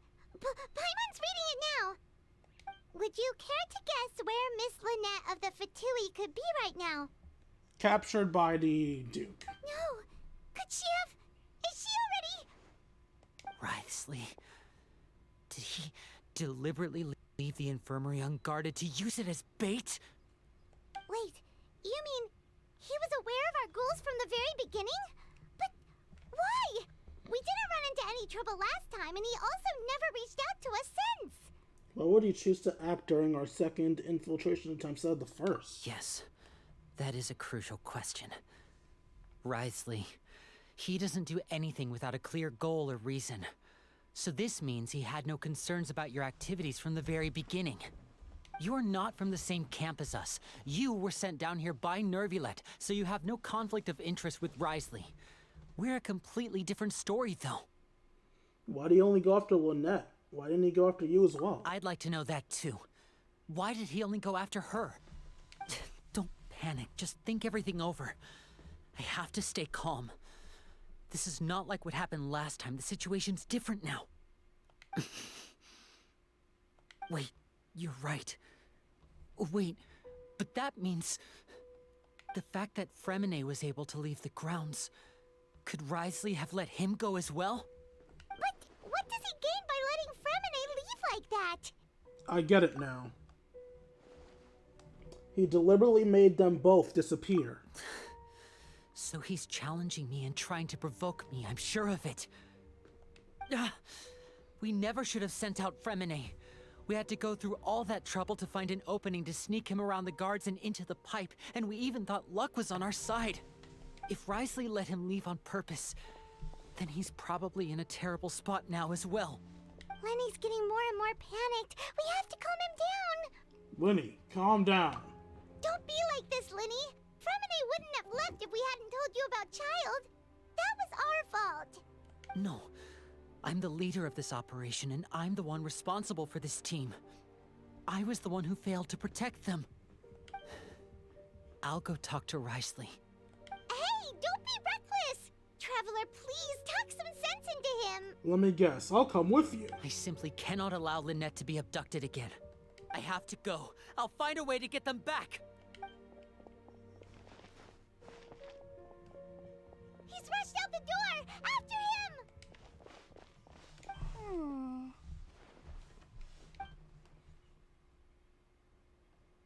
Oh god, she smiled! Right. I feel like we still have some room to make changes on these details. It's not impossible, but it'll require extensive testing. Is that so? Very well. Then please be mindful of the time. Huh? Is someone? Pack everything up. Whoever's outside is eavesdropping. They'll probably come in once we stop talking. Fuck. She was on to us the entire time. So that's why she didn't call us out our bullshit. Whoa, are you okay? These two. As expected, they've already found this place. Oh, they are quite sharp. What a delightful turn of events. I like smart people, but I also like playing dumb. I like the feeling of being trusted. Oh, gods. Oh my! What's wrong, little one? There's no need to panic. Take a deep breath before you begin. Being able to read human expressions is quite the useful skill. Oh, gods. Wait! It's no use. We have to catch up to him. I mean, by all definitions, I should be a faster runner than He's already out Lenny. of sight. How is he so fast? Let's go I hit don't him know, off at man. Wriothesley's office. By the rules of the game, I should be faster than Lenny.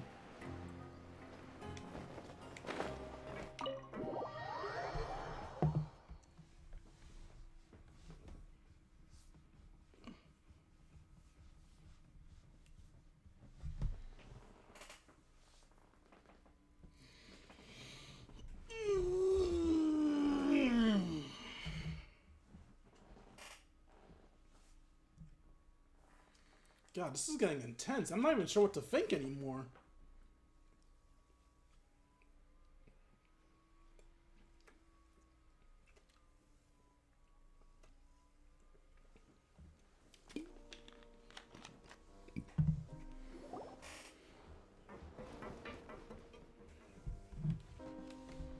come out and face me, Risley? Aren't we at an administrative office space?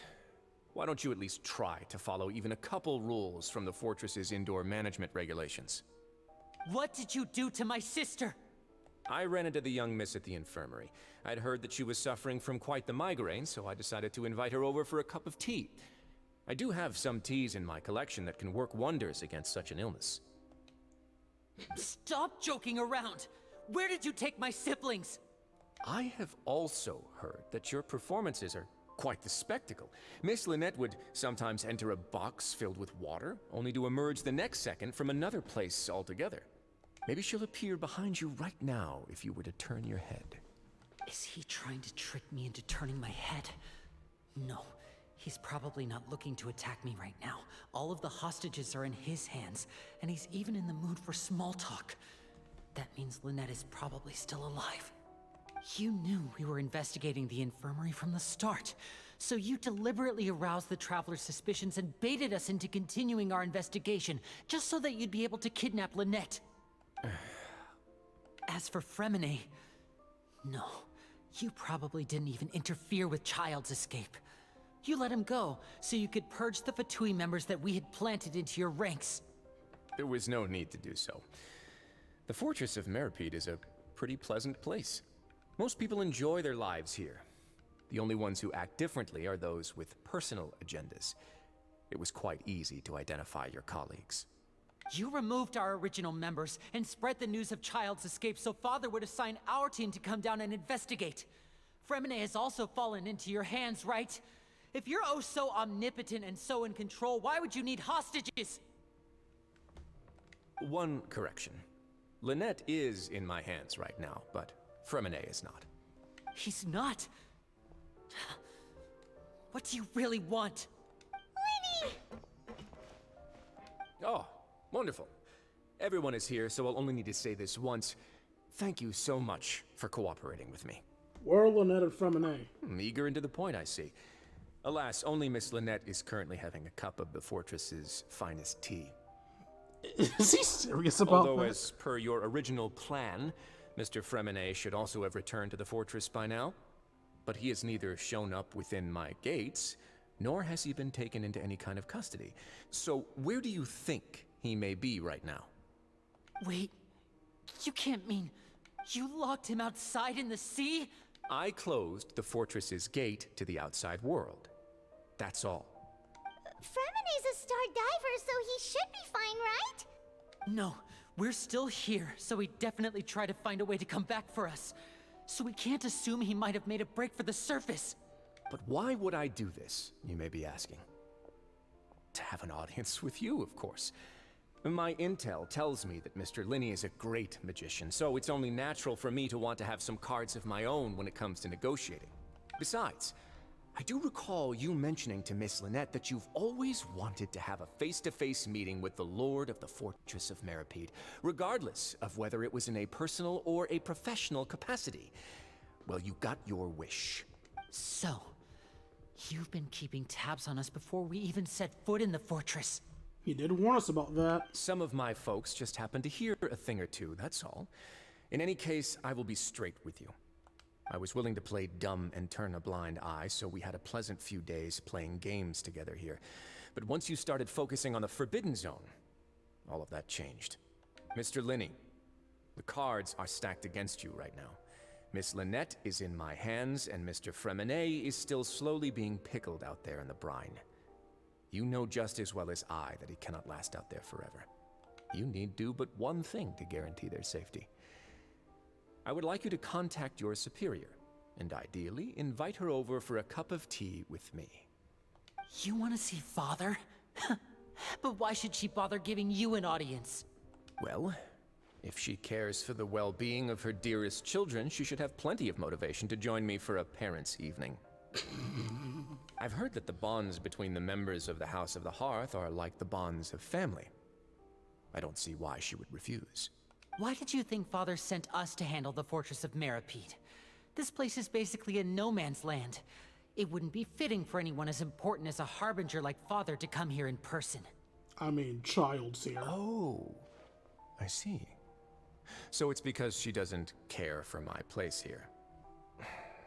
That's such a shame. After all, I've amassed quite the tea collection. I was looking forward to sharing it with her.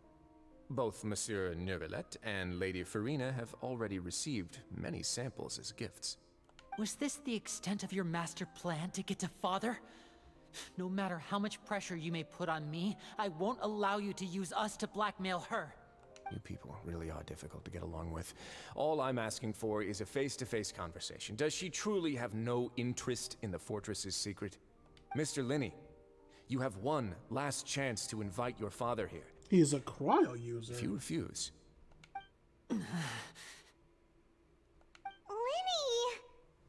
Why do you have to do this? Instead of asking why I'm doing this, why don't you try to see things from my perspective for a second? From the very beginning, the Fatui has been actively infiltrating my fortress. I gave you a warning by cutting off the first few operatives I found, but that only caused you to double down. Had you given up on the fortress then and there, I'd have no reason to want to talk. Mr. Fremenet left the fortress on his own, and Miss Lynette tried to pry out my secrets right in front of me. No matter how you look at it, the responsibility for this falls on you. He's not wrong. I can't hate him even though he's currently an enemy. I shouldn't ask Father to do anything because of us. 6, 5... Wait, 2, 1. Time's up. It really is a shame, Mr. Linney. Risley! Negotiations have broken down. Please leave, ladies and gentlemen. It's time for my afternoon tea. At this point, I figure our only hope is to fight him. Please, wait. Can we really not talk about this some more? Yeah, listen to the Traveler. If you can't talk to Linny, can you at least talk to us? You do realize that I'm only letting you go because of Neuvillette, yes? You're here helping him out, and I've already done my best to stay out of your way. But that doesn't mean you can just do whatever you want. The fortress may be small and remote, but it still has its own set of laws. I want to save Firminette and Lynette too.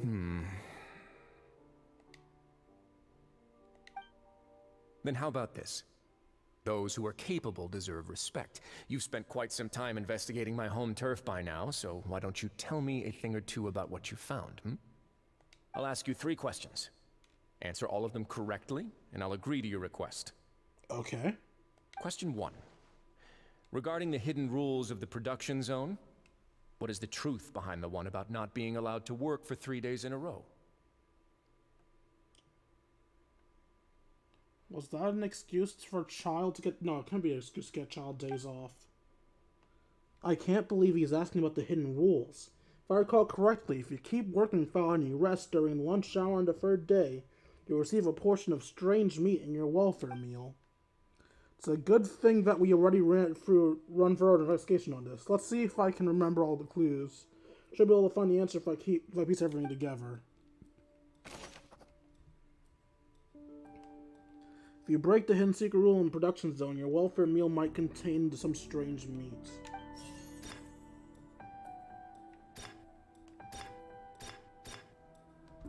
Who will see it if you keep working consistently? I've been told that the infirmary is always empty for the half hour just before lunch. But what could Sijuin be doing during that time? I guess she would see it. The Fonta promoter has been struggling because he doesn't recognize the real value of coupons. Meanwhile, the Duke believes that only idiots who don't understand the value of coupons will spend them on Fonta. We often see Miss Sijuin observing the prisoners at work near the production zone. It seems like she can perceive the general state of a person's health just by looking at them. Fonta's internal report suggests that they're starting a new trial of an unnamed and unpackaged product. But the product has to undergo a trial because even Fonta's own employees have a lot of reservations about it. No, that's a dumb fuck. It can't be the fucking meat that's their product. The research notes said that the Melusine race perceives the world very differently from humans. As a result, The Melusines have also developed a sense of aesthetics that appears rather strange and alien to humans. Like purple meats? According to Collins, the Pancration tournament only took place because the Fonta company sponsored it. The company must want a return on their investment as well. So the third one's the answer to this one, right? How do I select it again? We often see Miss... Okay. Under what circumstances does the strange meat appear? I've been told that the infirmary is always empty for the... The Fonta promoter has been struggling because he doesn't recognize... Fonta's internal reports suggest that there's... The research notes said that the Melusine race perceives the world... According to Collins, the Pancration tournament... Well, let's go with this one. Why does the strange meat appear the way it does? That's the strange Melusine. The research notes said that the Melusine race perceives the world very differently from... And now we need an answer for this. Under what circumstances does strange meat appear? I've been told that the infirmary is always empty for the half hour just before lunch. But what could Sijuin be doing during that time? The Fonta promoter has been struggling because he doesn't recognize the real value of coupons. Meanwhile, the Duke... Fonta's internal reports suggest that they're starting a new trial of an unnamed and unpackaged product. Oh no, that one's wrong? I've been told that the infirmary is always... According to Collins, the Pancration tournament only... This one? I've been told that the infirmary is always empty. Yeah, there we go. Ah, so that's what's going on. Paimon understands it now. Who would have guessed? The hidden rule of the production zone. People are not supposed to work 3 days in a row, and if they do, they'll get strange meat in their welfare meal. At first, we thought this strange meat... God damn it, the glasses are back! People who disappeared. But in reality, they were all prepared by Sijuin, the head nurse. She often visits the production zone to observe the workers' health and makes a note of anyone who has worn themselves out after 3 full days of work. Out of her sense of duty as the head nurse, as well as her genuine concern for the workers' health, Sijuin visits the cafeteria right before lunch and cooks an extra dish for those who can use the stamina boost. Sijuin has only the best intentions with her surprise gift and doesn't want anyone to find out about what she does. However, unfortunately, Melusines as a race perceive the world differently from humans, and their sense of aesthetics is even more alien to us. I don't appreciate this implication that colored food is alien. Cause I like to color my food too. Guess I'm a fucking alien as well. The recipients of her lovingly prepared special meals cannot taste the care within and usually just freak out. Are we on the right track? Not bad. You've uncovered Sijuin's secret and even guessed her intentions correctly as well. It's nice to know that her efforts have not gone unacknowledged. All right, now for my next question. There are also some hidden rules in the Pancration ring, including the one that you're not allowed to support both sides of a fight. Why is that? Okay, this one I don't know. I wonder if someone tries to support both boxes at the same time, they'll receive a package the next morning, which contains a strange blood-colored liquid. I've also done a lot of research on this matter. Let me shift through what I found and come up with the correct answer. What happens if you violate the Pancration ring's hidden rule? If you violate the hidden rule of the Pancration ring, you'll receive a bag containing a strange blood-colored fluid. Who sent the package containing the strange blood-colored fluid? I've been told that the infirmary is always empty for the half hour just before lunch. But what could Sijuin be doing during that time? Fonta's internal reports suggest that they're starting a new trial of an unnamed and unpackaged product.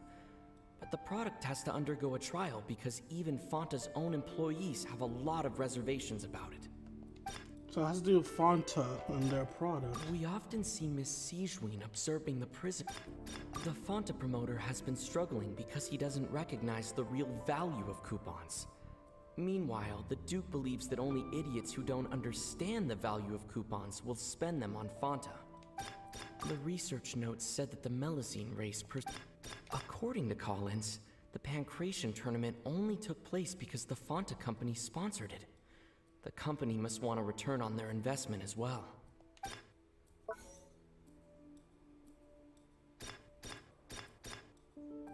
Fanta's internal report suggests that they're starting The Fanta promoter has been struggling because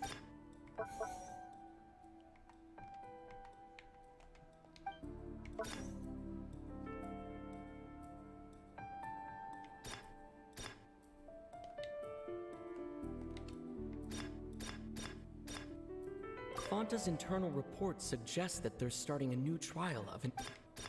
The Fanta promoter has been struggling because he doesn't recognize the real According to Collins, the Pancration tournament only took place because the Fanta company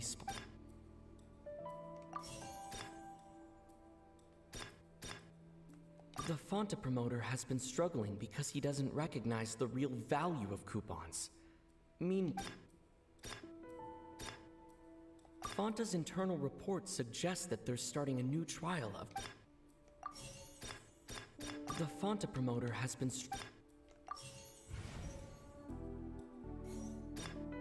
I got them all wrong. Damn. Huh. I've been told that the infirmary is always... We often see Miss Sigewin observing the prisoners at... The Fanta promoter has been struggling because he doesn't recognize the real value of coupons.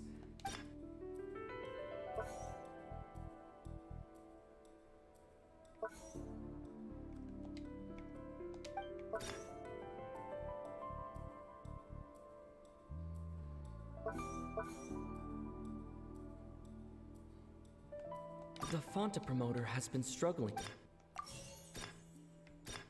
The research notes said that the Melusine race... According to Collins, the There's no way. The research notes said... That can't be right, can it? The research notes said that the Melusine race perceives the world very different. The Fanta promoter has been struggling because he doesn't recognize the real value. We often see Miss Sigewin observing the prison. Fanta's internal report suggests that they're starting a new trial of an unnamed... Nope. I'm doing really badly at this. I've been told that the infirmary is always empty. We often see Miss Sigewin The research notes said that the Melusine race perceives the world very differently. According to Collins, the Pancration tournament only took place because the Fanta company sponsored it. The company must want a return on their investment as...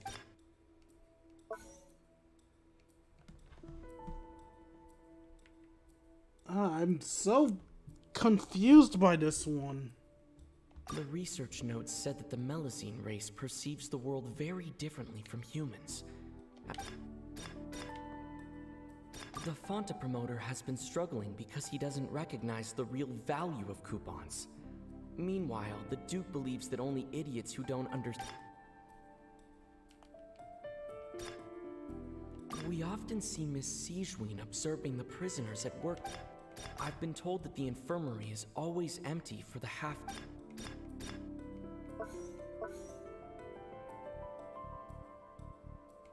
The Fanta promoter has been struggling because he doesn't recognize the real value of coupons. Meanwhile, the Duke believes that only idiots who don't understand the value of coupons will spend them on Fanta.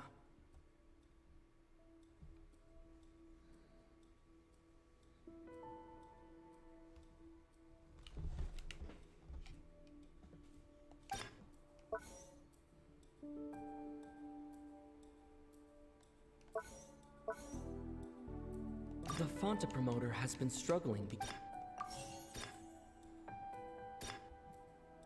According to Collins, the Pancration tournament only took place because the Fanta company sponsored it. Fonta's internal reports suggest that they're starting a new trial. Okay, I got it. Paimon gets this rule too now, so there really was nothing to be afraid of. That hidden rule of the Pancration Ring is about how, people are not supposed to bet on both boxers at the same time. And if they do, they'll receive a package containing a strange, blood-colored liquid. People get scared when they see it because they've subconsciously begun to associate it with the missing boxer. But really, it's just a bottle of the latest yet-to-be-named and packaged new Fonta trial product. A blood-red drink. It's no wonder even Fonta's own staff were questioning the company's decision-making. The company, facing backlash from its own staff, decided to try to trial the product on a smaller scale, to see how it might be received by customers. They came to the Fortress of Meropide and offered to sponsor the Pancration tournament so they could push their new product. But the Duke completely refused to even entertain the idea. The Duke, knowing how valuable coupons are in the fortress, knew that only total idiots who didn't understand their true value would bother buying a Fonta product here. And so, only those who proved their stupidity by being dumb enough to bet on two opposing sides of the same match were selected to receive the drinks. I acknowledge the effort you've put into bringing the truth of this mystery to light. Although, based on your description, that Fonta promoter is a bit too careless with his words. I may just reconsider my collaboration with the company. Alright, and here's the final question. What's the secret behind our head nurse and all of her patients in the infirmary? We haven't collected enough info to answer that question. Stop your cruel and pointless games, Risley! You know that we haven't finished our investigation, so there's no way we can answer the last question. The thought of sparing Lynette and Fremine never even crossed your mind. Winnie! You'll pay for this! You're an archer. Why are you running in to fight him? What is that? Winnie, are you alright? Oh, close one. I owe you, Siegeween. That was a fantastic shot. Oh, so she's an There archer. was nothing, Your Grace. Oh, she has a gun. Siegeween? Though this gun may look like a toy, it's actually fully functional, as I just demonstrated. Siegeween... You... Are you his accomplice in all this? Not at all. I am merely a resident of the fortress, and thus protecting it is my duty. When Monsieur Nervulette asked me to come here, he told me that my job would be to take care of the well-being of everyone here. I am merely discharging my duties. But if you mean what you just said, then isn't Linny someone you should be looking after as well? Isn't he a resident here just like the rest of us? If you're close of Nervulette, why not learn a thing or two about virtue from him? But I really am just doing what Monsieur Nervulette told me to do. Everything I did, I've done to protect them. Had I not, they would be in far more dire straits right now. His Grace knows it too, right? Your Grace? Mind proving my innocence to them? My dear Siegeween, whatever shall I do with you? Would it have killed you to just wait another minute or two? Well, it's nearly time after all. The way you do things can be truly frustrating sometimes, Your Grace. I figured I should try to talk some sense into you. What are you talking about? What time? Take me if you want. Let them go. How touching. Can you just give me one more minute? Don't be like that, Your Grace. All right, everyone, calm down. 2 more visitors will be arriving any time now. I'm guessing Lynette and Freminette. I'll go get a cup of tea. Miss Siegeween, I leave Miss Lynette in your care. You... What are you doing? I believe I hear footsteps. The door suddenly opens. A familiar figure bursts into the room. Freminette, I'm guessing? No, her. Space, What? Please. Miss Clarande. My door. Fuck your door. Fremine. Fremine. Well, I was kind of right. He didn't walk through, that's for damn sure. What's going on? What is Cloran doing here? Work. I mean, that is an answer. I'm sorry about shooting you, Mr. Linney. The tranquilizing effect will begin to wear off soon. Please take it easy in the meantime, though. What happened to Fremine? Wasn't he diving just outside of the fortress? Why is he looking like this? Those symptoms can't be. I don't know if I was infer here. I'm sorry, I'm stupid. A flushed face, an accelerated pulse. He must have consumed primordial seawater. Doesn't that mean he should turn to fucking water? What did you say? Wait, no. Diluted primordial seawater would get him drunk. Wait, but it wasn't diluted. Why is he unconscious and not water? Please, make some space. I'll need to give Mr. Fremine a more thorough checkup. Your Grace, I'll leave the rest to you. I'll talk to Clorand while you get Fremine to where he needs to be. Everything else can wait.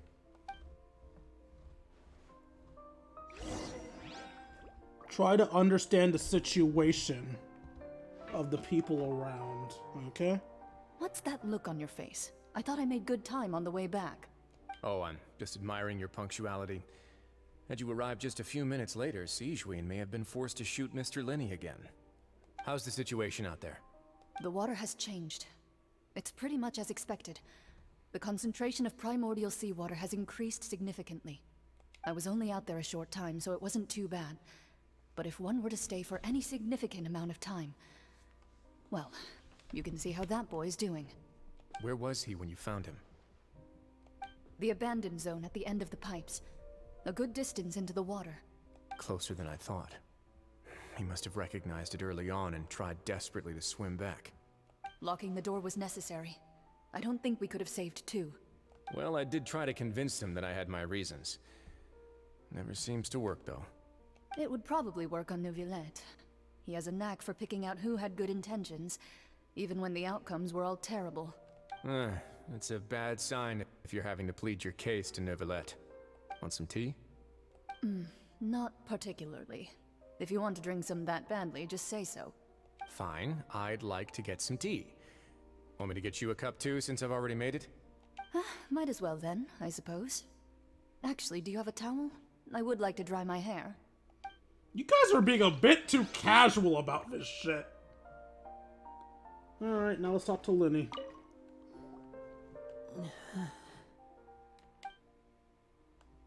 Linney's expression looks disgusted. Seems like he'd rather not have Sigewinne touch Fremine. Still, he didn't want to stop her since it's obvious Fremine does require urgent medical care. Sigewinne's examining Fremine carefully. She doesn't look too upset, which is a good sign. Hope Fremine will be okay. How is he? These symptoms are probably caused by an acute ingestion of a large amount of primordial seawater. Still, his condition is not critical. Of course, it would be best if he stayed for further observation. Let's leave him here for now, and move him to the infirmary once he's recovered a bit more. Sorry. I am aware that the infirmary may not be your favorite place in the world at the moment. We do only have a single clinic in the fortress, however. Why would he ingest a large amount of primordial seawater after leaving the fortress? How could that possibly happen? Please, look after Mr. Fremine for the moment. I'll go fetch some medicine and a respirator. Oh, I'll bring Miss Lynette back with me. Where is she? How is she right now? Oh, she just took a nap in an empty room after I tranquilized her. If my calculations are correct, she should also be waking up right around now. You might not believe me, but His Grace and I actually made some snacks and tea for her. Linney has finally begun to stop tensing the muscles on his face. Seems that he trusts what Sigewinne just said.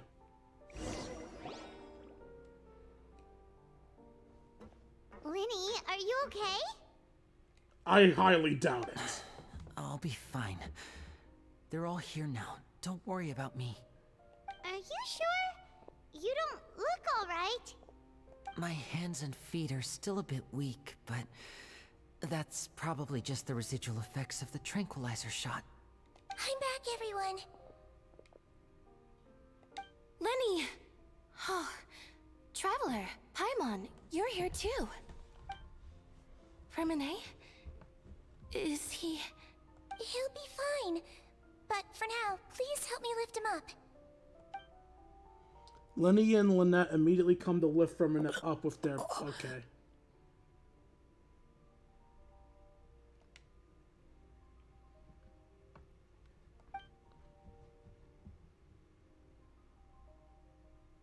His breathing's beginning to slow down. Give me a hand and help me get him to the infirmary. Yeah, I'll take him from this side. Lynette, together? On it. Traveler, you seem pretty worried about him. Want to come with us? Very well. The Duke and Clarande are gone. Yeah, they fucked off because they don't care about this They shit. probably went to get some tea. The Duke will explain the truth in just a bit. Miss Clarande will need a break, since she only just returned from rescuing Fremine out of the sea. Clarande saved Fremine from the sea? Just what happened there?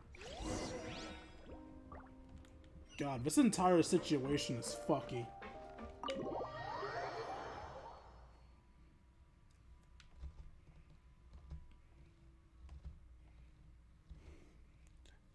I love how the story got so intense. It woke me the fuck up.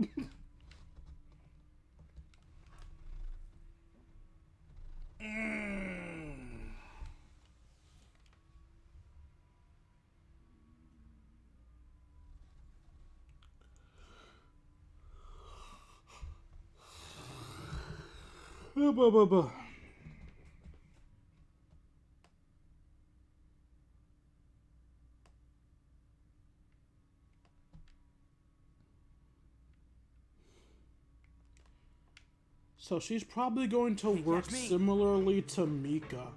She's gonna have another primary weapon entirely. And then her skill will have her use her tranquilizer darts. I wonder what her tranquilizer dart will do. Will it just like slow down enemies? I doubt she'll actually put them into a sleep state. That would be too busted. Stay put!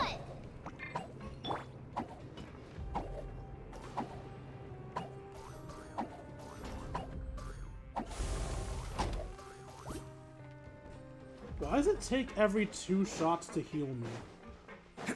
Oh, it puts me in a state of regeneration. Okay. Stand with me!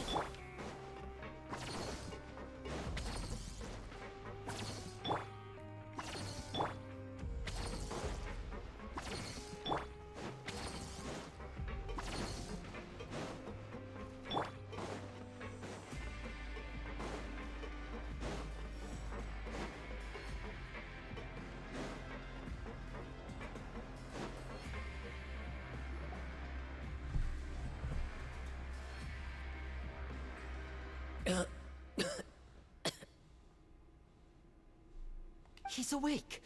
Fremine, how do you feel? Lenny. We're all here. Where am I? The infirmary, at the Fortress of Meripede, Mr. Fremine, and you are no longer in any danger. How do you feel? Don't push yourself if you're not feeling up to it. Traveler. Paimon. It's been so long. The sea. There's something wrong with the seawater. Shh, it's okay. We can talk about it after you've recovered.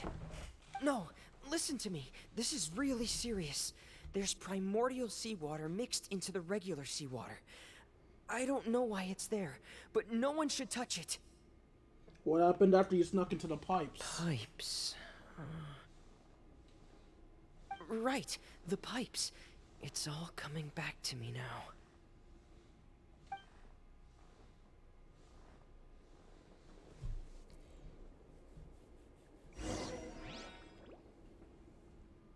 What, we're gonna be playing as Fremine now? That's probably just gonna be a flashback. Probably won't go as far as making us play as Fremine. Would be cool though. Actually, I hear markers. Maybe? Nope, it's a cutscene. I'm in. Seems like this pipe hasn't been used in a long time. It looks abandoned.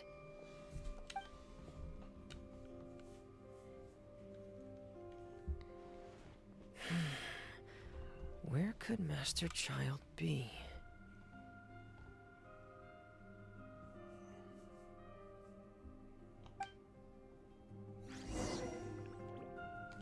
Ah! We are gonna play as him. What's our loadout as Fremine? They have at max level, wielding a royal greatsword.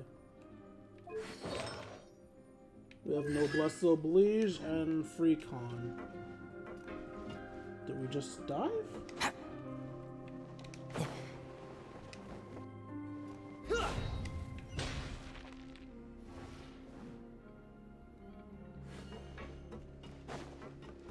Guess I can't get any treasure. Or if I can, it would have been in a different place. This mechanism looks like it's been tampered with. Could he have done it?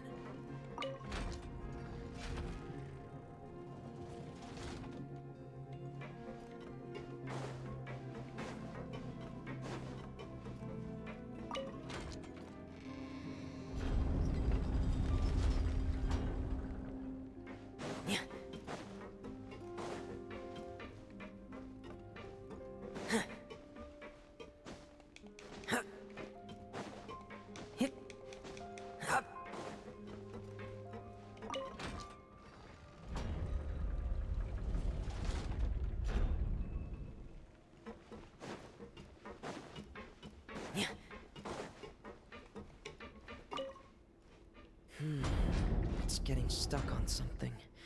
Seems like I'll have to avoid those obstacles while I turn it. So bring it down.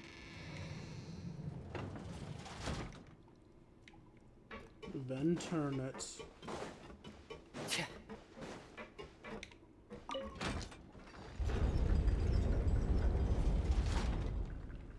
Then bring it up. Wait, before I bring it back up, are there any treasure chests down there? Nope, those are the places that we had it at before. Okay.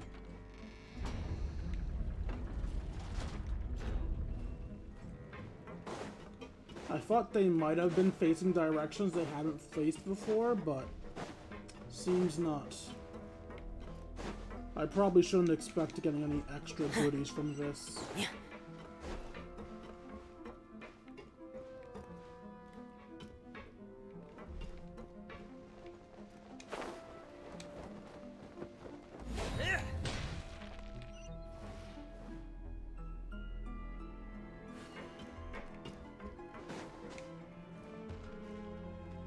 This is where the water starts.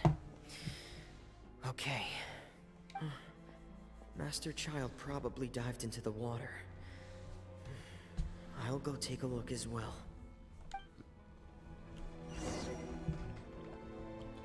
If Child jumped into water that had primordial seawater in it, he probably is not in the best condition.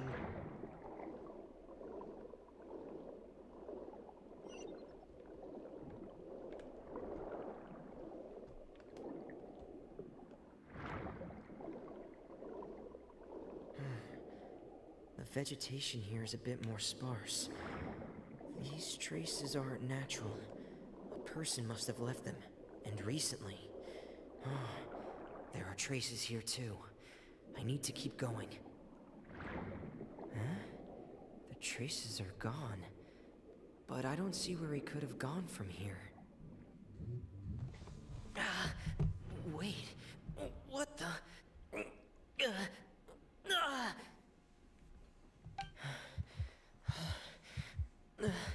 My heart is racing, and it's getting harder and harder to breathe. What's going on?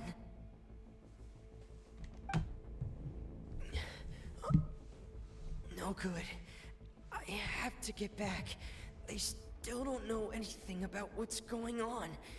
If I turn back right now, I should still be able to make it. And then it closed in his face.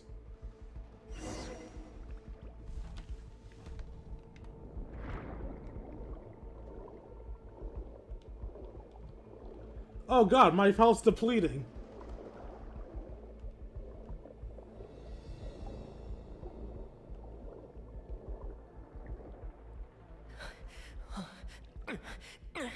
I can't die here.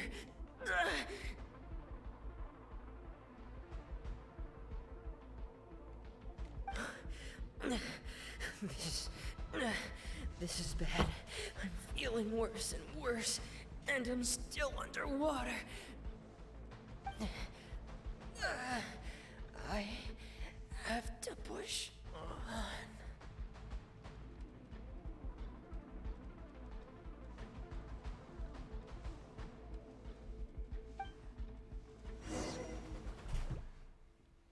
He probably would have lasted longer if he was wearing his diver's helmet. Not sure why he wasn't. Other than gameplay reasons, I guess. So, in other words, the trail you were following vanished, and you had no idea where Master Child could have gone. But there was also no obvious place for him to have disappeared to. That's right. I tried my best to swim back, but I had already put some distance between myself and the fortress, and I just couldn't find the strength to keep going. I probably passed out some time after that, and you know the rest. Miss Clarande brought you back, but we also don't know why she just suddenly appeared at the fortress, or why she went out to save you. Miss Clarande, you say? I must go thank her in person. You're still too weak for Monet. You can go after you've had some more rest. Miss Lynette is right. I believe Miss Clarande will stay here as a guest for another few days, so there's no need to hurry. A guest? Then I can assume Risley was the one who invited her to come down here? Yeah, that was kind of obvious. You should ask His Grace about that. He'll be able to explain better than me. Got it. I'll go with him. Yeah, it's about time he actually told us what's going on. Wanna come with us, Liddy? No, please go on without me. I don't want to leave just yet. Lenny. The logical part of my brain is aware that we're safe right now, but I still can't bring myself to leave. Both of you are just in danger. Understood. Then let's just sit together for a while. In that case, I'll leave the infirmary to you. The Traveler and I are going to head out for now. As long as you stay in here, I don't think you'll be disturbed. Thank you.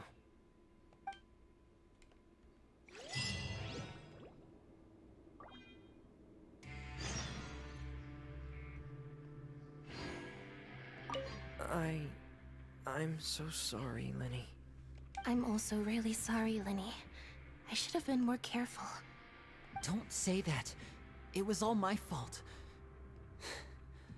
I was the one who should have been more careful. You two were nearly... If I was stronger, maybe I would have already found Master Child. No, how can you say that? Huh? I'm sorry. What I'm hearing is, we all dropped the ball at some point during the mission. So the responsibility falls on all of us. Isn't that right? Yeah, that's right. It's on all of us. Lenny, we understand that you're worried about us, but we're worried about you as well. Please don't blame yourself. We want you to keep your spirits up. Yeah. What a cute and oddly attractive family. Seriously, if I ever need a reminder that I'm bisexual, these three are that reminder. I tap you, I tap you, and I tap you. Twice. Alright, let's get this over with so I can take a shower and nap.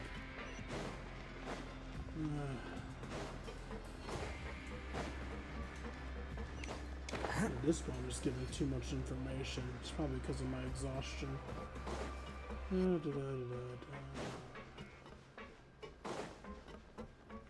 So why am I doing that? I could just fly down there. Yeah. Alright, Duke, we got some questions for you. Answer or get your shit pushed in.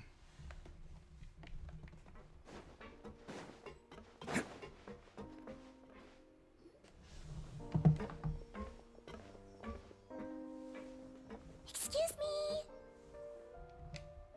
I take it Mr. Fremenay's condition has stabilized? Of course. I wouldn't have left the infirmary otherwise. I've been expecting those two, but might I inquire as to the purpose of your visit, Miss Siegeween? I wanted to check up on Miss Cloran. How are you feeling? Mostly fine, I think. If you don't mind, I'd like to perform another quick physical exam. It'll just take a few minutes. All right. Thank you for looking out for me. I'll take my leave for now, then. Well, want to explain yourself, Risley? Of course, but I'm not partial to the word choice of explain. How about enlighten? Enlighten us as much as you fucking want. Just talk. Where should I begin? How about you start by asking me any questions you have? You can start with whichever one you'd like to get answered the most. Then Paimon will begin. Did you know about Lenny's goals from the very beginning? No.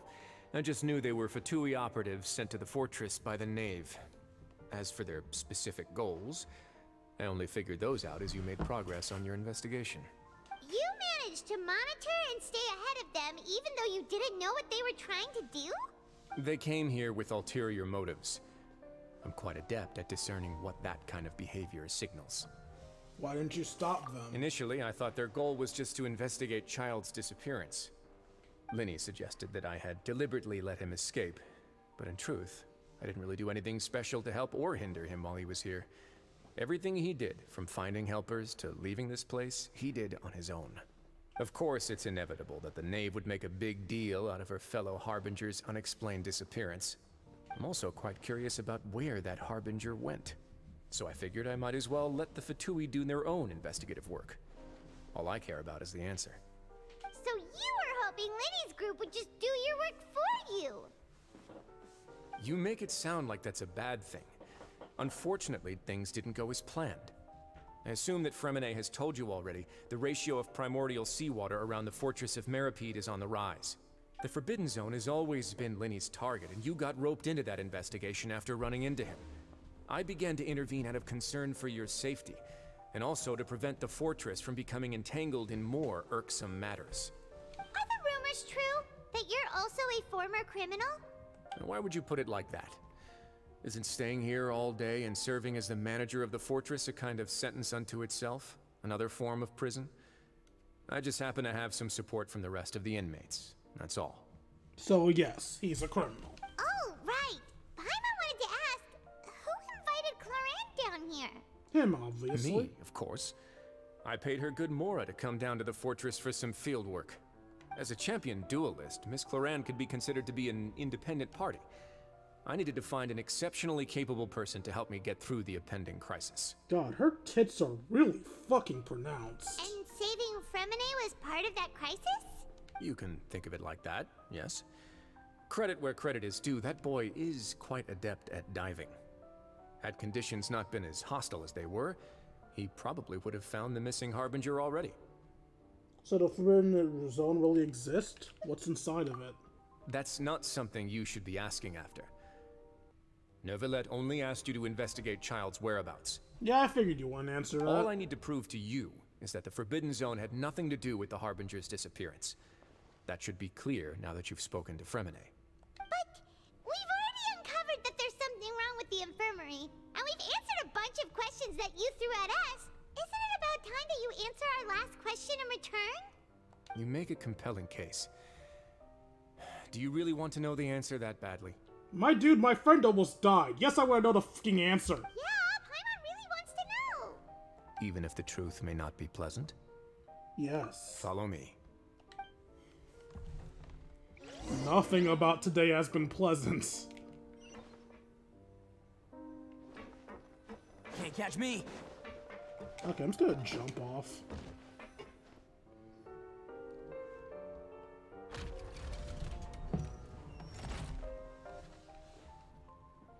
There's a hidden door here?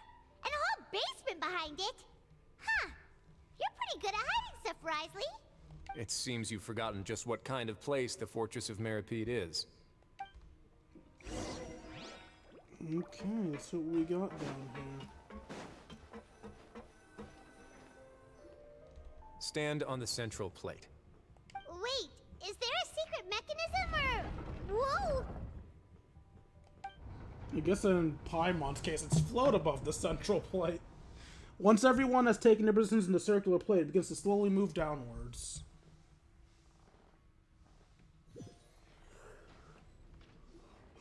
So, this is the Forbidden Zone?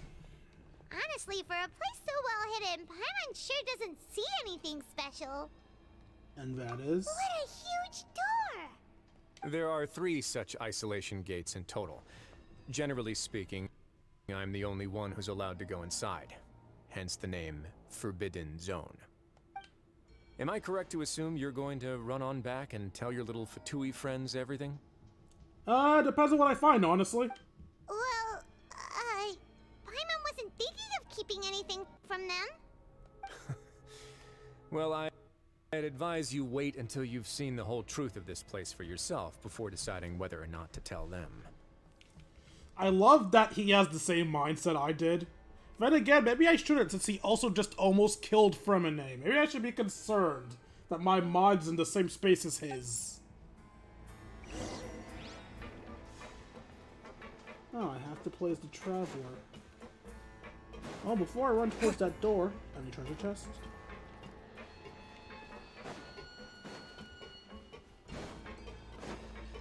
Treasure... No?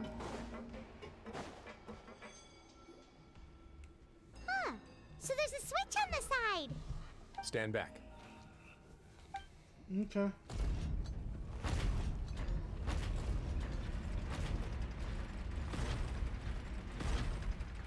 Whoa! They all just went up one by one. What's that in the middle of the room? Go on, have a look.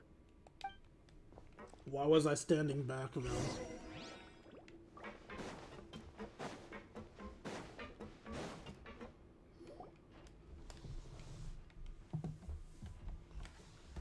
This room is really empty, with nothing in here, which is quite strange on its own. There's also a device smack dab in the middle of the room, which looks like some kind of massive sluice gate? I've been interested in what lies beyond that gate ever since I assumed leadership of the Fortress of Meripede. Of course, it would be unwise to recklessly open it, but it'd also be risky and negligent to simply ignore any potential danger that could be behind it. The readings on that dashboard have not budged since the day when I first laid eyes on this place. But over the past year, the needle has crept upwards from its original position, likely because some parameter it's been tracking has changed, if only infinitesimally. So the parameter is the amount of primordial water. Normally I would have ignored it, but I happened to have some free time when I noticed it, so I investigated. Any guesses pressure? what the reading could be tracking? It's obviously the primordial water levels. Why the fuck am I making such dumb guesses? Very reasonable guesses. I've considered both of those as well. Unfortunately, our dashboard is tracking something less ordinary. The temperature should vary with weather and climate changes, so for something that rarely shifts, the water pressure is more likely. We ran a few tests to increase the pressure from the outside, but the readings didn't change at all. Later on, a few more possibilities occurred to me, such as a potential connection with the primordial sea. I began to make a few preparations based on that hypothesis.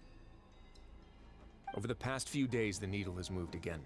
With that, and the symptoms that Fremine displayed after leaving the fortress, I can now confidently conclude that the readings represent the concentration of primordial seawater in the seawater nearby. The concentration of primordial seawater? And that is precisely the problem. We're at the bottom of the sea, and now we're surrounded by toxic seawater. Somehow, primordial seawater got mixed in, and the concentration is steadily rising. Primordial seawater is constantly leaking into the sea? Yes, that's very likely. But forget about the two of us. Not even Novelette knows where the primordial sea could be, much less where we could find and plug a leak. Oh. Oh! seems like you've figured it out. I haven't. I believe the primordial sea lies directly beneath this sluice gate. For some reason, the primordial seawater levels have risen significantly, and it's now very close to us. Well, fuck. The indicators are now red.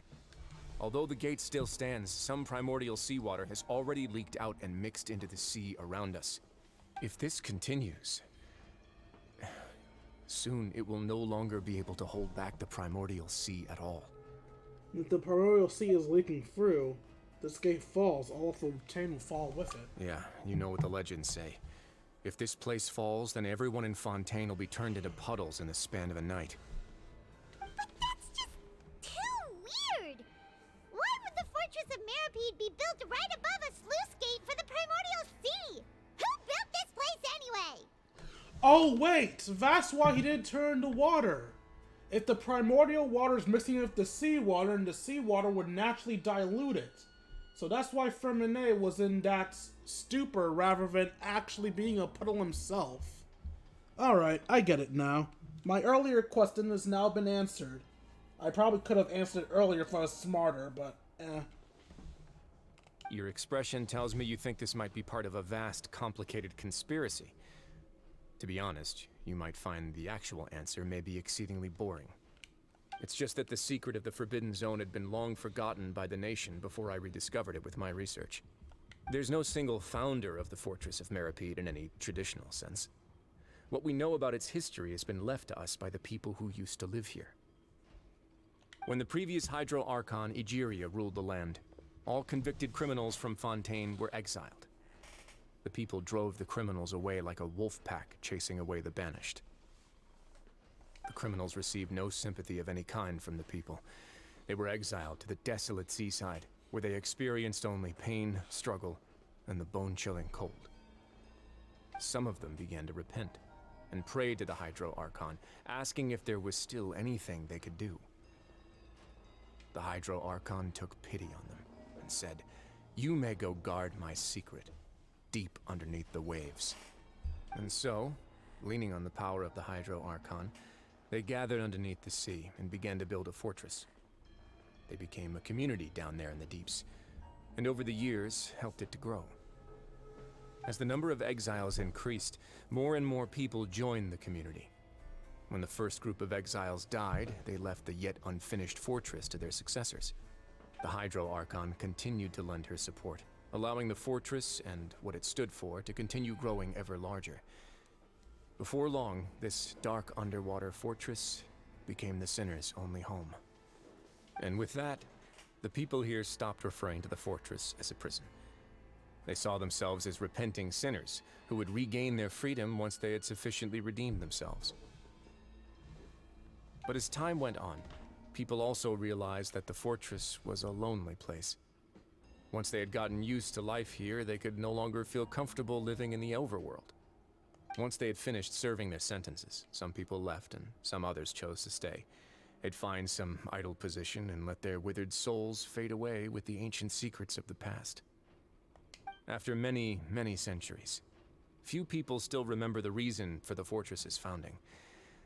Now they just see it as an integral pillar of Fontainian society, as the place where criminals deserve to be sent. Now and again, researchers manage to break one law or another and live out their days in the fortress. I learned all this from an elderly historian. Everyone else just thought he'd made it all up. But now you know every part of that history is true. Indeed. It's just as the prophecy says. If this gate fails, then everyone will be dissolved into the sea. Do you believe in prophecies? To be frank, not really. But sadly, that hasn't stopped this prophecy from proving all too accurate. Prophecies are troublesome things. Just hearing one will create the first wave of panic. Seeing signs of it will bring about the second, and actually witnessing it in real time, the third. So as the Duke of Meripede, just what do you plan on doing about it? Let's go somewhere else. I want to show you something.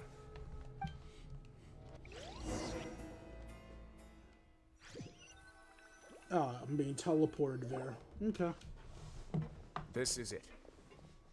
Your Grace, perfect timing. The results from our last round of experiments have... Wait, Jurier, he's not alone! Huh? Lorvine and Jurier? No need to panic, you two. I've already told them about our plan. What? After you warned us not to tell a single soul about any of this? I'm skeptical as well. Are you sure they are trustworthy? The results speak for themselves, don't they? These two may already know more than you could ever imagine. All right then, if your grace insists. They seem harmless enough, so I'll trust them for now. Well, how about some reintroductions? This is Jurier, one of the highest-ranked researchers from the Fontaine Research Institute. He used to work under Edwin. I trust that you've heard of Edwin? Ed who? He's the one who blew the whole institute sky high. Everyone knew he was a bit crooked in the head, but you're not local, so I guess it's possible for you not to have heard of him. Edwin's main areas of research were archaeum and gravimeters. As his assistant, Jurier is quite familiar with them as well. I hired him to be my technical consultant. You want to blow up the fortress of Meripede? Ah, what a lovely idea. I'm already imagining it in my head. We pulling a jade chamber? Sacrifice it to blow up our problems? Gotta admit, I'm tempted as well. Guys, focus! Focus! That taskmaster over there is Miss Lorvine, and is also one of my technical consultants. While Jurier used to be Edwin's assistant, she used to be Jurier's assistant. Ooh, are they together? Was that really necessary? See, everyone keeps asking this question. Are you too sure you're not a couple and just using your work as a convenient cover? Your Grace, I am not in a relationship with this man. If I dated her, I'd officially be madder than Edwin. Jeez, forget I said anything then. Follow me. Whoa, there's another door that goes right up. Your constant amazement makes it seem like the fortress can do anything.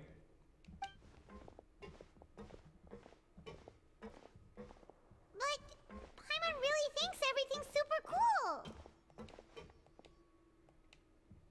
Is this just a normal room? Well, let's spice it up a bit. And here you go.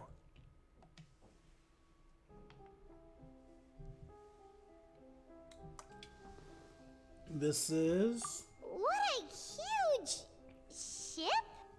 This is also a production zone that Paimon's never seen before. What's going on? How much do you know about Fontainian history? Not much at all. Well, then maybe you haven't heard the story of ancient Lemuria. To give you a quick rundown, Fontaine used to be ruled by the Lemurian dynasty. According to legend, the Lemurian king Remus came to this land after being inspired by divine revelation and found the seer Sibila, who had taken on the form of a golden bee. Taking the golden bee with him and riding on a huge ship, the Fortuna, he created his nation above the surging waves. He called his nation Lemuria and used the Fortuna to incessantly search for new tribes and islands, calling on them to join his empire. There's a ship in this story too? Where there's water, there'll be ships. People believe that hope can always be found at the end of a voyage. Do you believe that too? To a point, I think. As you've already seen, I have a whole factory's worth of labor, materials, and technology at my disposal. Certainly can't hurt to give it a try. So the moment I began to speculate that the primordial sea might lie underneath the gate, I also began this project. Were you inspired by the legendary Fortuna? Maybe. Fontainians need something to hold on to cope with the impending disaster. This is a plan for the ages. Can't you share your plan with anyone? Were the workers to find out the truth behind this ship, riots would destroy the fortress faster than any catastrophe. As the fortress's administrator, I'd never make such a reckless call. Alright, that's enough talking for now. I'll need another 3 cups of tea to soothe my throat. Do you have any other questions? Seems like you're good. Come on, I'll take you back.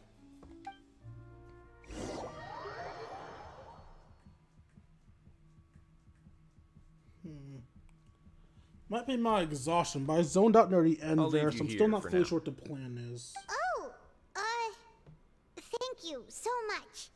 No worries. But don't forget, it's up to you whether or not you want to share what you just saw. What you do from here on out will likely affect those three as well. He means that my actions now will decide the next step Lenny's group takes. In other words, if I want to tell Lenny the truth, I must make him understand that we cannot afford excessive conflict right now. We'll put a lot of thought into it for sure. Yeah, we will. Great. I look forward to what happens next.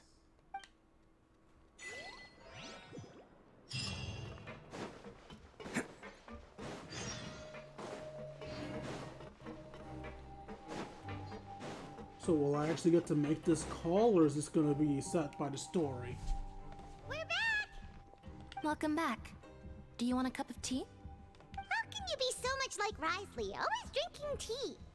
Huh. Actually, now that you mention it, I just remembered something now.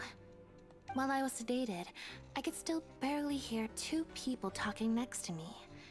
They were discussing everything, from the leaves, to the water, and even the teacups themselves. Must have been Risley and Sijuin. Yeah, I heard one male voice and one female, so it should have been the two of them. They really were just talking about brewing tea. I really can't make sense of this place. So, Traveler, Paimon, were you able to learn anything from Risley? Alright, let's see. Do we tell him? Yeah, he explained everything. Very well. Then, would you mind checking your answers against my speculations?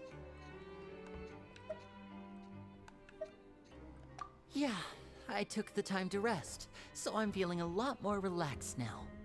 Nobody else is around, and Miss Sijuin is also busy with something or other, so let's just talk here. Alright, then I'll posit my theories. I asked myself 3 questions. Firstly, why was Fremine affected by the primordial seawater? It was because he dove into the sea. My theory is, the long-lost primordial sea is probably very close to the fortress of Mirapede. Ooh, he's good. He got that right on the first try. That's our Lenny. Secondly, Risley's attitude changed dramatically during the course of our stay here. He ignored us completely at first, then suddenly roadblocked us. Why? I spent quite a long time thinking about this. If he has been monitoring the Fatui since the very beginning, he probably ignored us at first because he was hoping we could find Master Child for him. What's more, the Fortress of Mirapede is not part of Fontaine's court system, nor does it report to Udex Nervulet. Risley is basically the king of a no-man's land. As long as the fortress doesn't do anything about Master Child's disappearance, Father can use it to pressure the Fontaine authorities. And while the two factions are pitted against each other, Risley will be free to move between the parties of interest.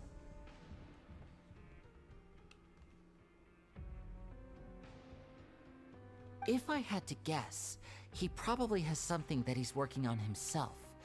It's likely related to the secret of the infirmary, but I just can't think of what it could be. Lenny's grasp of the big picture is amazing. You're super smart. Thanks so much.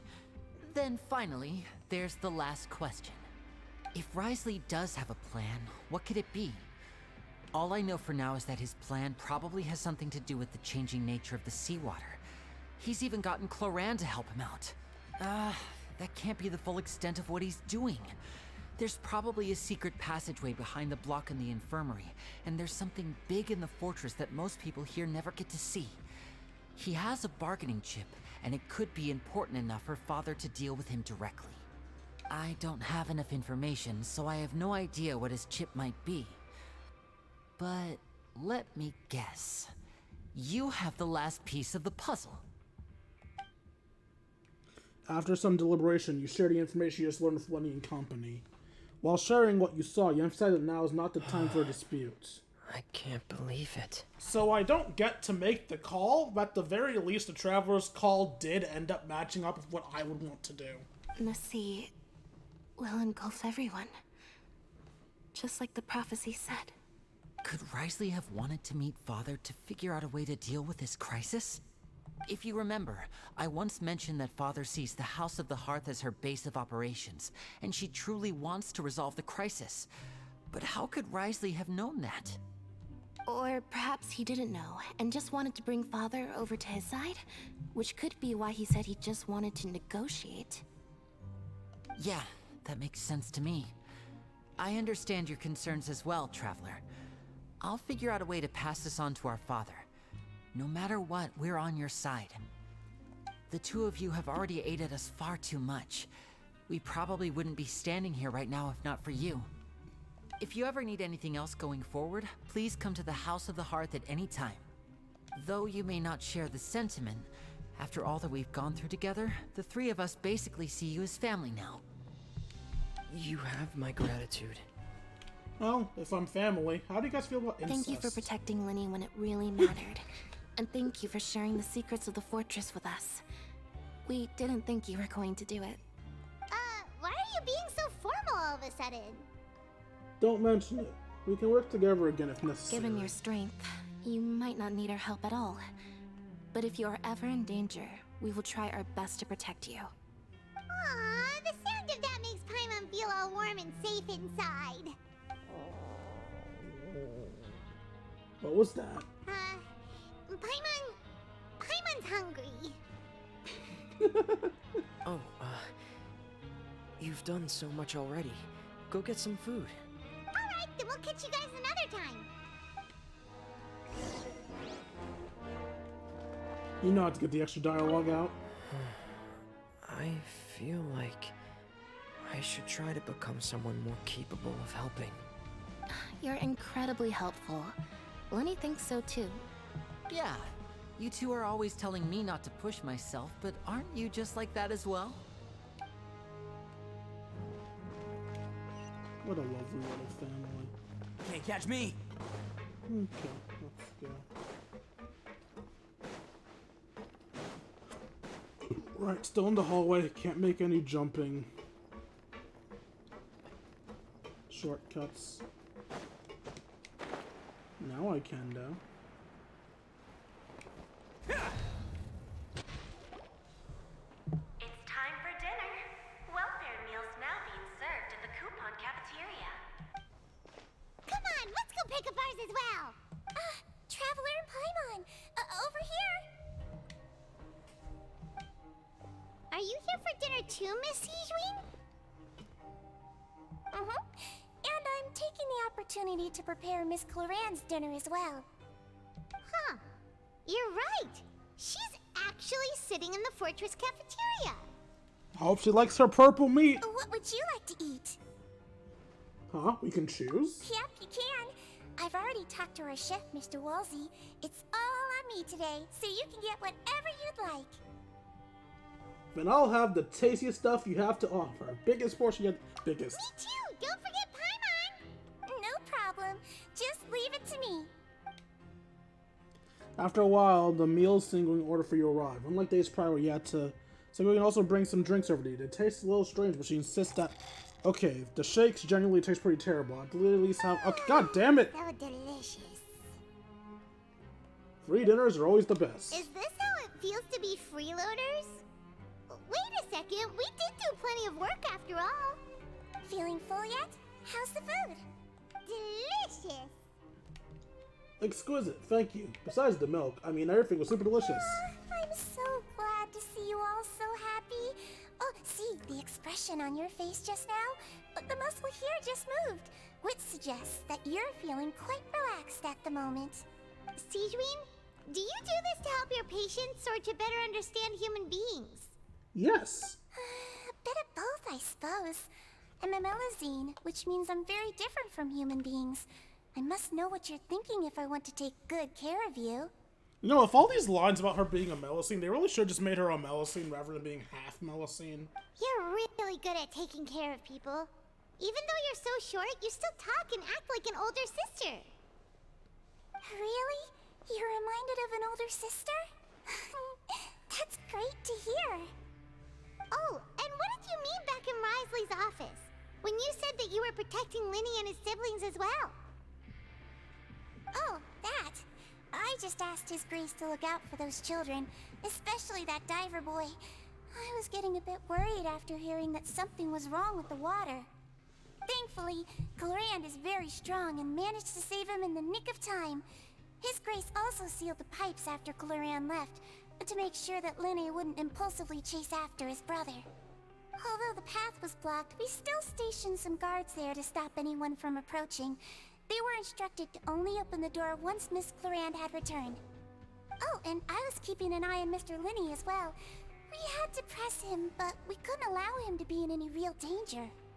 You were all super considerate and really thought everything through.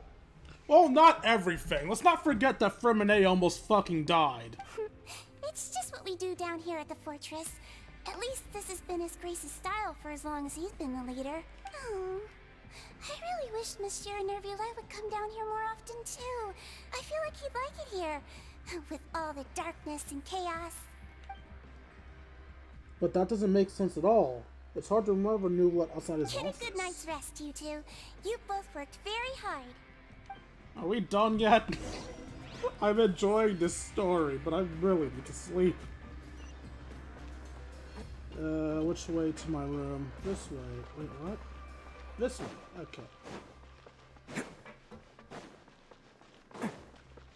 Don't mean to walk around. Oh, wait, actually, isn't the, yeah, it's right by the teleportation waypoint, isn't it? Or am I misremembering?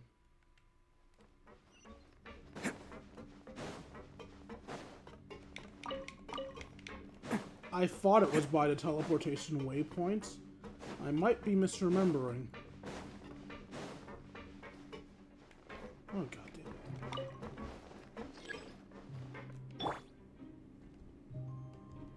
Tee-hee. I'm a criminal.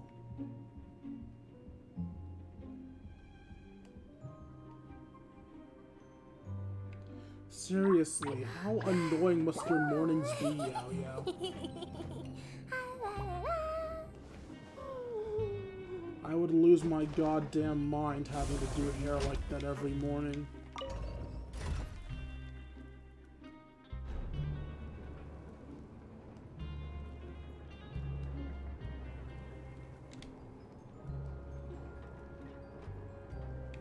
Is what you're wearing a dress? Yes, it's a dress. Random fun fact, actually, with Lynette's outfit, for a while, I thought she was wearing a dress. Turns out she's not wearing a dress. She's wearing a type of really frilly bloomers that looks like a dress. Or at least it looked like a dress to my blind ass.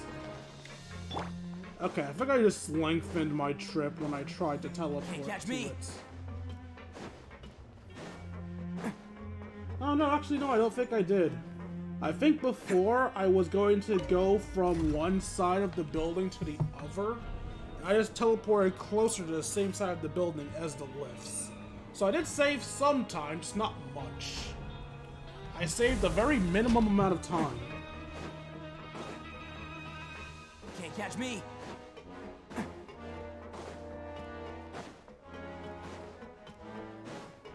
Can't catch me.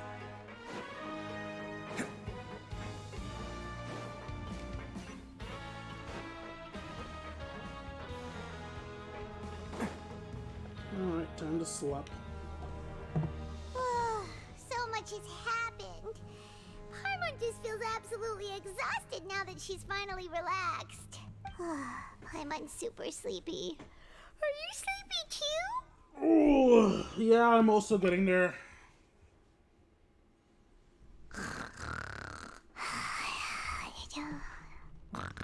Alright, so she floats when sitting down. And floats when standing up, but lays down while sleep. Okay, sure. Wow, she really immediately fell asleep. Delicious. Paimon wants seconds for free. That's not how that works, Paimon. You know, when I thought I'd sleep with a cute girl, I didn't think it would be like this. Out of my way! Get out of my way! What happened? Why is everyone running? no idea, but something must have happened. Stop asking! What?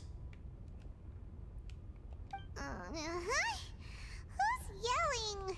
Paimon still wants to sleep. Is there a leak or something? What was that sound?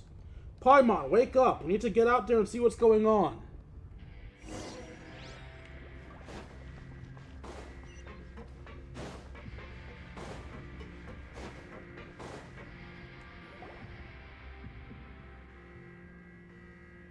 What happened? Why is everyone running around?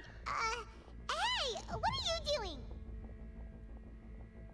No time to explain, mate. Goodbye. Hey, wait! What's wrong with these people? They won't even talk to us. They're here! Yeah, there you are. Oh, thank goodness. Oh, you guys keep looking for us. Still in Laveroon. Do you know what happened here? We came here especially to inform you. Something seems to have gone terribly wrong just now. His Grace is telling everyone to evacuate and get out of here. Oh, shit. Laveroon was saying you two are new here and you don't have many friends, so you might slip through the cracks. Haven't you heard all the stories like that? An evacuation is successfully completed, yet you only find out once you do a head count that 1 or 2 people are missing. Wait, weren't you the one who brought that up? Why is it suddenly my idea? Hey, shut up! Okay, whatever. The point is, you should come with us. You said His Grace said to evacuate outwards? Yeah, he said to get as far away as possible, upwards and outwards. Then that means whatever happened must have happened down below. Oh no, isn't the gate at the very bottom? It can't be that thing. Whoa, wait, what? What? Hey, where are you going? We have to go find the Duke. You two just go and get out. Go on without us. Hey, hey! Be careful! Attention, please evacuate upwards and outwards, upwards and outwards. If you're already at the topmost layer, then try to move as far outwards as possible.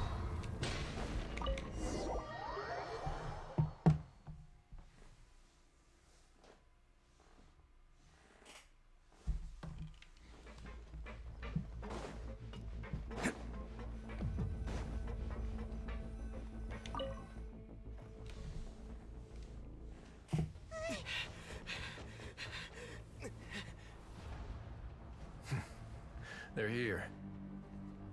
Just like I said. We have it.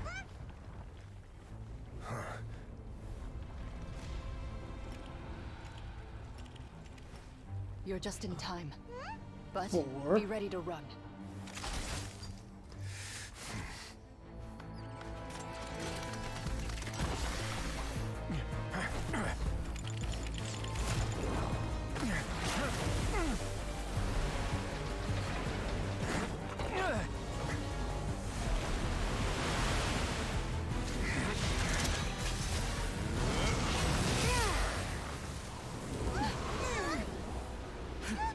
He froze the primordial sea.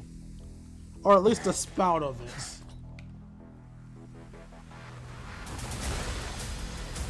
Nice attempt.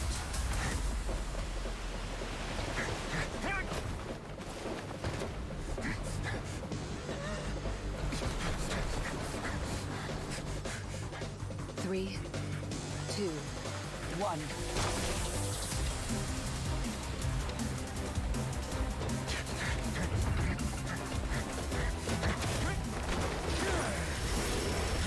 God damn!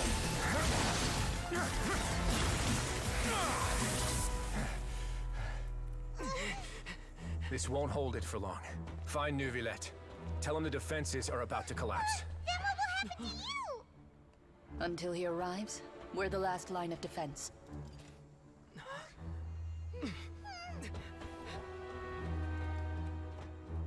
The gate. How long do you think it'll hold? That depends on us. Okay, I get why you're here. You're gonna keep freezing it over. What's she supposed to do?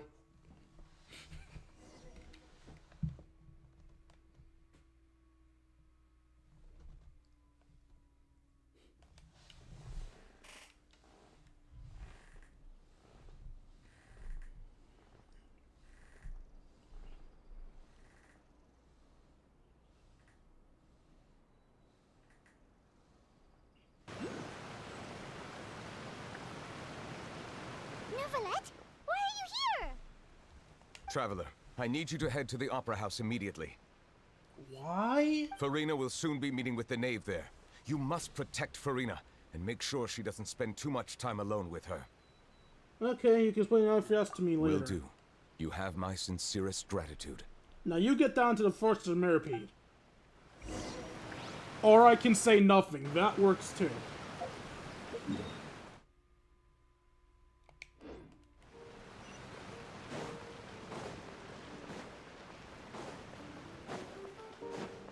Come on, Arataki gang, double time.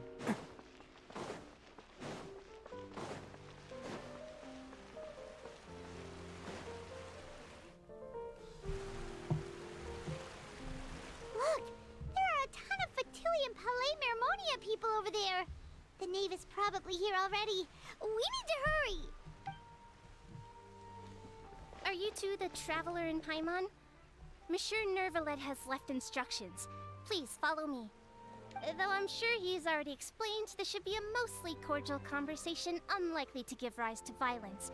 But it would be most appreciated if you could protect Lady Farina to the best of your abilities. I'll think about it. Quite frankly, I don't like either of the two people in that room.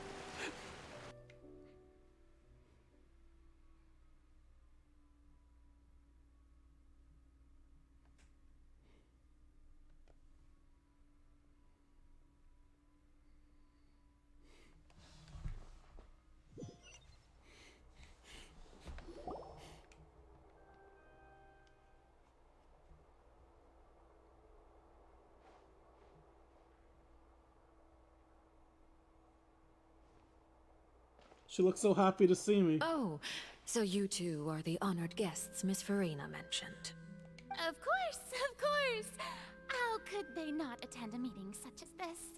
I must always have 2 or more guests at my dessert table. Otherwise, the occasion would be too lonely and unbecoming of my station.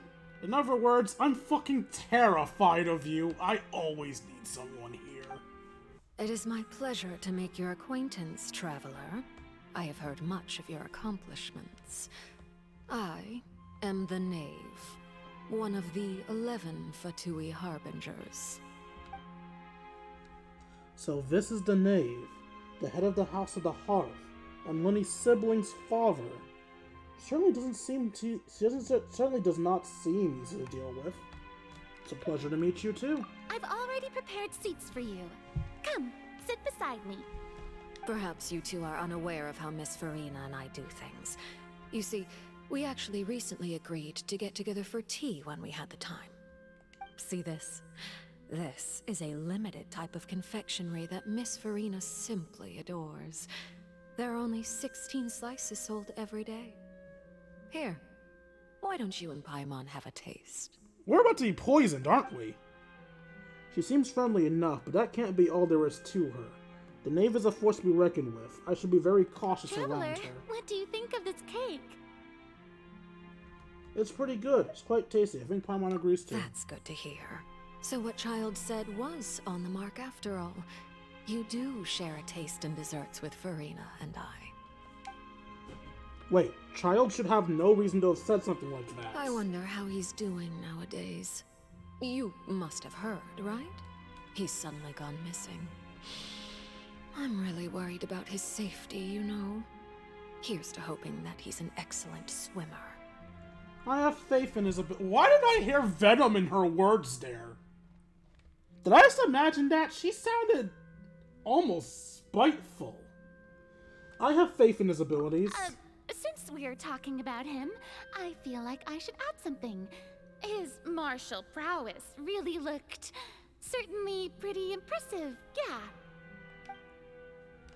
Farina looks quite nervous. There must be some kind of bad blood between her and the Knave. Oh, so you're also familiar with his aptitude for fighting, Miss Farina. Oh, right. I almost forgot. Child was subdued by Udex Neuvillette right in front of you. Yeah, I think you should have said that. Against ordinary people, my colleague would never be on the back foot. But alas, he just never imagined he'd run into such a person.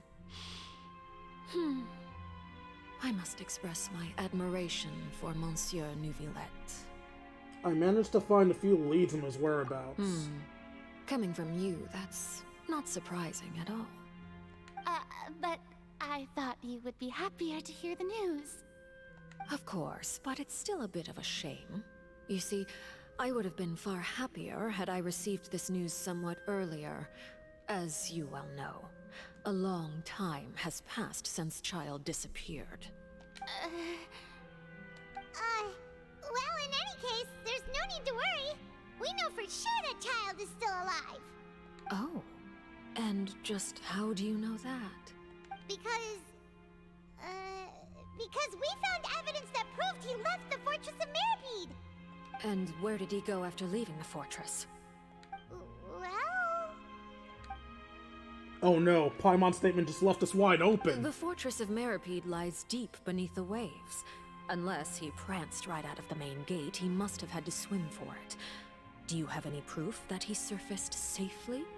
We do not, but even if he didn't, that's on him for escaping prison, right? But there was also no evidence that he's been injured or killed. That is good news at least.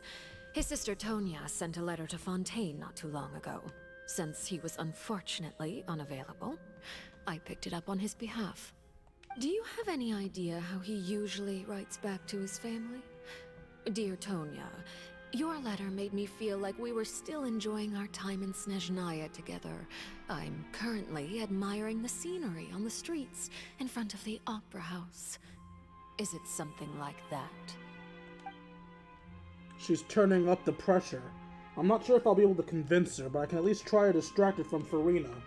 That sounds good to me, yes. All letters tend to follow the same few formats anyway, right?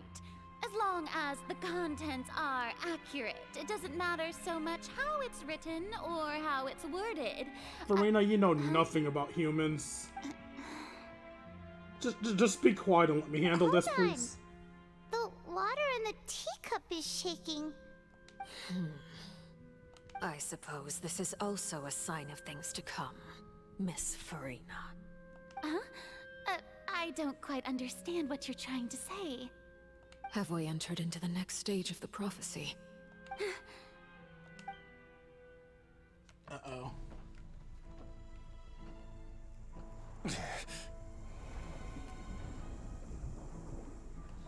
My thanks to you both. I will take it from here.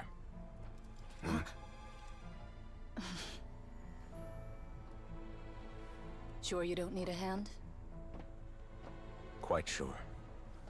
Wow. I'm still not sure how she helps. So, what's your secret, huh? Let me guess. Nah, who knows? Maybe it's just your sense of responsibility. Sounds about right. Are we gonna see him transform?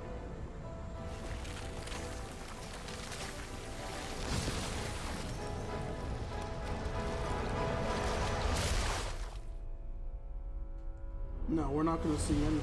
Oh, there we go.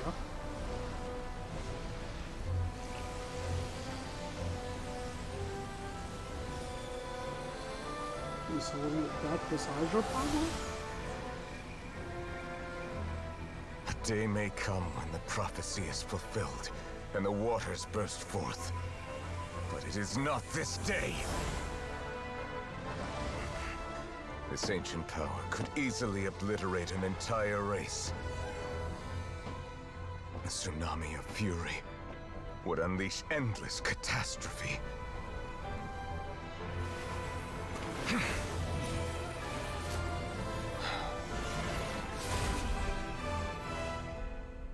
Nice.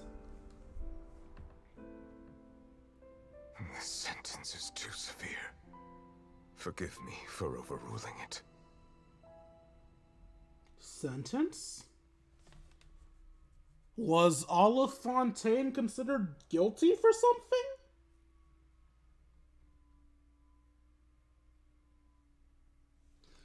That's some sick level of justice. If the past Hydra Archons are to flood everyone, then again, that would also remind me of the sense of justice of another certain god I'm aware of. Let me guess, we're safe for now. Indeed. But only for now. I win this bet. You owe me a present. Very well. It was indeed just as you said. A present? You made a bet? We made a bet on the size of your entourage. Cloran thought you wouldn't come down by yourself. I figured you would have at least brought a few people along for appearance's sake. It appears I underestimated just how confidential the mission was. Shouldn't you have gotten used to confidential missions by now? That's just how— So what gift must the loser give? Tea? He already has tons of tea in his office. I'm thinking about a set of legal codices. That wouldn't happen to be a dig at my lack of legal awareness, would it?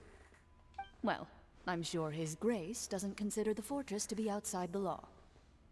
I was under the impression the residents of a place like this would be uninterested in the legal codices. That was obviously a joke. Anyway, you've still got some unfinished business to attend to in the overworld, correct? No need to stay here if you have a pressing matter. We all know you can't leave Palais Marmonia for long. Thank you. I hope everything went smoothly with the Fatui Harbinger. So what we felt upstairs was his clash at the Primordial Ocean. Or Primordial Sea, not Primordial Ocean.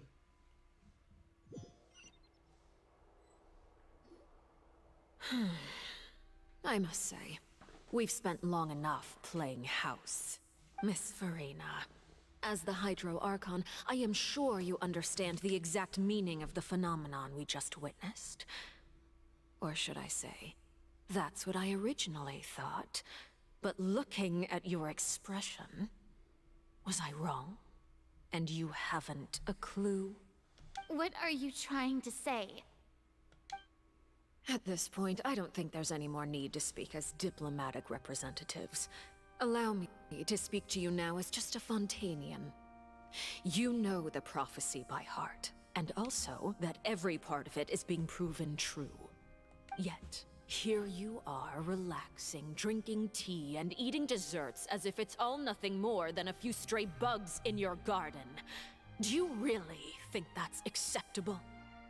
The prophecy's hanging above our necks like a guillotine.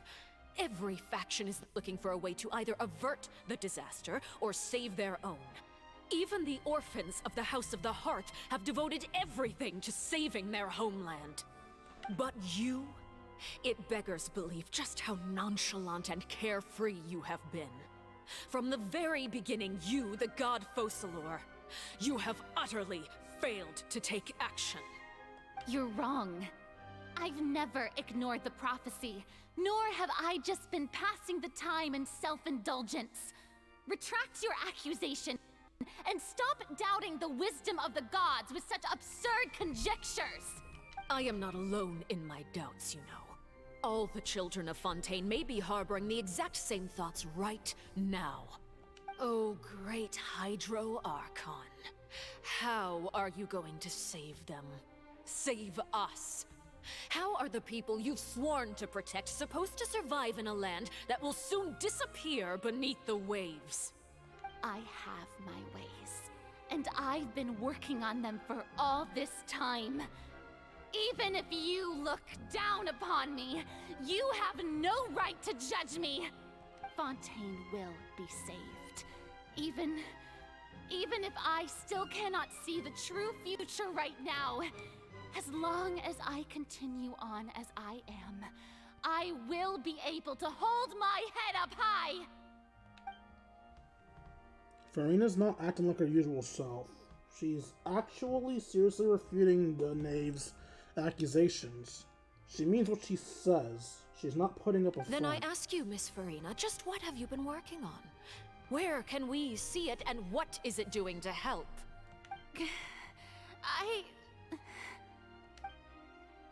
So was that all a lie? Or can she really not tell us? She was so full of conviction and confidence just now, but now she's deflated like a popped balloon. My machinations are just like the prophecy itself. They will only reveal themselves at the fated time. It is just that beings like yourselves are unable to perceive them as of yet. You sound like you're bullshitting. I see. As a god, the proof of your labor always lies beyond prying mortal eyes. Allow me to be so bold as to ask another way. Would it be possible for you to tell us the parts of your plan that are not confidential? Such as your emergency response plan for the impending disaster? An emergency response plan? Oh, that look in your eyes. Have you not even prepared one of those? The emergency response plan is also strictly confidential. Bullshit. Then allow me to jog your memory. Miss Farina. Oh! What is the purpose of your Oratrice Mécanique d'Analyse Cardinal? Ah, she has a fire vision on her back. And what do you plan to do with the massive amounts of indemnitium that has accumulated over the years? The Oratrice? It's just like it appears to be. So you also have no idea. If I'm not mistaken, someone's using it to prepare for something. But unfortunately, it would seem that someone is not you, Miss Farina. I first caught wind of this when Linny tried to investigate the Oratrice in the Opera House. You see, even just getting close to the core contaminated him with an extremely large amount of indemnitium. But even if that had nothing to do with you, then what could you possibly be working on, oh great Hydro Archon? Oh, right. I almost forgot. Udex Neuvillette is not at the tea party with us today. Miss Farina, I suppose you must have ordered him away to take care of some troublesome business. Yeah, yes, that's exactly right. Please keep it a secret for me. Of course I will. Although, I must say, Miss Farina, you seem quite insecure without the Udex by your side. Oh, very well. Let's stop that conversation here. There are still a few slices of cake left, so please, help yourselves, everyone. These aren't topics I can speak about. I don't even know what Neuvillette's task was. If I had to guess, he probably went down to deal with the surging primordial sea. But can he really deal with it all by himself? And is Farina being truthful or not? Traveler, I heard that you were recently commissioned to handle a few matters on behalf of the Udex. Why don't you take an extra slice of cake? Those who work hard deserve gratitude and praise. You too, Paimon. Thank you. Paimon will take you up on that offer. The knave produces a change of topic and brings up another less significant matter, and it's gone. Oh, Paimon's super full. That cake was great. And seems like it wasn't drugged. That's good. If it's on my tea table, it must be of the highest quality. Yes, and we must thank the knave for bringing these over as well. You're welcome. I'm sure the cake also felt greatly honored to be featured at Miss Farina's table. And I was merely catering to Miss Farina's tastes, seeking a chance to chat over tea. It is getting late. Why don't we call it a day? There are still a few matters that I need to take care of, so I must take my leave now. Well, that didn't end as badly as I thought it would. Very well. We'll end it here. Mind seeing me off, Traveler? We could use the opportunity to discuss Child before I must be on my way. Of course. Paimon's coming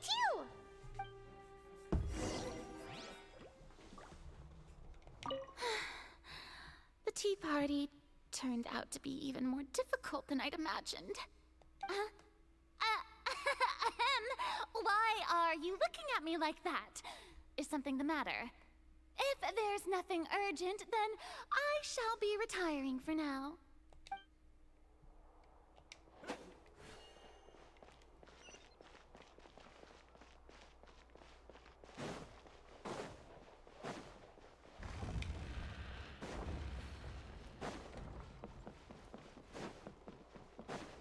Her room's directly to the left of the stage, eh?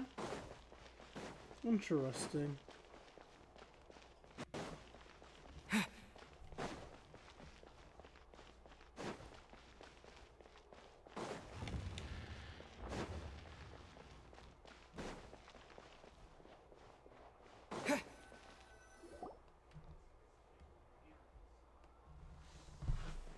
I'm glad that you were willing to come with me. Of course, Child was just an excuse. I have no interest in your dealings with him. That's what Paimon thought. What do you want to say? You lent your aid to the children of the House of the Hearth. As their father, I would like to express my gratitude. There's no need. Was there nothing else you wanted to say? That was all. Formal topics should be discussed in formal settings, and informal topics in informal settings. I know you just returned from the fortress of Meripede. Relax. I have no intention of trying to get anything out of you. Linny, Lynette, and Fremine are still there, and I trust their judgment and abilities. They've all been working very hard and have always done all they can to fight back against anyone who tried to stop them, especially Linny. You mean Wriothesley. He's a tricky one to deal with. It's unfortunate that Linny's so eager to prove himself that he can't learn to rely on others, including me. By the way, and you can just consider this a bit of idle gossip, but what's your impression of Furina? You are outside of our disputes, and the freest person in all of Fontaine, able to move around most easily. Allow me to share my perspective with you. And that's everything that happened during the trial. Master Child was declared guilty and immediately transported to the Fortress of Meripede. Didn't he say he was coming here on vacation? Does he not feel an ounce of shame for all the trouble he has caused? Forget it. He did give us an opportunity. I will be meeting someone shortly. Do you require help with any preparations? No need. I will take care of it myself. I need to meet with Furina, the Hydro Archon. She is at the heart of Fontaine. But what's fascinating about her is that she often seems more like a celebrity than a working Archon. Oh? Come over here, you little critter, you! You dare to run from me? Stop right this instant! My goal is just to discover the location of the Gnosis. But I didn't expect the chance to approach Furina to be handed to me on a silver platter. This is so easy, it's actually making me a bit suspicious. She honestly looks better when she's in disguise. Anything left unguarded is usually just bait. But no one will blame someone for taking the bait. After all, from the moment it was attached to the hook, the bait is meant to be sacrificed. It's just as I guessed in the second before I struck. The Hydronosis is not currently held by the Archon. In fact, this Archon doesn't seem like a god at all. And I sense that she's under some kind of curse. Who are you? And what are you trying to do? Please don't kill me! I'm begging you, please! Well, I think we know who the weakest Archon is. The fear in her pupils is genuine, so perhaps she's not bait after all. Either way, targeting her has lost all meaning. I left the scene with ease. Nobody came looking for me, and nobody could serve as a witness to my near assassination of Focalor. I suspect even Furina dares not mention this incident to anyone. Not long after, my informants confirmed what I had guessed. After returning to her quarters, Furina quietly cried alone. She was so scared that she could not sleep that night, nor could she even bring herself to eat her cake. There's no doubt that there's something wrong with her. I began to entertain the possibility that she is not the true Hydro Archon. Perhaps Iudex Neuvillette is actually the genuine article. Hey, that's what I thought too. I have to find the Gnosis. If the Neuvillette hypothesis is correct, he is probably in possession of it. Alternatively, it might have been hidden in a place that's hard for ordinary people to access. Yes, Father. My dear children, please speak. News from the Fortress of Meripede. Master Child has gone missing. On top of that, the contacts and guards we bribed at the fortress have all gone quiet as well. Probably the handiwork of that Wriothesley. I'm afraid so. This is a good opportunity. The value of a Harbinger is much higher than most would imagine. We now have an excuse to exert diplomatic pressure on the Fontaine authorities. Set up a meeting for me. I would like to meet the Hydro Archon and Iudex Neuvillette. Oh, and I have an additional mission for you three. Yes, Father. Tartaglia's disappearance was not a part of my plan, but I can use it to make a breakthrough. With this as my excuse, I can ask for an official audience and continue my investigation of Farina and Iudex Neuvillette. The initiative belongs to the House of the Hearth. My wish to investigate the fortress of Meropide will be a front. Linny and his group will be responsible for the actual intelligence gathering.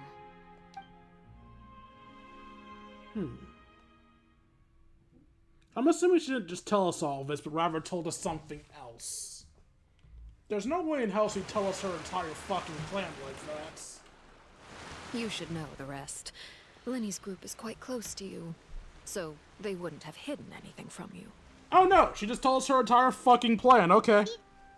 You attacked the Hydro Archon? Why would you tell us that? It wouldn't mean anything, even if you shouted it from the rooftops. After all, even Farina herself is still pretending that nothing of that sort ever happened. Alright then. I've now had 2 chances to enjoy tea with Farina. I have to say, the leadership of Fontaine is even more inscrutable than I had imagined. I once surmised that Iudex Neuvillette must be the Hydro Archon, but now, that doesn't seem right to me either. And how'd you come to that conclusion? I am a servant of Her Majesty the Tsaritsa. Over my years of service, I've learned how a real Archon conducts and carries themselves. Whether Iudex Neuvillette or Farina, neither fits the bill. It's hard to imagine either of them as the Archon. Maybe they're both the Archon, 2 parts of a whole. Of course, that is all just how I feel. Gut feelings often do not require justification.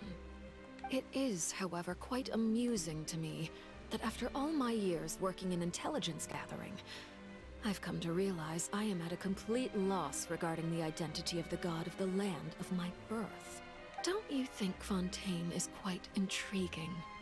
A catastrophe looms, yet many secrets have yet to rise to the surface. It looks like Fontainians will have no choice but to save themselves. Ultimately, though, one must survive in order to do anything else.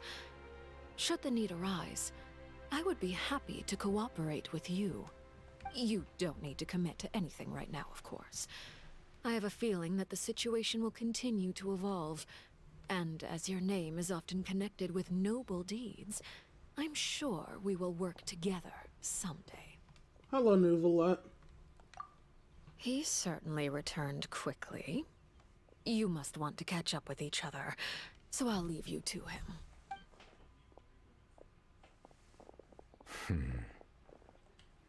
Neuvillette, is it over? For now, yes. But this issue will prove quite thorny in the long term.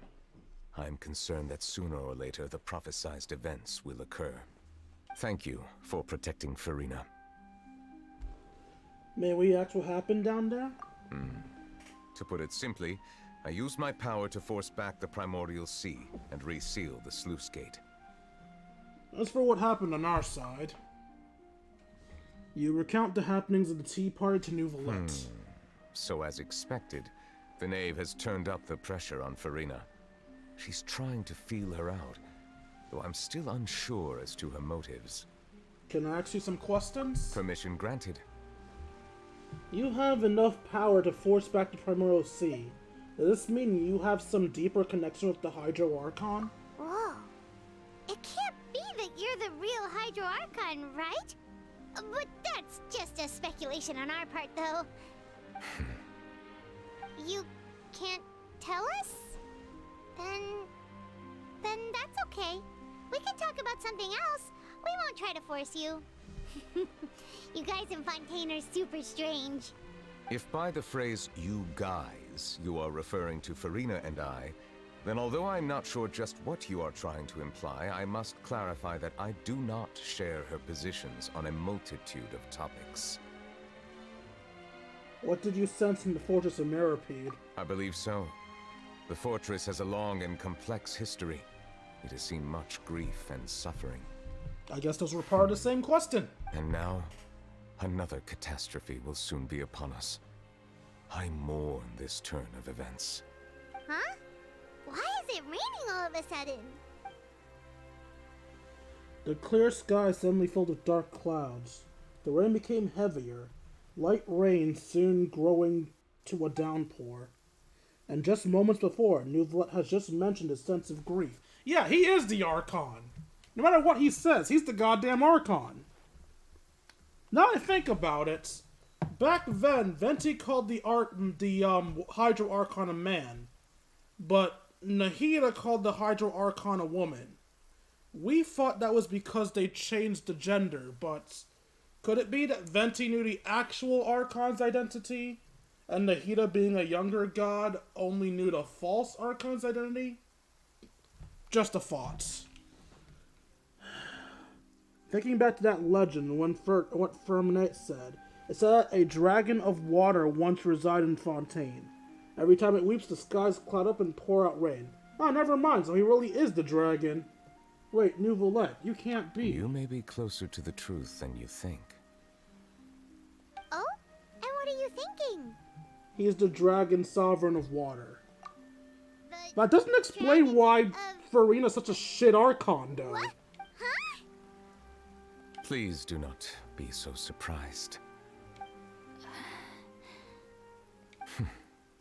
Furina?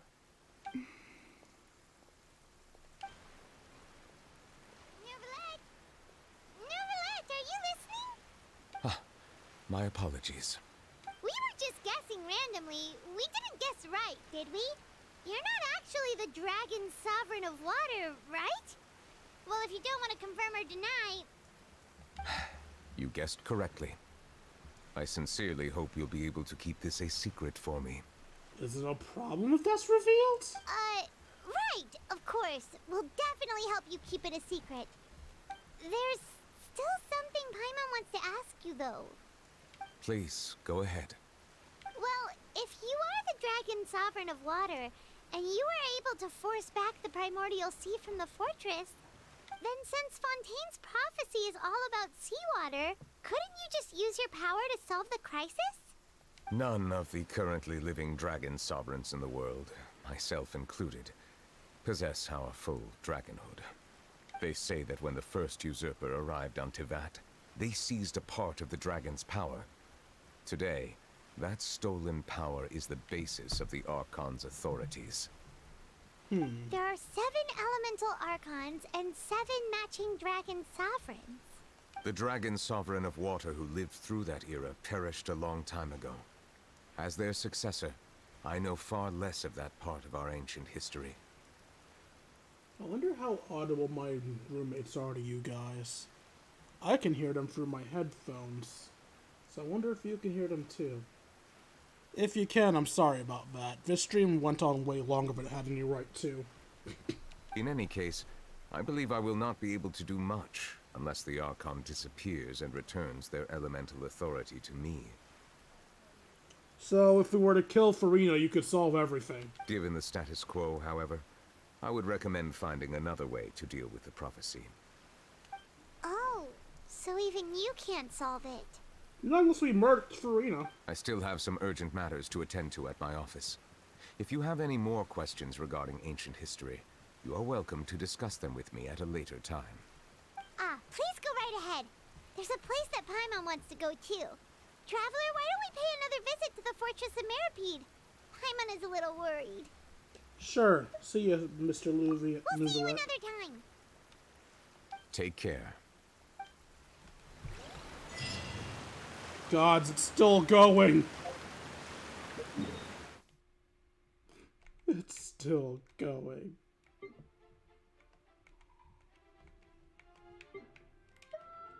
Where am I? Wait, is it still going? The quest location is currently involved in other quests. An expert company? What? What's that? And how do I kill it?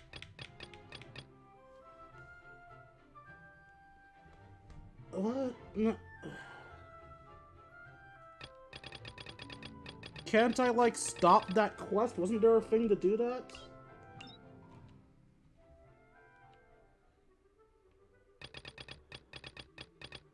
I thought they solved this shit.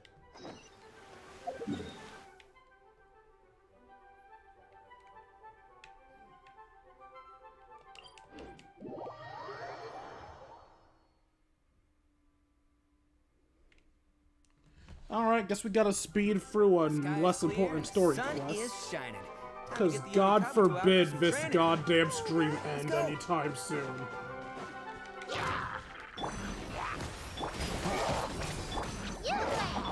Let's roll!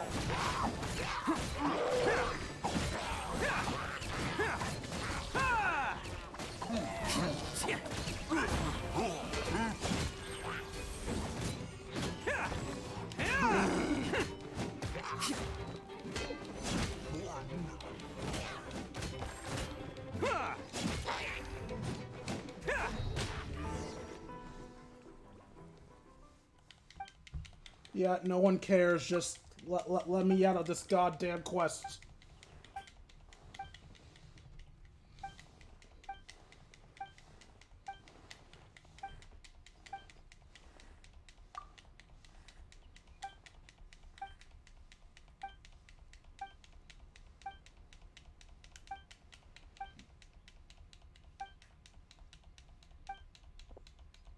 What does this have to do with the actual Archon quest? Why is this impeding me?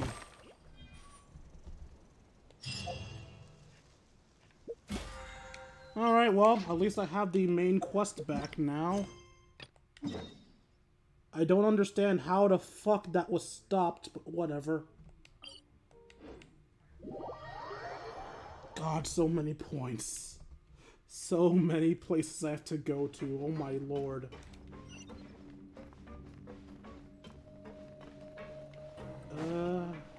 That'll bring me down. I need to go up.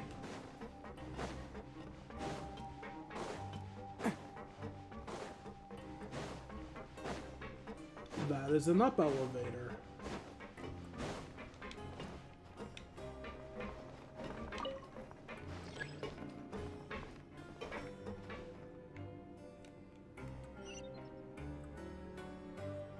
Yeah, there's no path. I have to find my way to everybody myself. Hopefully this is the correct elevator.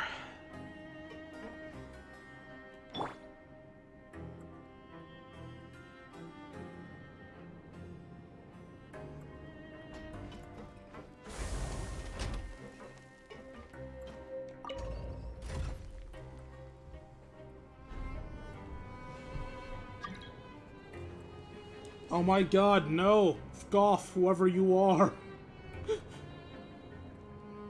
I thought putting that in my signature would make people less likely to try to invade my world.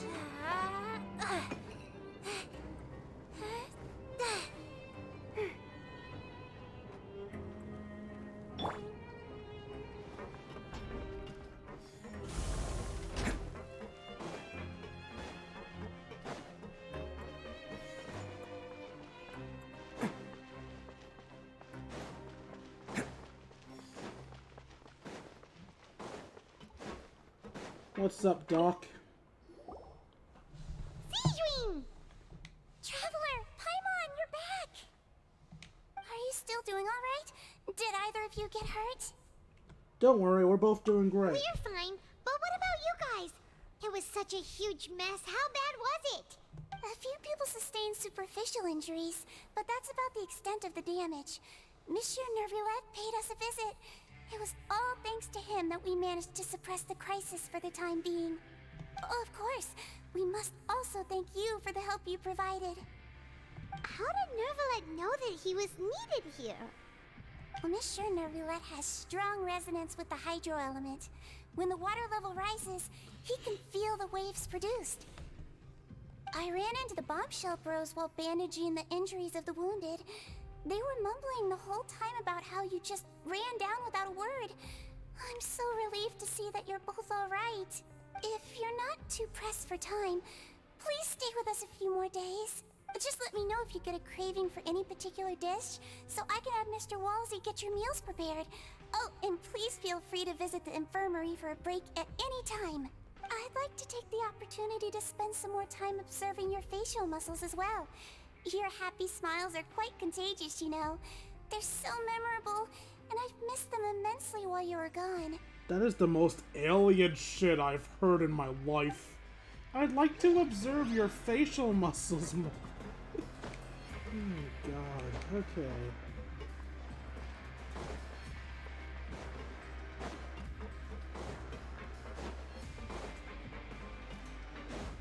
Ah, speaking of the bombshell bros. You guys are back? You guys didn't get caught and thrown back down here, right? Huh? No, not at all. And here I thought you'd managed to escape from jail during all the commotion. I'd held you up as legendary jailbreakers, but now you're telling me you just never left? We're sorry, but we just had some business to take care of. All right. There's no need to get caught up in the details. We're just relieved to see you. He was super worried about you, you know. Hey, it wasn't just me. Weren't you super worried as well? Something like that, yeah. I was also transferred to work in the kitchen a few days ago. I can still hear Quisto mumbling to the carrots. Are those two all right? Do you think they made it out alive? Whenever he'd say that, I'd tell him I'm sure they're fine. Wherever they are, they're kicking back with drinks in hand, enjoying the lovely scenery. Hey, there's nothing wrong with worrying about your prison pals. Is there? I mean, considering how they always love listening to all my gossip. These two. They sure are a lot warmer and friendlier than when Paimon first met them. I'm sure the welfare meals must have just skyrocketed up in quality recently. Your meals will bring all the... Oh, well, if you say so. I'll be watching you to make sure you finish every last bite. Alright, where's the next guy?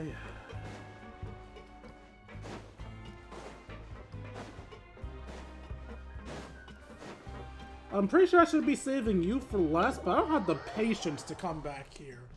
The place is so big and hard to find my way around.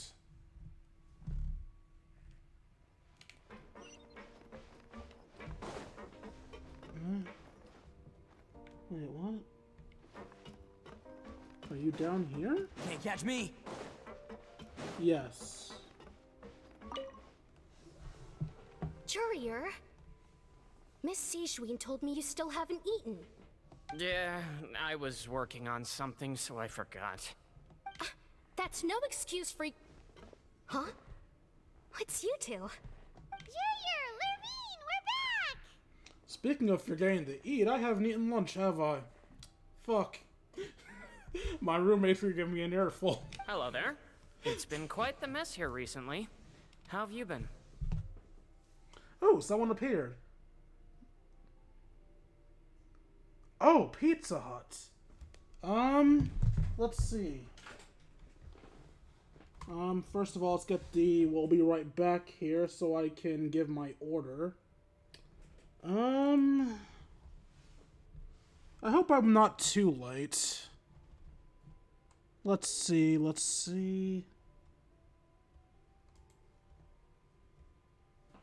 Okay, Pizza Hut order.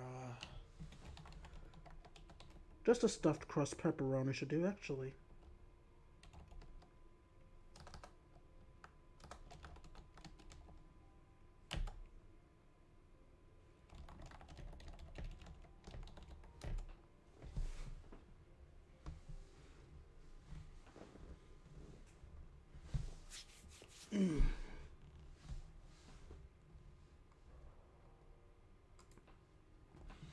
Alright. Oh wait, no. Before I return to this, I'll technically take off the be right back. Boop. I never muted myself. It's not a problem if you guys know my taste in pizza. Oh no, what horrible crimes will happen from people knowing my taste in pizza? We're fine, thanks. And you, are you still taking the secret passageway from the infirmary to work on the ship? Yep. That is still top secret, though. So don't say a word to anyone. It can be a bit annoying when there are lots of people in the infirmary, but I still prefer taking that route over the one from the Duke's office. I mean, the infirmary does make it easier for you to slack off. Oh yeah? Then why are you also here so much? You two really are just using your jobs as a cover for your relationship, aren't you? Not at all! You two make a lovely couple. I hope you both live long, happy lives. Alright, now how the fuck do I get to that last place? Oh, is it just his office, maybe? No, I don't think that's right. Yeah, it's not his office. There's only one mark left, so can I get directions now? Are they really gonna make me find my way around this goddamn maze of a place? They're gonna make me find my way around this maze of a place. Oh wait, no, there we go. We have a pathway. Finally. Okay. Can't catch me. Wait, there was an up elevator here? How did I not notice this before? Alright. Ugh. Gods. Ugh.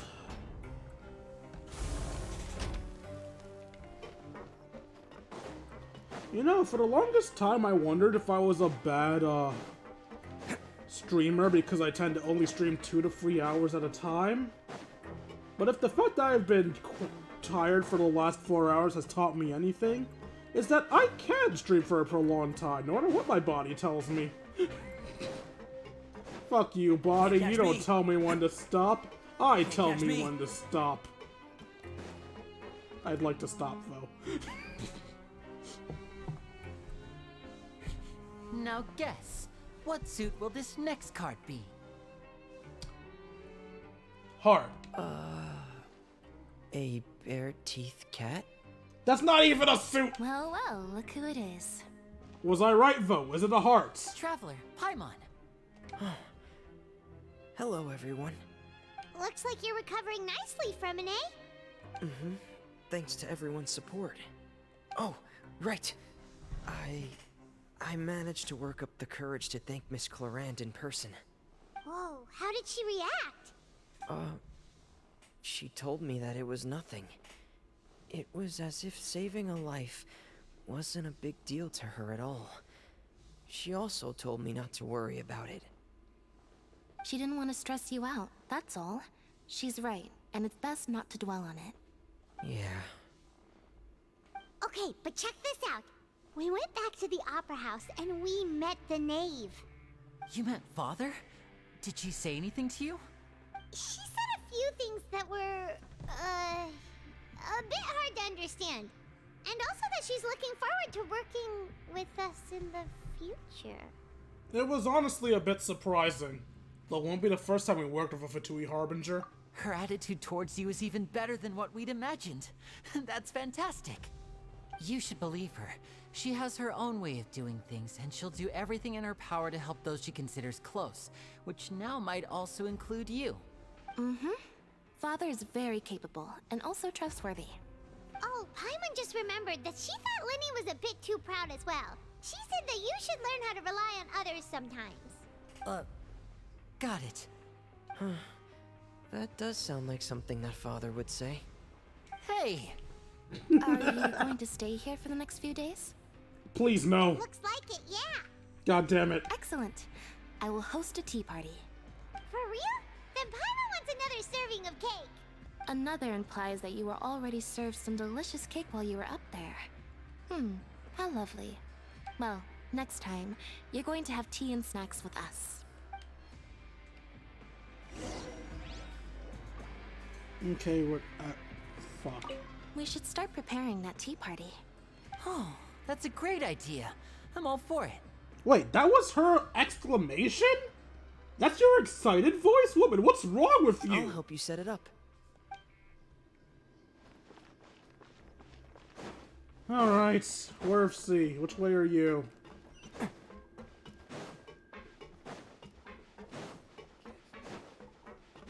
You're likely the last person I have to talk to before ending this, right?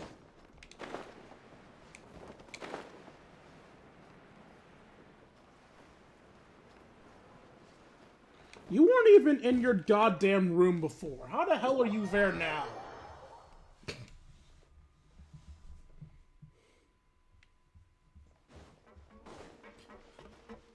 Thank you for loading into existence, you asshole. Do my eyes deceive me, or did I just see two inmates come back after making it to the surface? Some strange winds blowing of late. We wanted to see how the fortress is doing. Is everything still alright? We're fine, for the most part.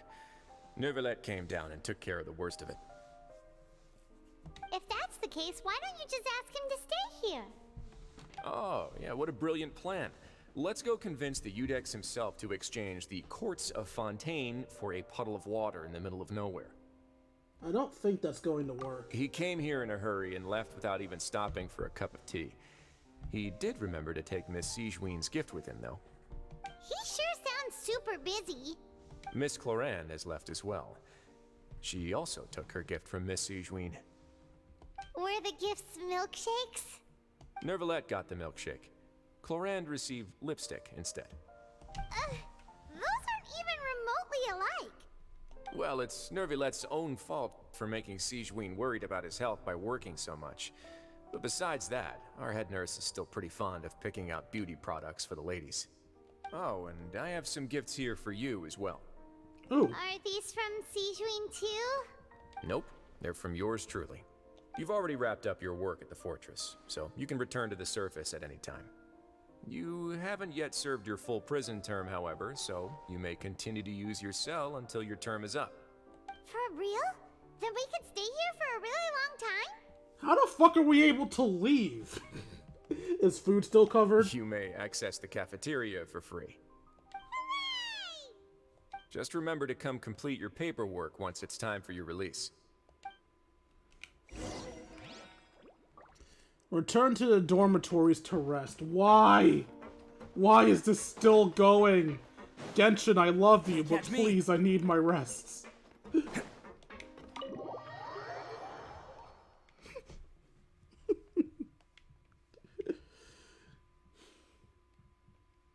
catch me. Alright, to the dorms. Because for some reason we want to stay in prison. I am so confused by you, traveler. Okay, good, I was inside. I was confused for a second there. Anyway. It would have been nice if just left without me.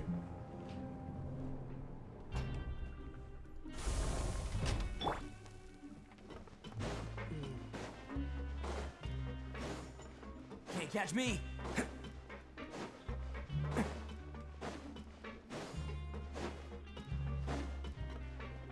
Can't catch me.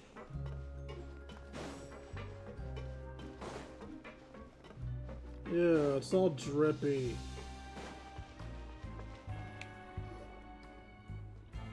We're back in our cell again. We're no longer prisoners though, so it really doesn't feel the same. Feels like a huge weight's off my shoulders. Feels like we regained our freedom. Being free sure feels pretty special now. Paimon, is there something you'd like to say? Huh? How did you know?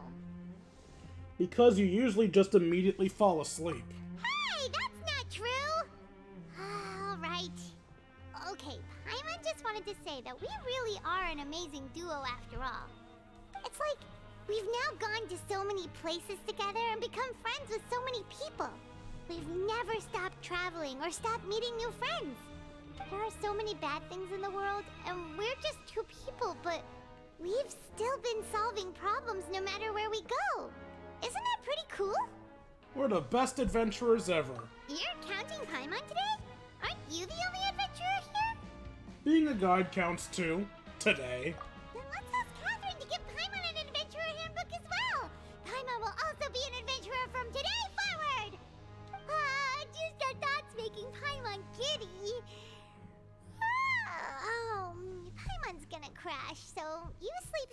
you?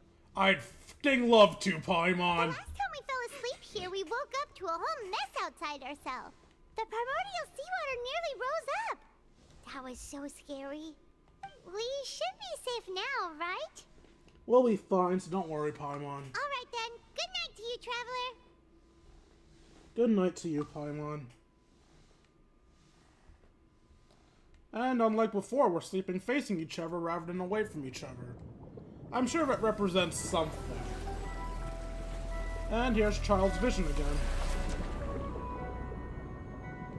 He's drowning?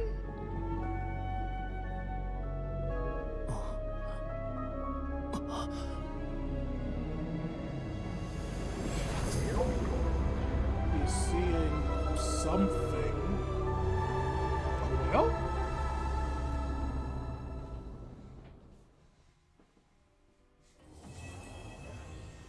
Cataclysm's quickening. Quest complete.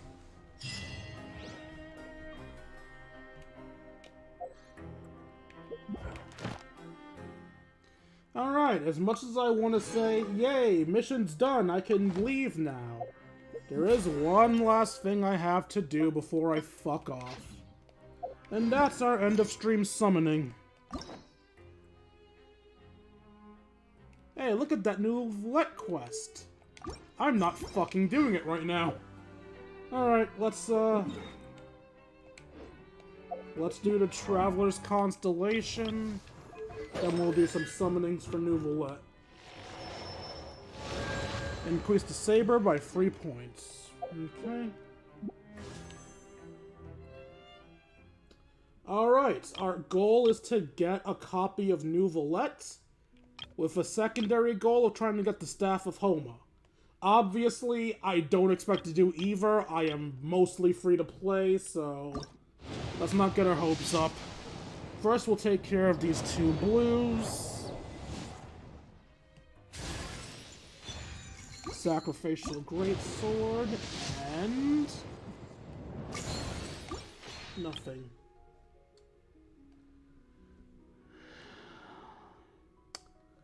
Alright, so from a mathematical point of view, it's actually better to do single pulls than 10 pulls, because single pulls will always reset your 4-star value, 10 pulls will not.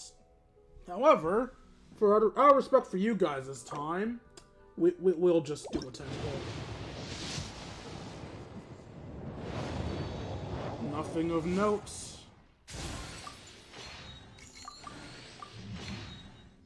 Just got a Diona.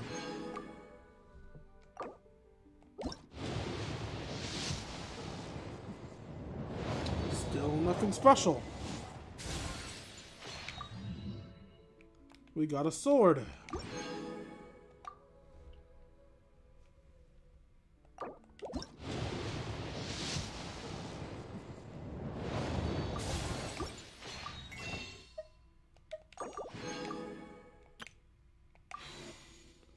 And now the final pull. And yeah, as expected, no new Valette. Arataki numero uno item. All we got is that Diona constellation. Oh, we now have C6 Diona. Characters with signature mixes radius will gain the following effects based on their HP amounts. Increase incoming human bolus by 30% HP when HP falls below or is equal to 50%. Elemental mastery increased by 200 when HP is above. Oh, so everything basically becomes Benny. Kind of. Here in the flesh.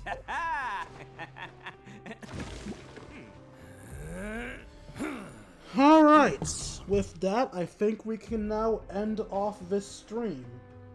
Hope you guys enjoyed the stream as I enjoyed making it for you all. Can be some of the toughest little If guys you around. enjoyed and feel I deserve it, you can donate to me at buymeacoffee.com/KingD353. That's how it gets Again, that's stronger. buymeacoffee.com/KingD353. Every donation is appreciated. For as little as $1, you can join us Discord, we can chat, play video games, share memes, and have ourselves a grand old time. Also, if you want to see more of my content, you can find me at youtube.com/KingD353. Again, that's youtube.com/KingD353. When I'm not re-uploading streams, I'm uploading episodes of Persona 5 Royal and Advance Wars 1 and 2 Reboot Camp. Hope you all enjoyed, and I'll see all you beautiful people later. Deuces, Twitch and YouTube. Best flavor in the world. The sweet, sweet